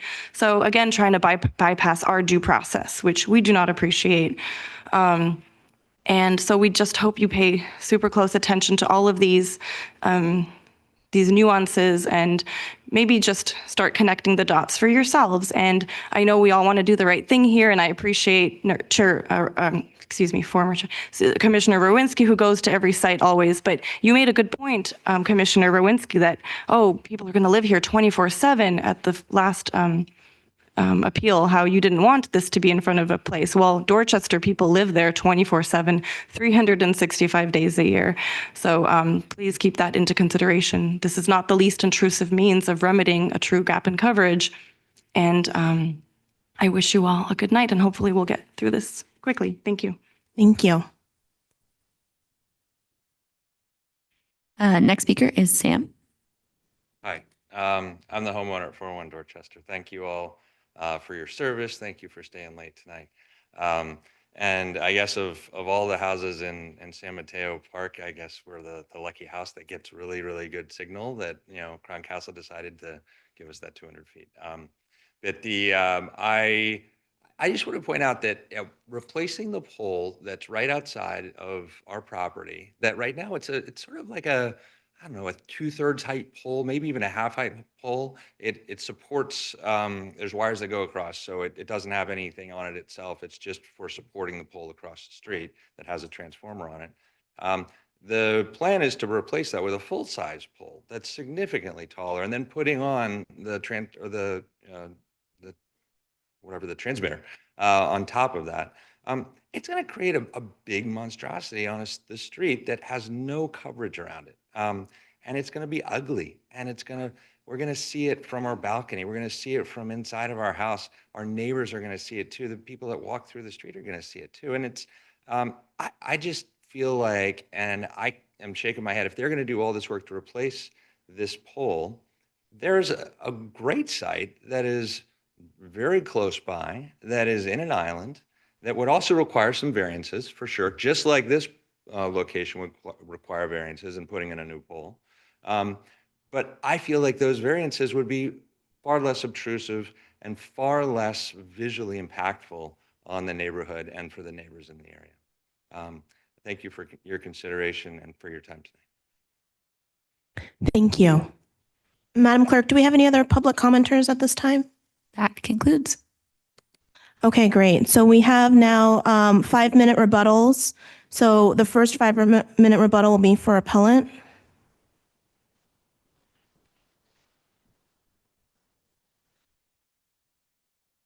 Thank you, Madam Chair. Thank you, Commissioners. So I think most of what I could say could come down to show us. I hear notions of anyone can see, the staff already determined this, but if you look at the application, and the question is application sufficiency, the application has one line about GO95, and it says above telecoms. That one line, when it talks about cases A through H cases in that table, they are A, B, C, D, E, F, G, H, 8 different scenarios. It's one of the scenarios, it's not 8 scenarios, it's the same generic statement for all of them. And instead to throw it back and say anyone can see is not the standard that anyone can operate under. So the question is, walk us through it. Tell us, why does GO95 prevent you from using alternative 5? Tell me, where are all those wires that make it so you can't put it there? And then secondarily, why can't you relocate them? And third, why can't you use a replacement pole? Explain it to me. I speak English. I think we'll all understand it. The other notion here is very similar for height. Somehow there's a statement that it's the minimum height. That same statement, the statement is the minimum height, it's the same exact printed words in every application, identical.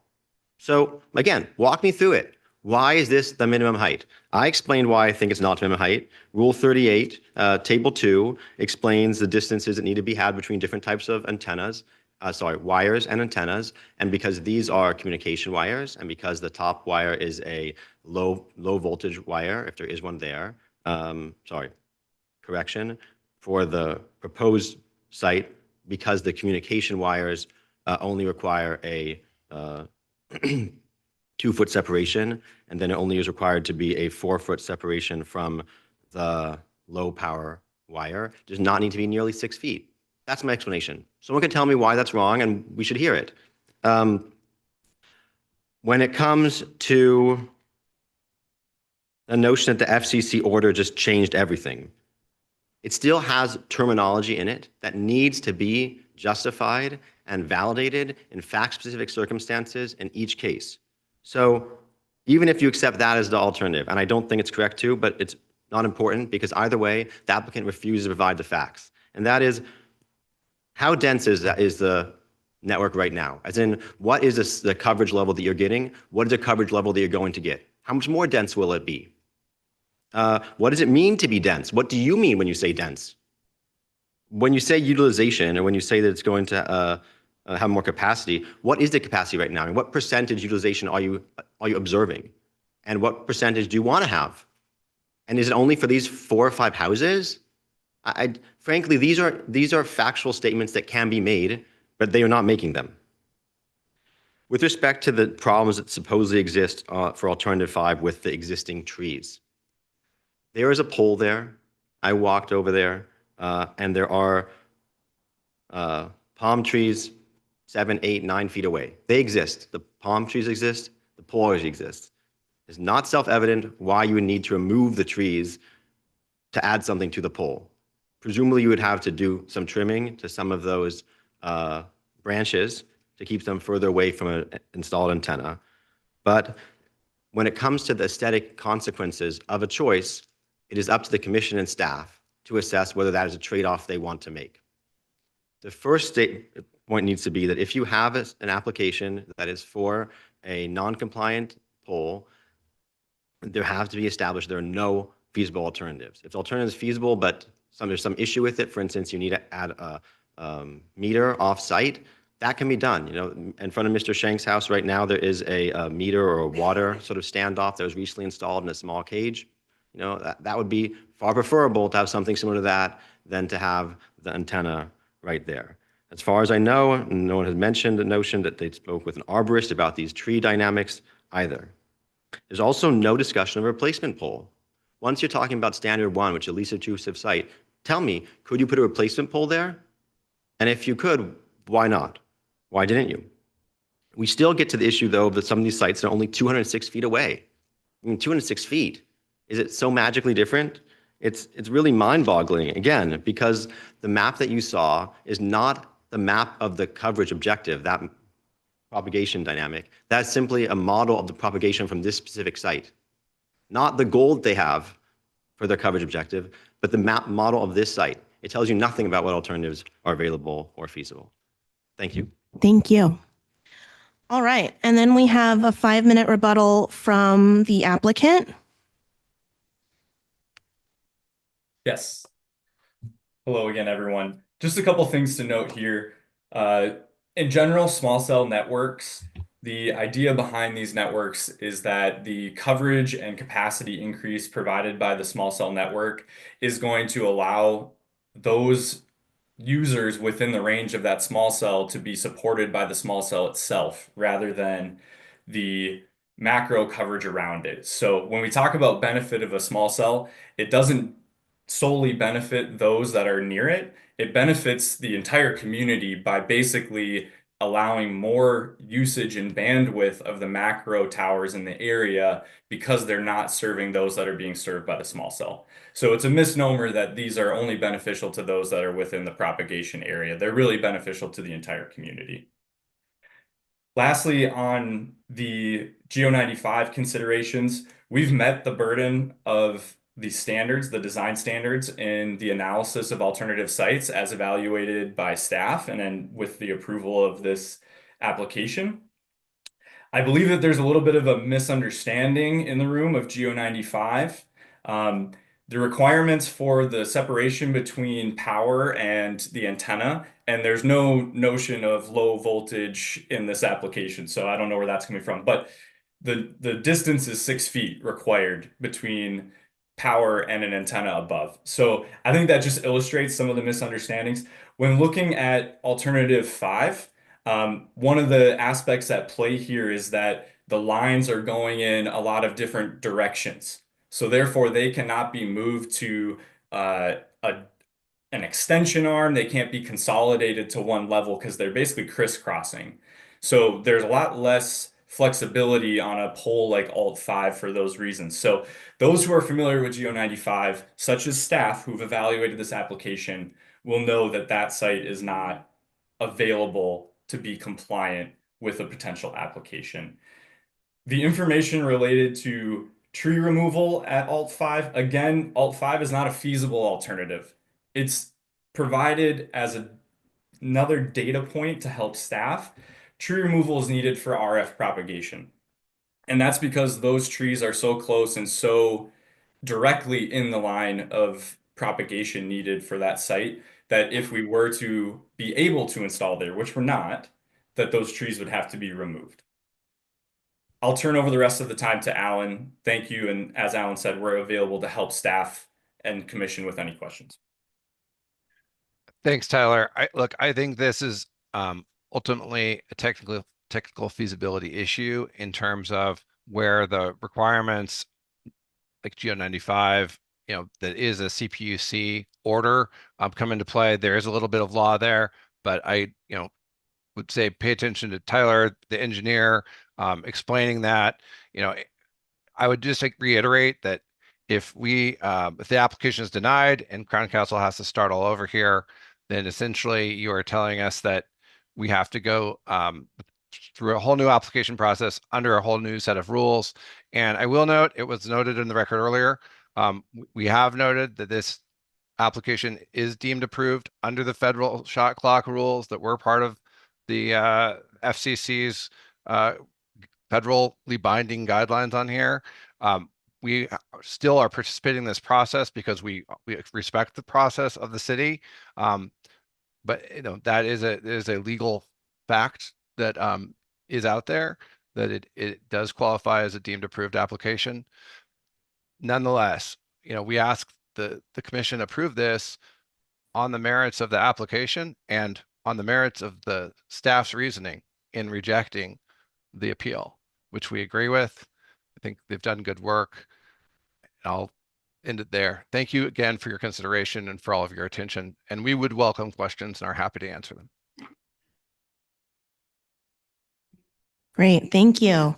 Okay, so at this point, we have commission discussion and questions. Anyone like to go first? You want to go? Oh. Okay. Commissioner Wawrinski?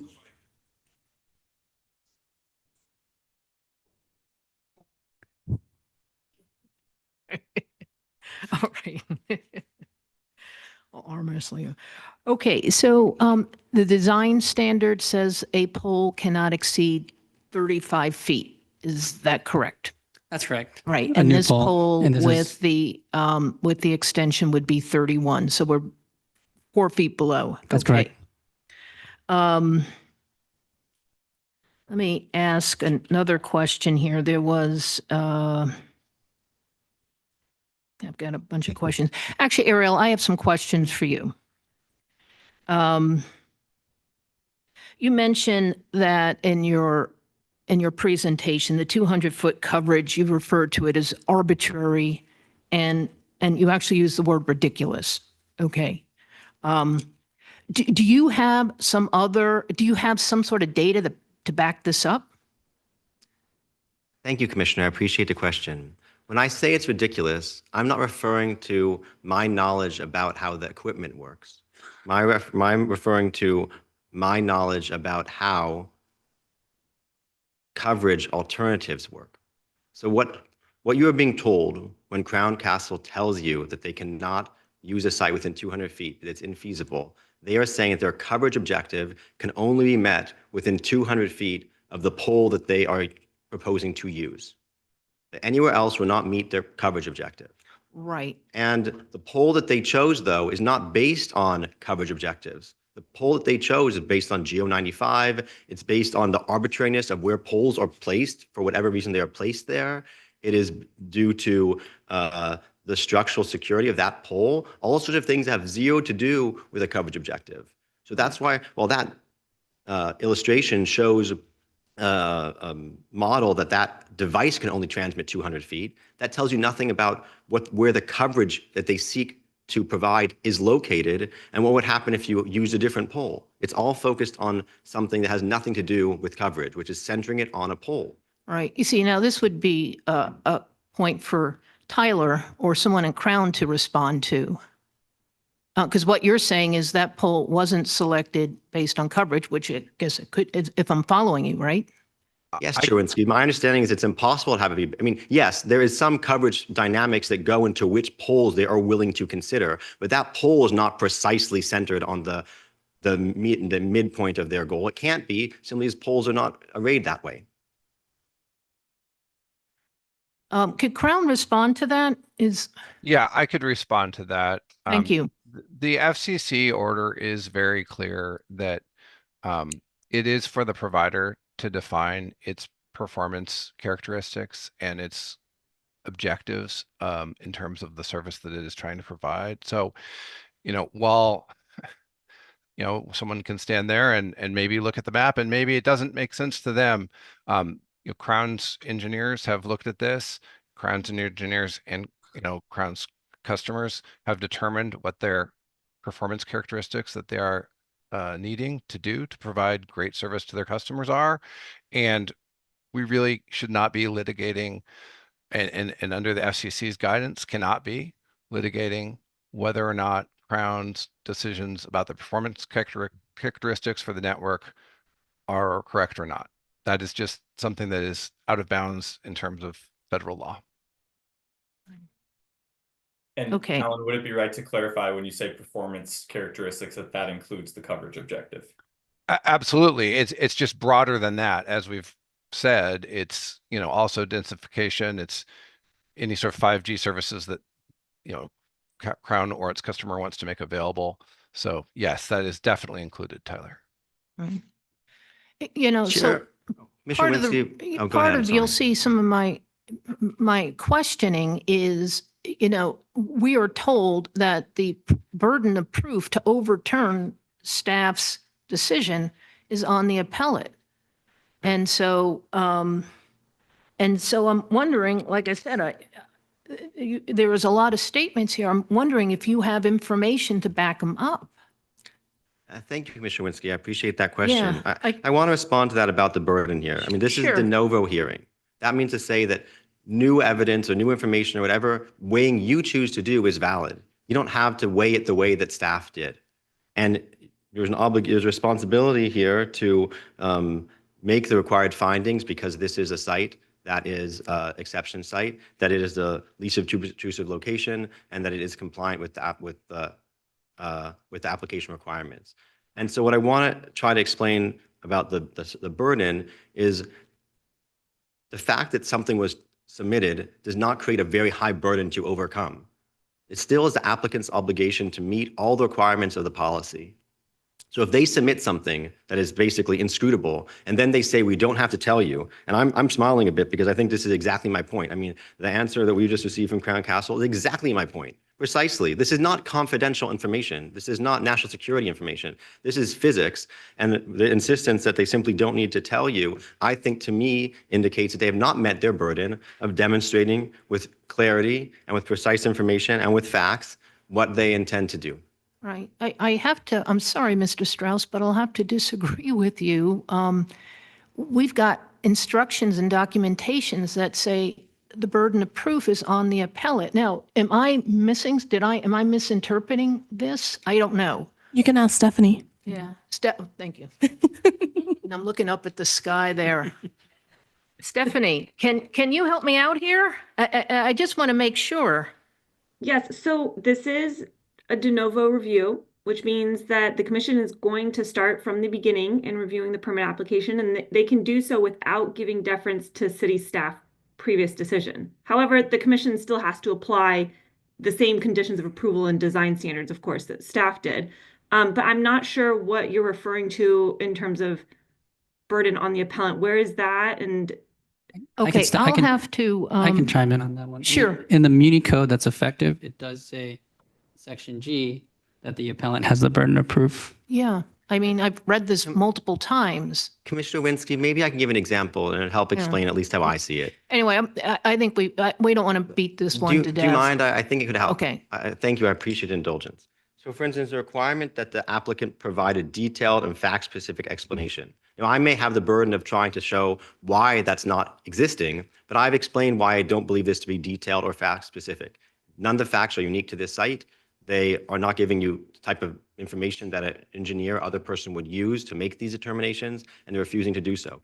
Then I believe it's up to the commission to decide, well, based on what I said, does that enable you, from a de novo standpoint, to determine that is not detailed and fact-specific? That's what I mean by the burden that I believe I have and the burden that the applicant has, which is to meet all the policy requirements. All right, I'll do a couple more questions and then I'll come back. Under the design standard, Jason, I think it talks about obstruction of habitable living areas, bedrooms, offices. I looked at the application. It notes that, and Mr. Shank, I think it mentions about outdoor areas, barbecues, kitchens, decks, patios. Okay. And that's considered two separate living areas. You've got habitable and then I guess outdoor. Is that what we would call it? Right. I don't consider the outdoor area the habitable living area. And do our design standards call anything for outdoor area? They don't. Okay. It's indoor areas to the extent possible. Okay. I'll let some other folks go. I have a few more questions I'll get to later. Okay. Who would like to ask any questions? All right. Okay. Vice Chair Michaels. Thank you. Thank you again for the presentation. I have some questions just because, again, it's interesting how this project looks so different from the one we just reviewed. So just some things that came up, either staff or Tyler, for someone for whom it's not obvious, can you give me a 1 or 2 sentence primer on GO 95 and what it is and why it's obvious if someone knows about it? Is it a federal rule? It's a CPUC rule. It's a state rule. General Order 95 from the CPUC. The section that's referenced basically says these are all the clearances for a joint pole. These are all the clearances for any lines or facilities that are attached to it. And so, there is cases A through H. Each of them has to do with between the ground and the first wire, between that wire and the next wire, between that wire and the electrical on top. And so the claim of A through H or G, is basically saying everyone on that pole, because the pole here at Alt 5 has communications and electrical, and so it pretty much falls under all cases. And you can just look at it by inspection and see that all those cases would apply to this pole. But aside from getting the very nitty-gritty details of the exact heights and everything, I'll mention that staff did also rule out this location because of other things in the design standards. The main point being is the limited exceptions. So one of the findings for limited exceptions is it has to be the least non-compliant. And so a median island, unfortunately, has a lot of limited exceptions that would be needed in order to grant a facility on a median island. You're not allowed to damage trees is a clear one. You can't have a ground-mounted pedestal. You can't have pole-mounted equipment because you would be using a ground-mounted pedestal. So and on top of all the structural certifications and overhead line connection that goes with what the proposed location has, I'm generally saying that Alt 5 has more limited exceptions than the proposed location, and therefore is more non-compliant than the proposed location. So in the design standards, under limited exceptions, we're supposed to be picking the one that has the least non-conformance on top of being the least obtrusive. And since this one, for least obtrusive, you pick among feasible locations, as we saw in the last appeal. For this one, there's no other feasible location. So it was by default the least obtrusive. And then if you wanted to look at all 5, there are multiple reasons to rule it out. GO 95 being one, the possibility of PG never approving of replacement being another, but primarily the limited exceptions portion. So the GO95, the A to G means all those parts it won't comply with, and PG&E was open to replacing the other pole, but not this one because of all those disqualifications. PG&E could have whichever reason they want. We actually don't know whether they would allow it or not. It's much more, in our opinion, it's much more likely that they would not approve a median island such as the ones here to be replaced because of all the facilities versus the guy pole that was selected, which has only 2 guy lines on it. So that PG&E thing, I would say, is not my strongest argument because I don't know whether they would say yes or no. But I'll go back to the limited exceptions was the strongest reason why we ruled that site technically infeasible from a city's policy standpoint. And do you by chance know off the top of your head how tall that pole is on the island? Island? I don't know. Like, I'm curious if PG&E was to put like also a 28-foot pole, like would that like take care of some of the issues?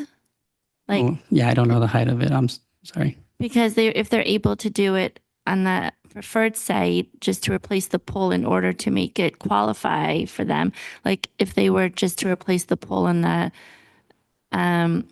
median, would that just take care of issues too? I don't know how complicated it I'll is. just speak to it on a theoretical level. Assuming PG&E did approve replacing the pole and going to 35 feet, our maximum, the issue there is the limited exceptions. So if it were to be replaced, there would still be a lot of limited exceptions that we would have to grant in order for it to be approved under our policy.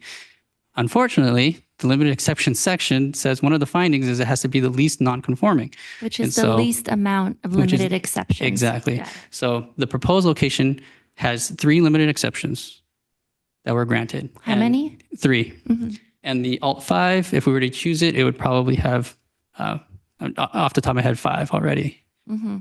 Okay, that's actually really helpful. Thank you. Mhm. And just if you could go to the simulation, it looks so different than other ones. Just sort of that top. Is that actually how it'll look? Like, is that a definite design? Yes, this is a realistic simulation of what's proposed. The bracket is shown, the canister with the exposed face for the antenna shown, the pole meters even there shown with the risers. This is And a then close rendering. in number 2, and I can't tell if this is just Photoshop. That white thing, is that part of the house or is that part of the? I'm sorry, like which what- bright thing? This is the chimney for the It house. is. Okay, I Yeah. think it was like Photoshop I guess the perspective, or something. Yeah. So just this design is so much less obtrusive than other designs we've seen. Is that because it's a new pole that it's placed on top of? Like, why is this design so different than other ones? Like, it doesn't have the arm out. It doesn't have a big metal bucket of equipment and so on. I'm not sure about the big metal bucket. I think that you might be referring to 4G, which are the older large canisters. But around the city, we have approved small sidearm mounts, and that's primarily because of GO95. You can't put it on top because there was no space on top of the electrical wire to add a antenna on top. So those ones you would usually get a variance and to do a sidearm. But in this case, they don't need the variance for a sidearm because by replacing the pole, they can get that clearance to put the pole on top. And I'll just give you a showing of the detail elevation on how it's minimized.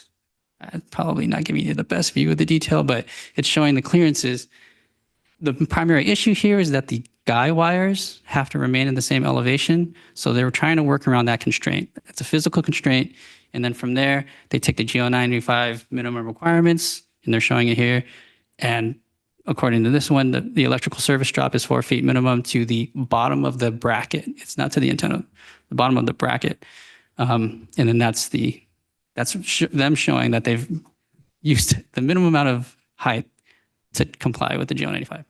And the GO95, are those requirements for poles or for small cell towers? Like, what is that rule for? They're for wood joint poles, but they address antenna attachments. So it's the CPUC's rules for wood poles. Yes. Okay. Quick question. This may help answer. So hold on. Okay, if it's related, it's Okay. It is really, yeah. Yeah. There's a differentiation between power transmission wires and a service drop. This is simply a wire bringing power to this man's house.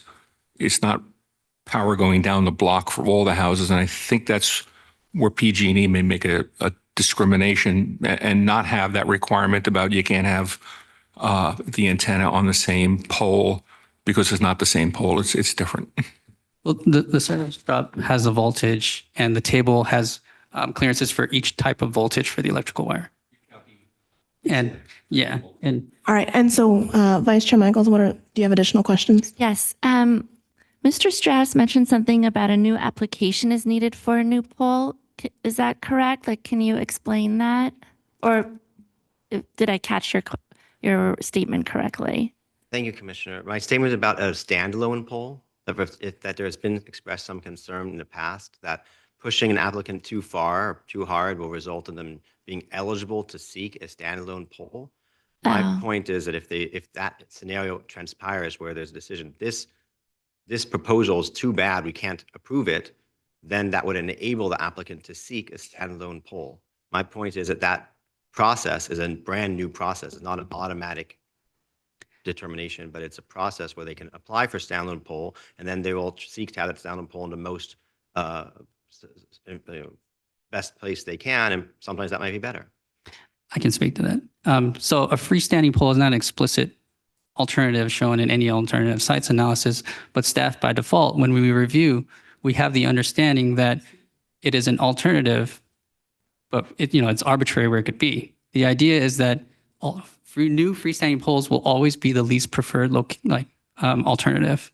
So unless we can roll out every other alternative, then we would never really decide that a new freestanding pole would be a more preferred option. And that changes in the new design guidelines. In the new right? design standards, it's very Because a new proposed pole may have less exceptions, right? Compliance exceptions. it could. Yeah, theoretically it could. Okay, I think that's it. Thank you. Chair, Okay. may I? Yes. So hold on one second. Yes, Lynn. Through the chair, just an elaboration on freestanding poles. My understanding is that's at the option of the applicant. It's not necessarily something that the city would select for the applicant as one might be the most preferable. It's only when everything's deemed technically infeasible, then the applicant, Crown Castle in this case, would have the option of proposing that. But I don't think there's an ability for the city to force them to do so. That's right. We actually learned that in the last case on Warren, last hearing around. So thank you, Lynn, for reiterating that. And if I can go back to an earlier point to just explain my interpretation of the burden of proof. The burden of proof is indeed on the appellant in this case. The de novo review just means literally a fresh look by the commission, in that there is no deference to staff's decision. I think Stephanie explained that. I don't know if it was entirely clear. I just wanted to clarify on my front. Thank you. Okay. Who else would like to ask questions? Commissioner Krantz, would you like to go? Sure thing. Just a quick point. There were questions about tree trimming and whether or not it's feasible.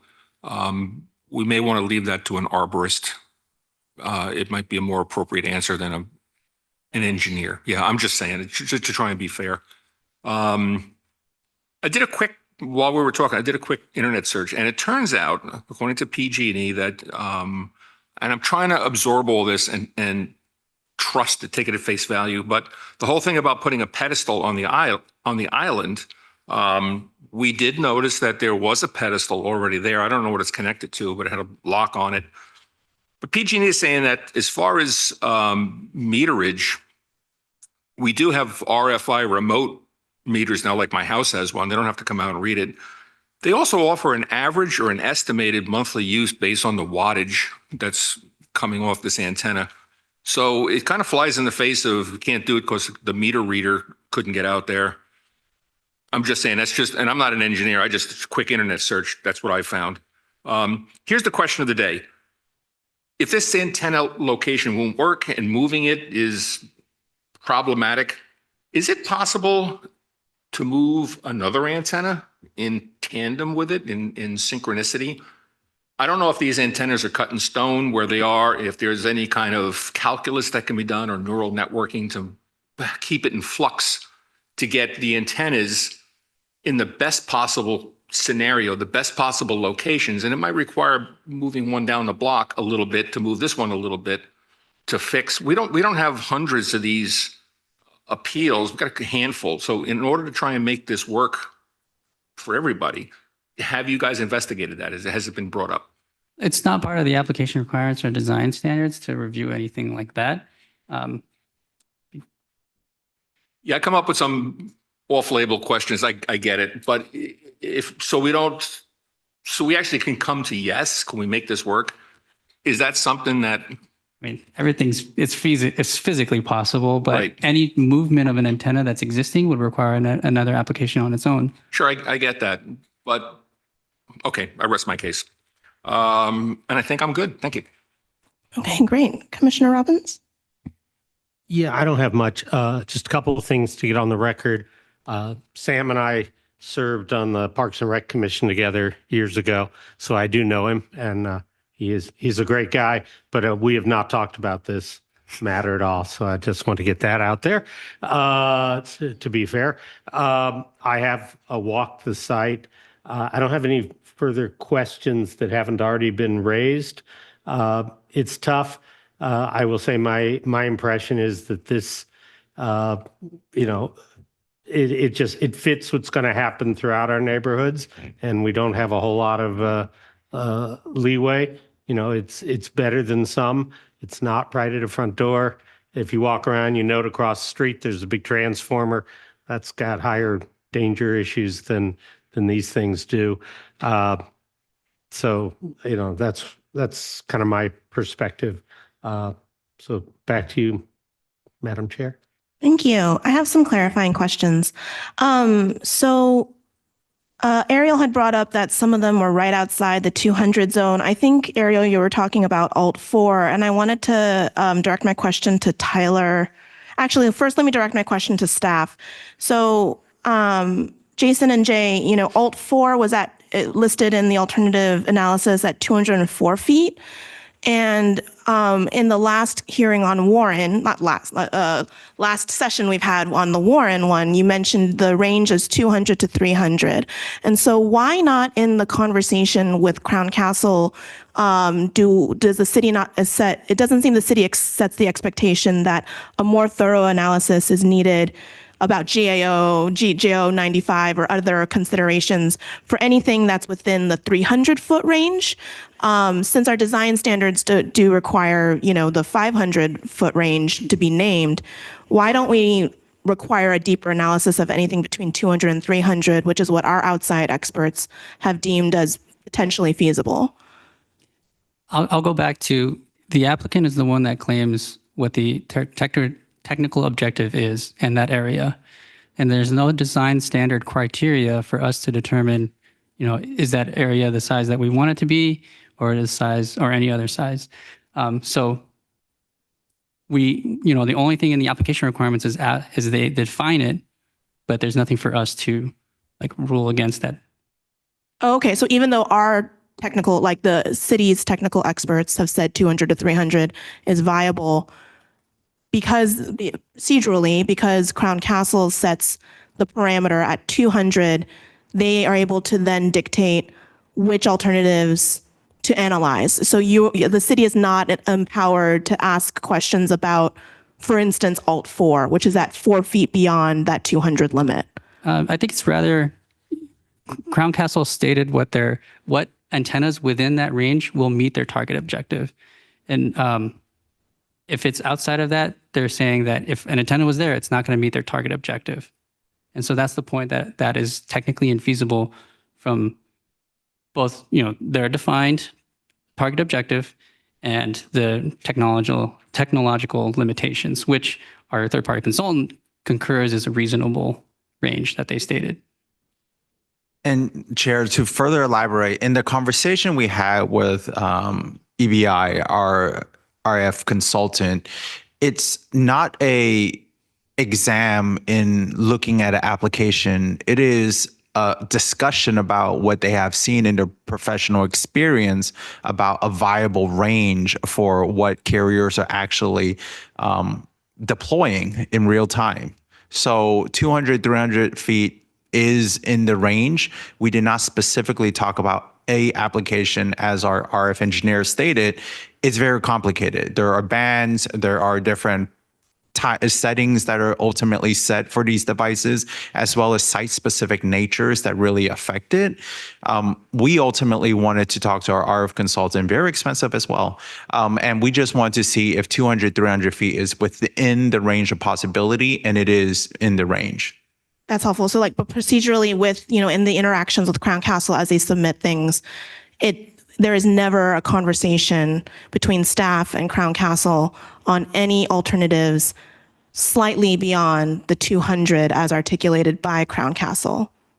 So, because this is at like literally 4 feet. It could be a Google Maps rounding error, if that's the process in which, procedurally, if that's the process of doing things, right? So I just want to be like super clear in terms of fact finding, like this is a finding of fact that these alternatives slightly outside 200 are never discussed between city staff and Crown Castle. So when the application was received and all the criteria and checklist that goes with it, it's really to make sure that the staff makes an informed decision when we come to make the conditional approval or denial. And without Crown having to state what the GO95 issues are, staff could look at the poll, aside from the technical logical limitations, and look at the poll, and you have a screenshot for you in the middle on the screen, and see that there's a transformer on it. It's automatically ruled out by PG&E. Okay, excellent. Yeah. Thank you. Mm-hmm. That you answered my question, Jason. Thank you. Okay, great. Okay, so another question I had, this came up and I sent in my email the question around, I think this one, the aesthetic of the pole doesn't have the tapering on the shrouding. Is that right? That's right. Okay, and so I sent this question on Edgewood, but the pole looks the exact same as 401. So I'm going to use the same question, which essentially there's something where the shrouding needs to taper. That's design standard 14. And then design standard 2 says the pole heights should be minimized. And then there was a limited exception that said it was okay that it's not tapering. But I was kind of lost in that logic. Was the tapering not required because it is technically infeasible, full stop? Or was the tapering not required because it would add height to the pole somehow? And that's when it came into conflict with design standard 2 about minimizing height. It's about the balance between least obtrusive and objective views and pole height being minimized. So if you were to have a taper, which is physically feasible, then it would increase the antenna height. How much does it increase the antenna height by? We don't have a definition on the angle of the taper, so it could theoretically be a 1-inch taper. It could be a 20-inch taper. We actually don't really have like a criteria on it. So it could be, just spitballing, it'd be like 7 inches or something like that. Okay. But the understanding is knowing that it will increase the pole height and also potentially lead to a more obtrusive design as well. Yeah, so I think the assumption here that what I'm trying to understand in terms of staff's analysis is that the assumption here is that pole height is more important than tapering when taking all these balancing acts together in the design standard. There are more than just pole height. I mean, you have the volume, you add the taper that increases volume on the shroud, you obstruct the view more so from that nearby neighbor.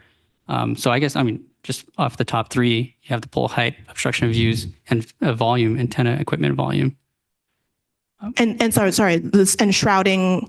And the shroud would add and shrouding volume. like negatively impacts all 3 of those things. Is that is that what you're saying? Yes. Okay, that's super helpful. So then on balance, it's like not worth it. Limited exception is better. Let's keep the height smaller. Let's keep everything more streamlined and light. And we're making a policy call that the shrouding is not worth the aesthetic standard that we have made around shrouding, essentially. That is exactly right. Okay, thank you. Finally, I'm not really clear on what's going on. There was a variance memo in the packet. I looked up the revised page numbers. It's page 629 to 631. And then there was this discussion about PG&E and wires and grounding the wires versus having them overhead. I sent you this question in email, but I just wanted to get it clarified. So basically, let me ask first, what is the purpose of the variance memo, first of all? The variance memo is basically their limited exceptions request. So Okay, so it's city staff memorializing reasoning on it, or is it Crown Castle writing the variance memo? Who was the Crown author? Castle provides the variance memo. Oh, so Crown Castle authored the variance memo That's correct. on page 629 to 631. If it's part of the application section. I struggle to figure it out. It was unbranded. Yeah, so they request for the variance, and then if approved, we give them the limited exception. And so this variance memo is written by city staff or written by Crown Castle? I have to pull up. It's part of the application. If it's part of the application, it's Crown Castle. Can I you don't just have- look at it and let me know? Because that does affect my question.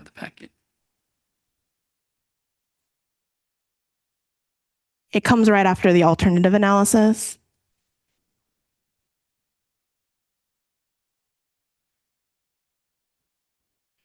To get the packet.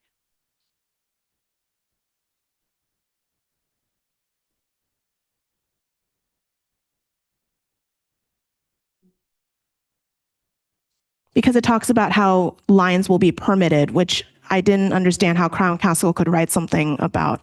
Yeah, those are Crown Castle variance memos. Okay, so that's a Crown Castle variance memo. Why is it talking about making assumptions about if preferred by PG&E, any overhead lines for power delivery will be permitted and installed by PG&E under a separate application? Why does it say? Why is it memorializing these things about permitting when isn't city's role to permit? Well, I guess I'll try to describe it. So the application isn't asking for a new overhead service in their application. And as I think Tyler had mentioned, that's up to PG&E eventually to pull that service, because PG&E is the one who owns the overhead line. They are asking us for a variance request because they need the fiber line as well. And so the overhead section in the design standard says you should not have new overhead service. Right. So they're asking for a variance or a limited exception to that standard. And, excuse me, sorry, I'm going back to the PG&E one actually. So if the PG&E overhead service comes in, they're saying that, and they're referring to a PG&E letter later in the variance memo that says PG&E will only allow an overhead service for the new joint pole. So that's not what PG&E's letter is saying, because on the PG&E letter, it says installing new overhead service is typically the most efficient and preferred design. That doesn't mean it's the only design, right? But in the first paragraph, it says the new service must be overhead. So this new service here must be overhead. Okay, then why? I don't know why PG&E writes the second is it paragraph, just but the first one, so the first the one first clearly paragraph says that is the new controlling overhead- one. That's correct. Okay. You can see why this was confusing. Okay, thank you. Then I'm good on questions. Yeah, you had more questions, Commissioner Orinsky? Asked you.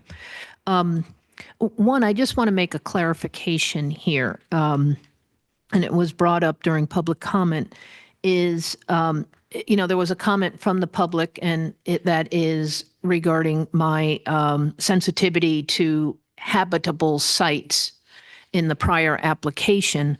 And yes, that was the case because habitable sites are within the design standard. And we also had alternative habitable sites. That is, we had apartments, we had medical complexes, we had playgrounds. So I just wanted to make that distinction because in this particular case, I think we're talking about outdoor areas. And we have no alternatives at this point in time. So I just want to make that distinction, particularly for the applicant. And my only question here, my final question is, and Tyler, I would appreciate hearing you again, I'd like you to restate a prior statement you had made And that is during public comment, there was related to outside the blue rings weren't touching, and there wouldn't be any service. And you came back and responded to that, but I would appreciate hearing that again, if you're still here. Yes, of course. Okay, I think thank you. the explanation I was giving or what I was addressing is how a single small cell can benefit a much larger portion of the community than the immediate coverage area and propagation area of that small cell. And the means by which that happens is that you have a macro tower or a system of macro towers that are providing coverage and capacity to a given portion of the community, and they have a limited capacity, right? So when you install a small cell, you're basically taking any users who are within the propagation of that small cell and removing them from the macro facility and transferring their service to the small cell. So therefore, that provides more service capacity on the macro facility to provide to the entire community that those macro facilities are servicing. So one small cell provides great benefit to those that are very near to it in terms of the facilitation of the network, but it also provides a significant benefit to all of those who are using the wider network in that community. I hope I explained that well enough. Yeah, I think you did. It's the relationship between the macros and the small cells, and essentially offloading some of the macro users onto small cells. And also, I think I seem to recall small cells can also provide more, I'm going to call it intimate service, for lack of a better term. I seem to recall something along those lines. And also, too, I mean, the plan for Crown or whoever is to eventually build out, and we talked about this, some form of a wireless network, not only in the city of San Mateo, actually it's going to be throughout the peninsula in California eventually, but okay, thank you. Great. And Tyler, I apologize. I do have a clarifying question. So I didn't get back to you. I didn't go back to you after the Alt4 discussion. So just to clarify, you did a really, really amazing job on that 16 Baldwin presentation. I know you said the information was nothing new, but the presentation and format, like you identified, was the right level of altitude for the commission, given our our non-engineering background. So on Alt4 here, in this case, that's at 204 feet away from the desired coverage area. Essentially, if I'm doing my geometry right, is it basically it's getting to less than 50% of the coverage area, whereas in the 16 Baldwin you had those three alternative sites that were 55 to 68 or something % of the coverage area. And is that the logic of Crown Castle, or could you walk me through the logic of not more carefully examining the one that's like 204 feet away? Yeah, sure. I wouldn't put a specific percentage on it. And again, I'll note that the drawings that we provided are approximate coverage at this stage. So there is a percentage at which that we find that it is not meeting the coverage objective to a point that it becomes an infeasible site technically. It's not meeting the goals that we need it to meet. So as was the case for the alternatives, a couple of the alternatives on the previous application, Alt4 on this application around 204 feet would fall into a similar scenario where it's not meeting enough of the coverage objective to be deemed as feasible. Additionally, as Jason pointed out, Alt4 does have that transformer. So right there. Yeah, but like just in terms of the percent. Concept. Totally. Like there's other technical issues. But the geography part that you did for the last presentation was really, really helpful, I thought. So thank you. Okay. Super helpful. And then I had a clarifying question maybe for Lynn. Now it's been brought up a couple of times about this deemed approved letter. Could you speak to that at all, Lynn? And what's the city's position on that? The city's still evaluating at the moment. There is agreement with Crown Castle that extended the city's timeframe to contest a deemed approved if necessary. So right now, it's something that we're aware of, but it's not something that, I would steer as a commission in any sort of way. Really, it's a deadline that we'd have to deal with, and it's something that we're talking to Crown Castle about. Okay, great. Thank you. Okay, any other questions or discussion on this one? To the chair, if I may. No, sorry. We're in the questions and discussion of this one, so it has to come from the commission. Any questions or discussions, additional questions or discussions? Okay, so at this point, we would move to make a motion and make a decision. Is anyone interested in making a motion? Okay. So I think it's staff's recommendation is to deny the appeal. And so that's what we would do the motion on, is staff's recommendation. So I will move to deny the appeal. Okay. Do we have a second? I can second. Okay. So Madam Clerk, could we get a vote? Commissioner Robbins, Aye. Commissioner Owinski, Aye. Commissioner Kranz, No. Vice Chair Michaels, Yes. and Chair Narita. Yes. Does that put it Huh? Does that put it at a split? No, yes, 4-1. 4-1. 4-1. What? Okay. So the motion passes 4-1 to deny the appeal and uphold the permit. Right. It gets confusing when yes and no. It's okay. All right. So that was that. And then, Lynn, there is a statement of fact, or a statement of the commission aligned with that. Right there. So there is a statement decision that's in the recommendation as well to adopt.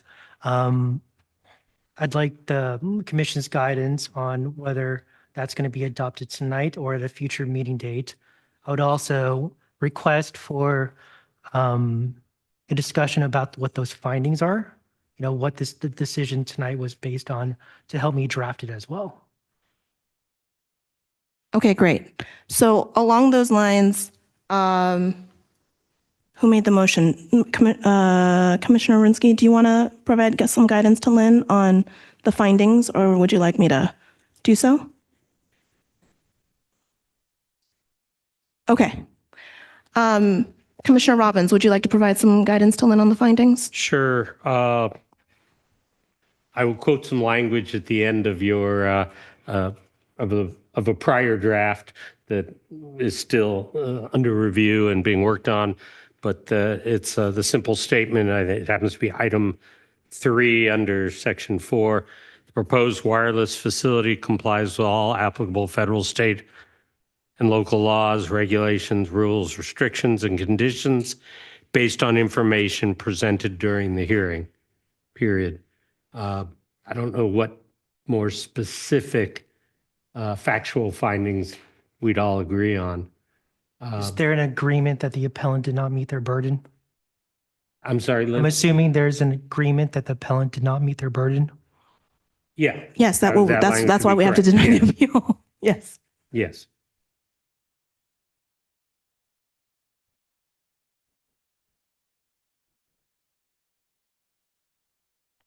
And I assume there's agreement that the information presented by staff and Crown Castle was persuasive.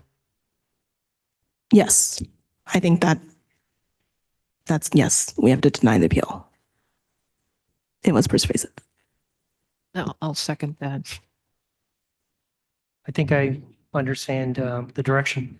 Okay, great. And Ariel had brought up some sort of timeline issue for appeal, but I got confused because I thought we were the final appeal board, so I didn't know if that was applicable.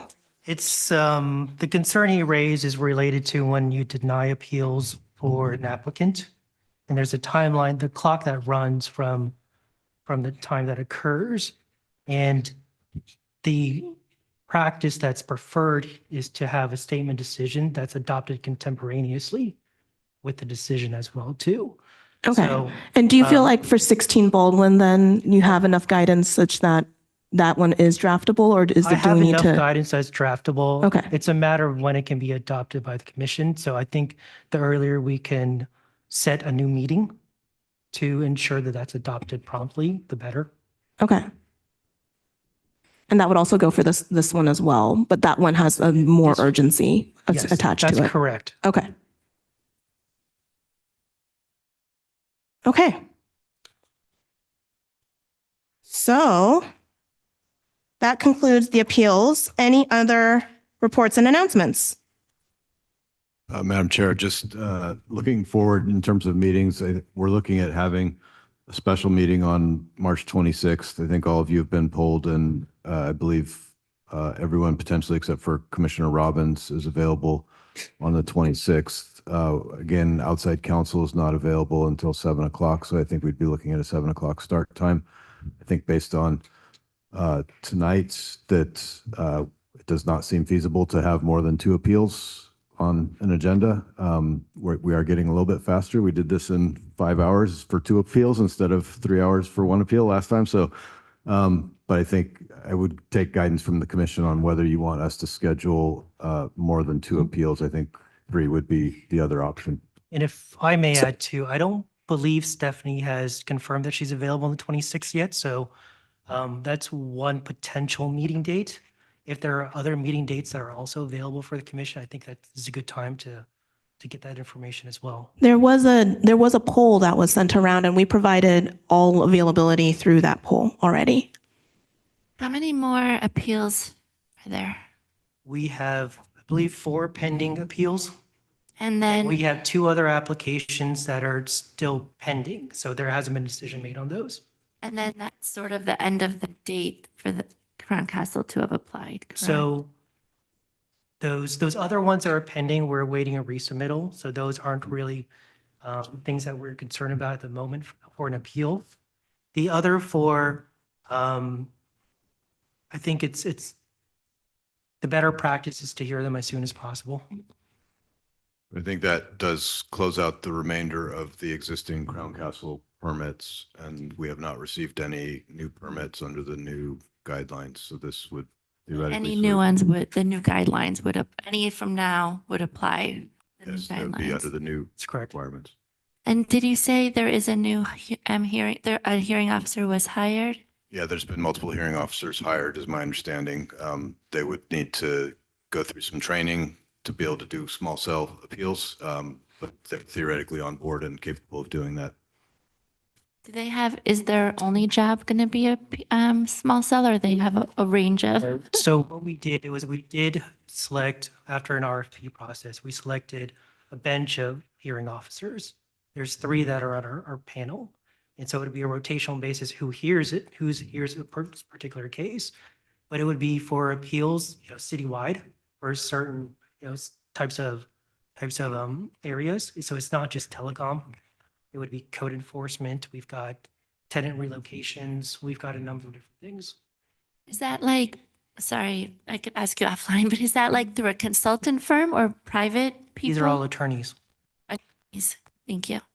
Does it make sense to schedule for 3, and if we don't get to the 3rd one, roll it over? But if it's not on the agenda, we can't talk to it. No, but if we don't get to it, then all these people are here waiting. Yeah. Yeah, that's not. Okay, I'm allowed to ask. Yeah. If there's 4 also. It's 2 and 2. Yeah, because we won't be able to do all 4 in one meeting. I think that's unlikely. So might as well do 2 and 2.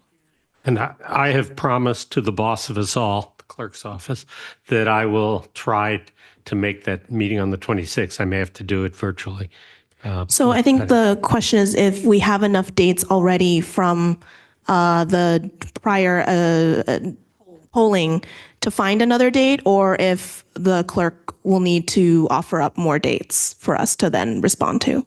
would hope, I guess, that we can find out from outside counsel quickly if they're available for the 26th or not. If they are, then we will schedule it for the 26th at 7 o'clock start time, and then we would use the regularly scheduled April 9th meeting as the third meeting or the second of these. And Lynn, is it okay, timing wise for 16 Baldwin to address it at the beginning of the 26th, or does that give you concern? I think the preference is earlier if possible.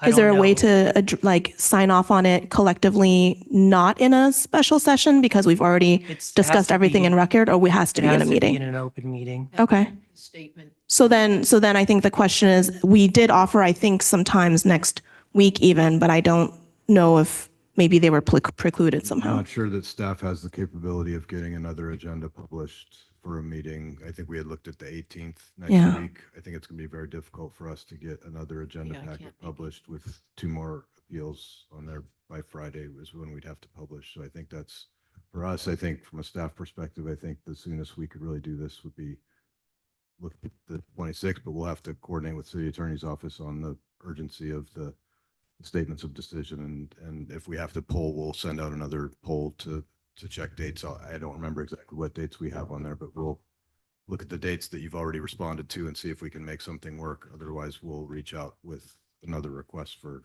availability for other dates. Okay. Lynn, I don't recall the statement of determination in past appeals. Is that something new? This is something that is standard practice on appeals. It's not something that we've followed here. We're correcting that. Yep. The other departments do it. Any other reports and announcements? Okay, thank you, everyone. We're done.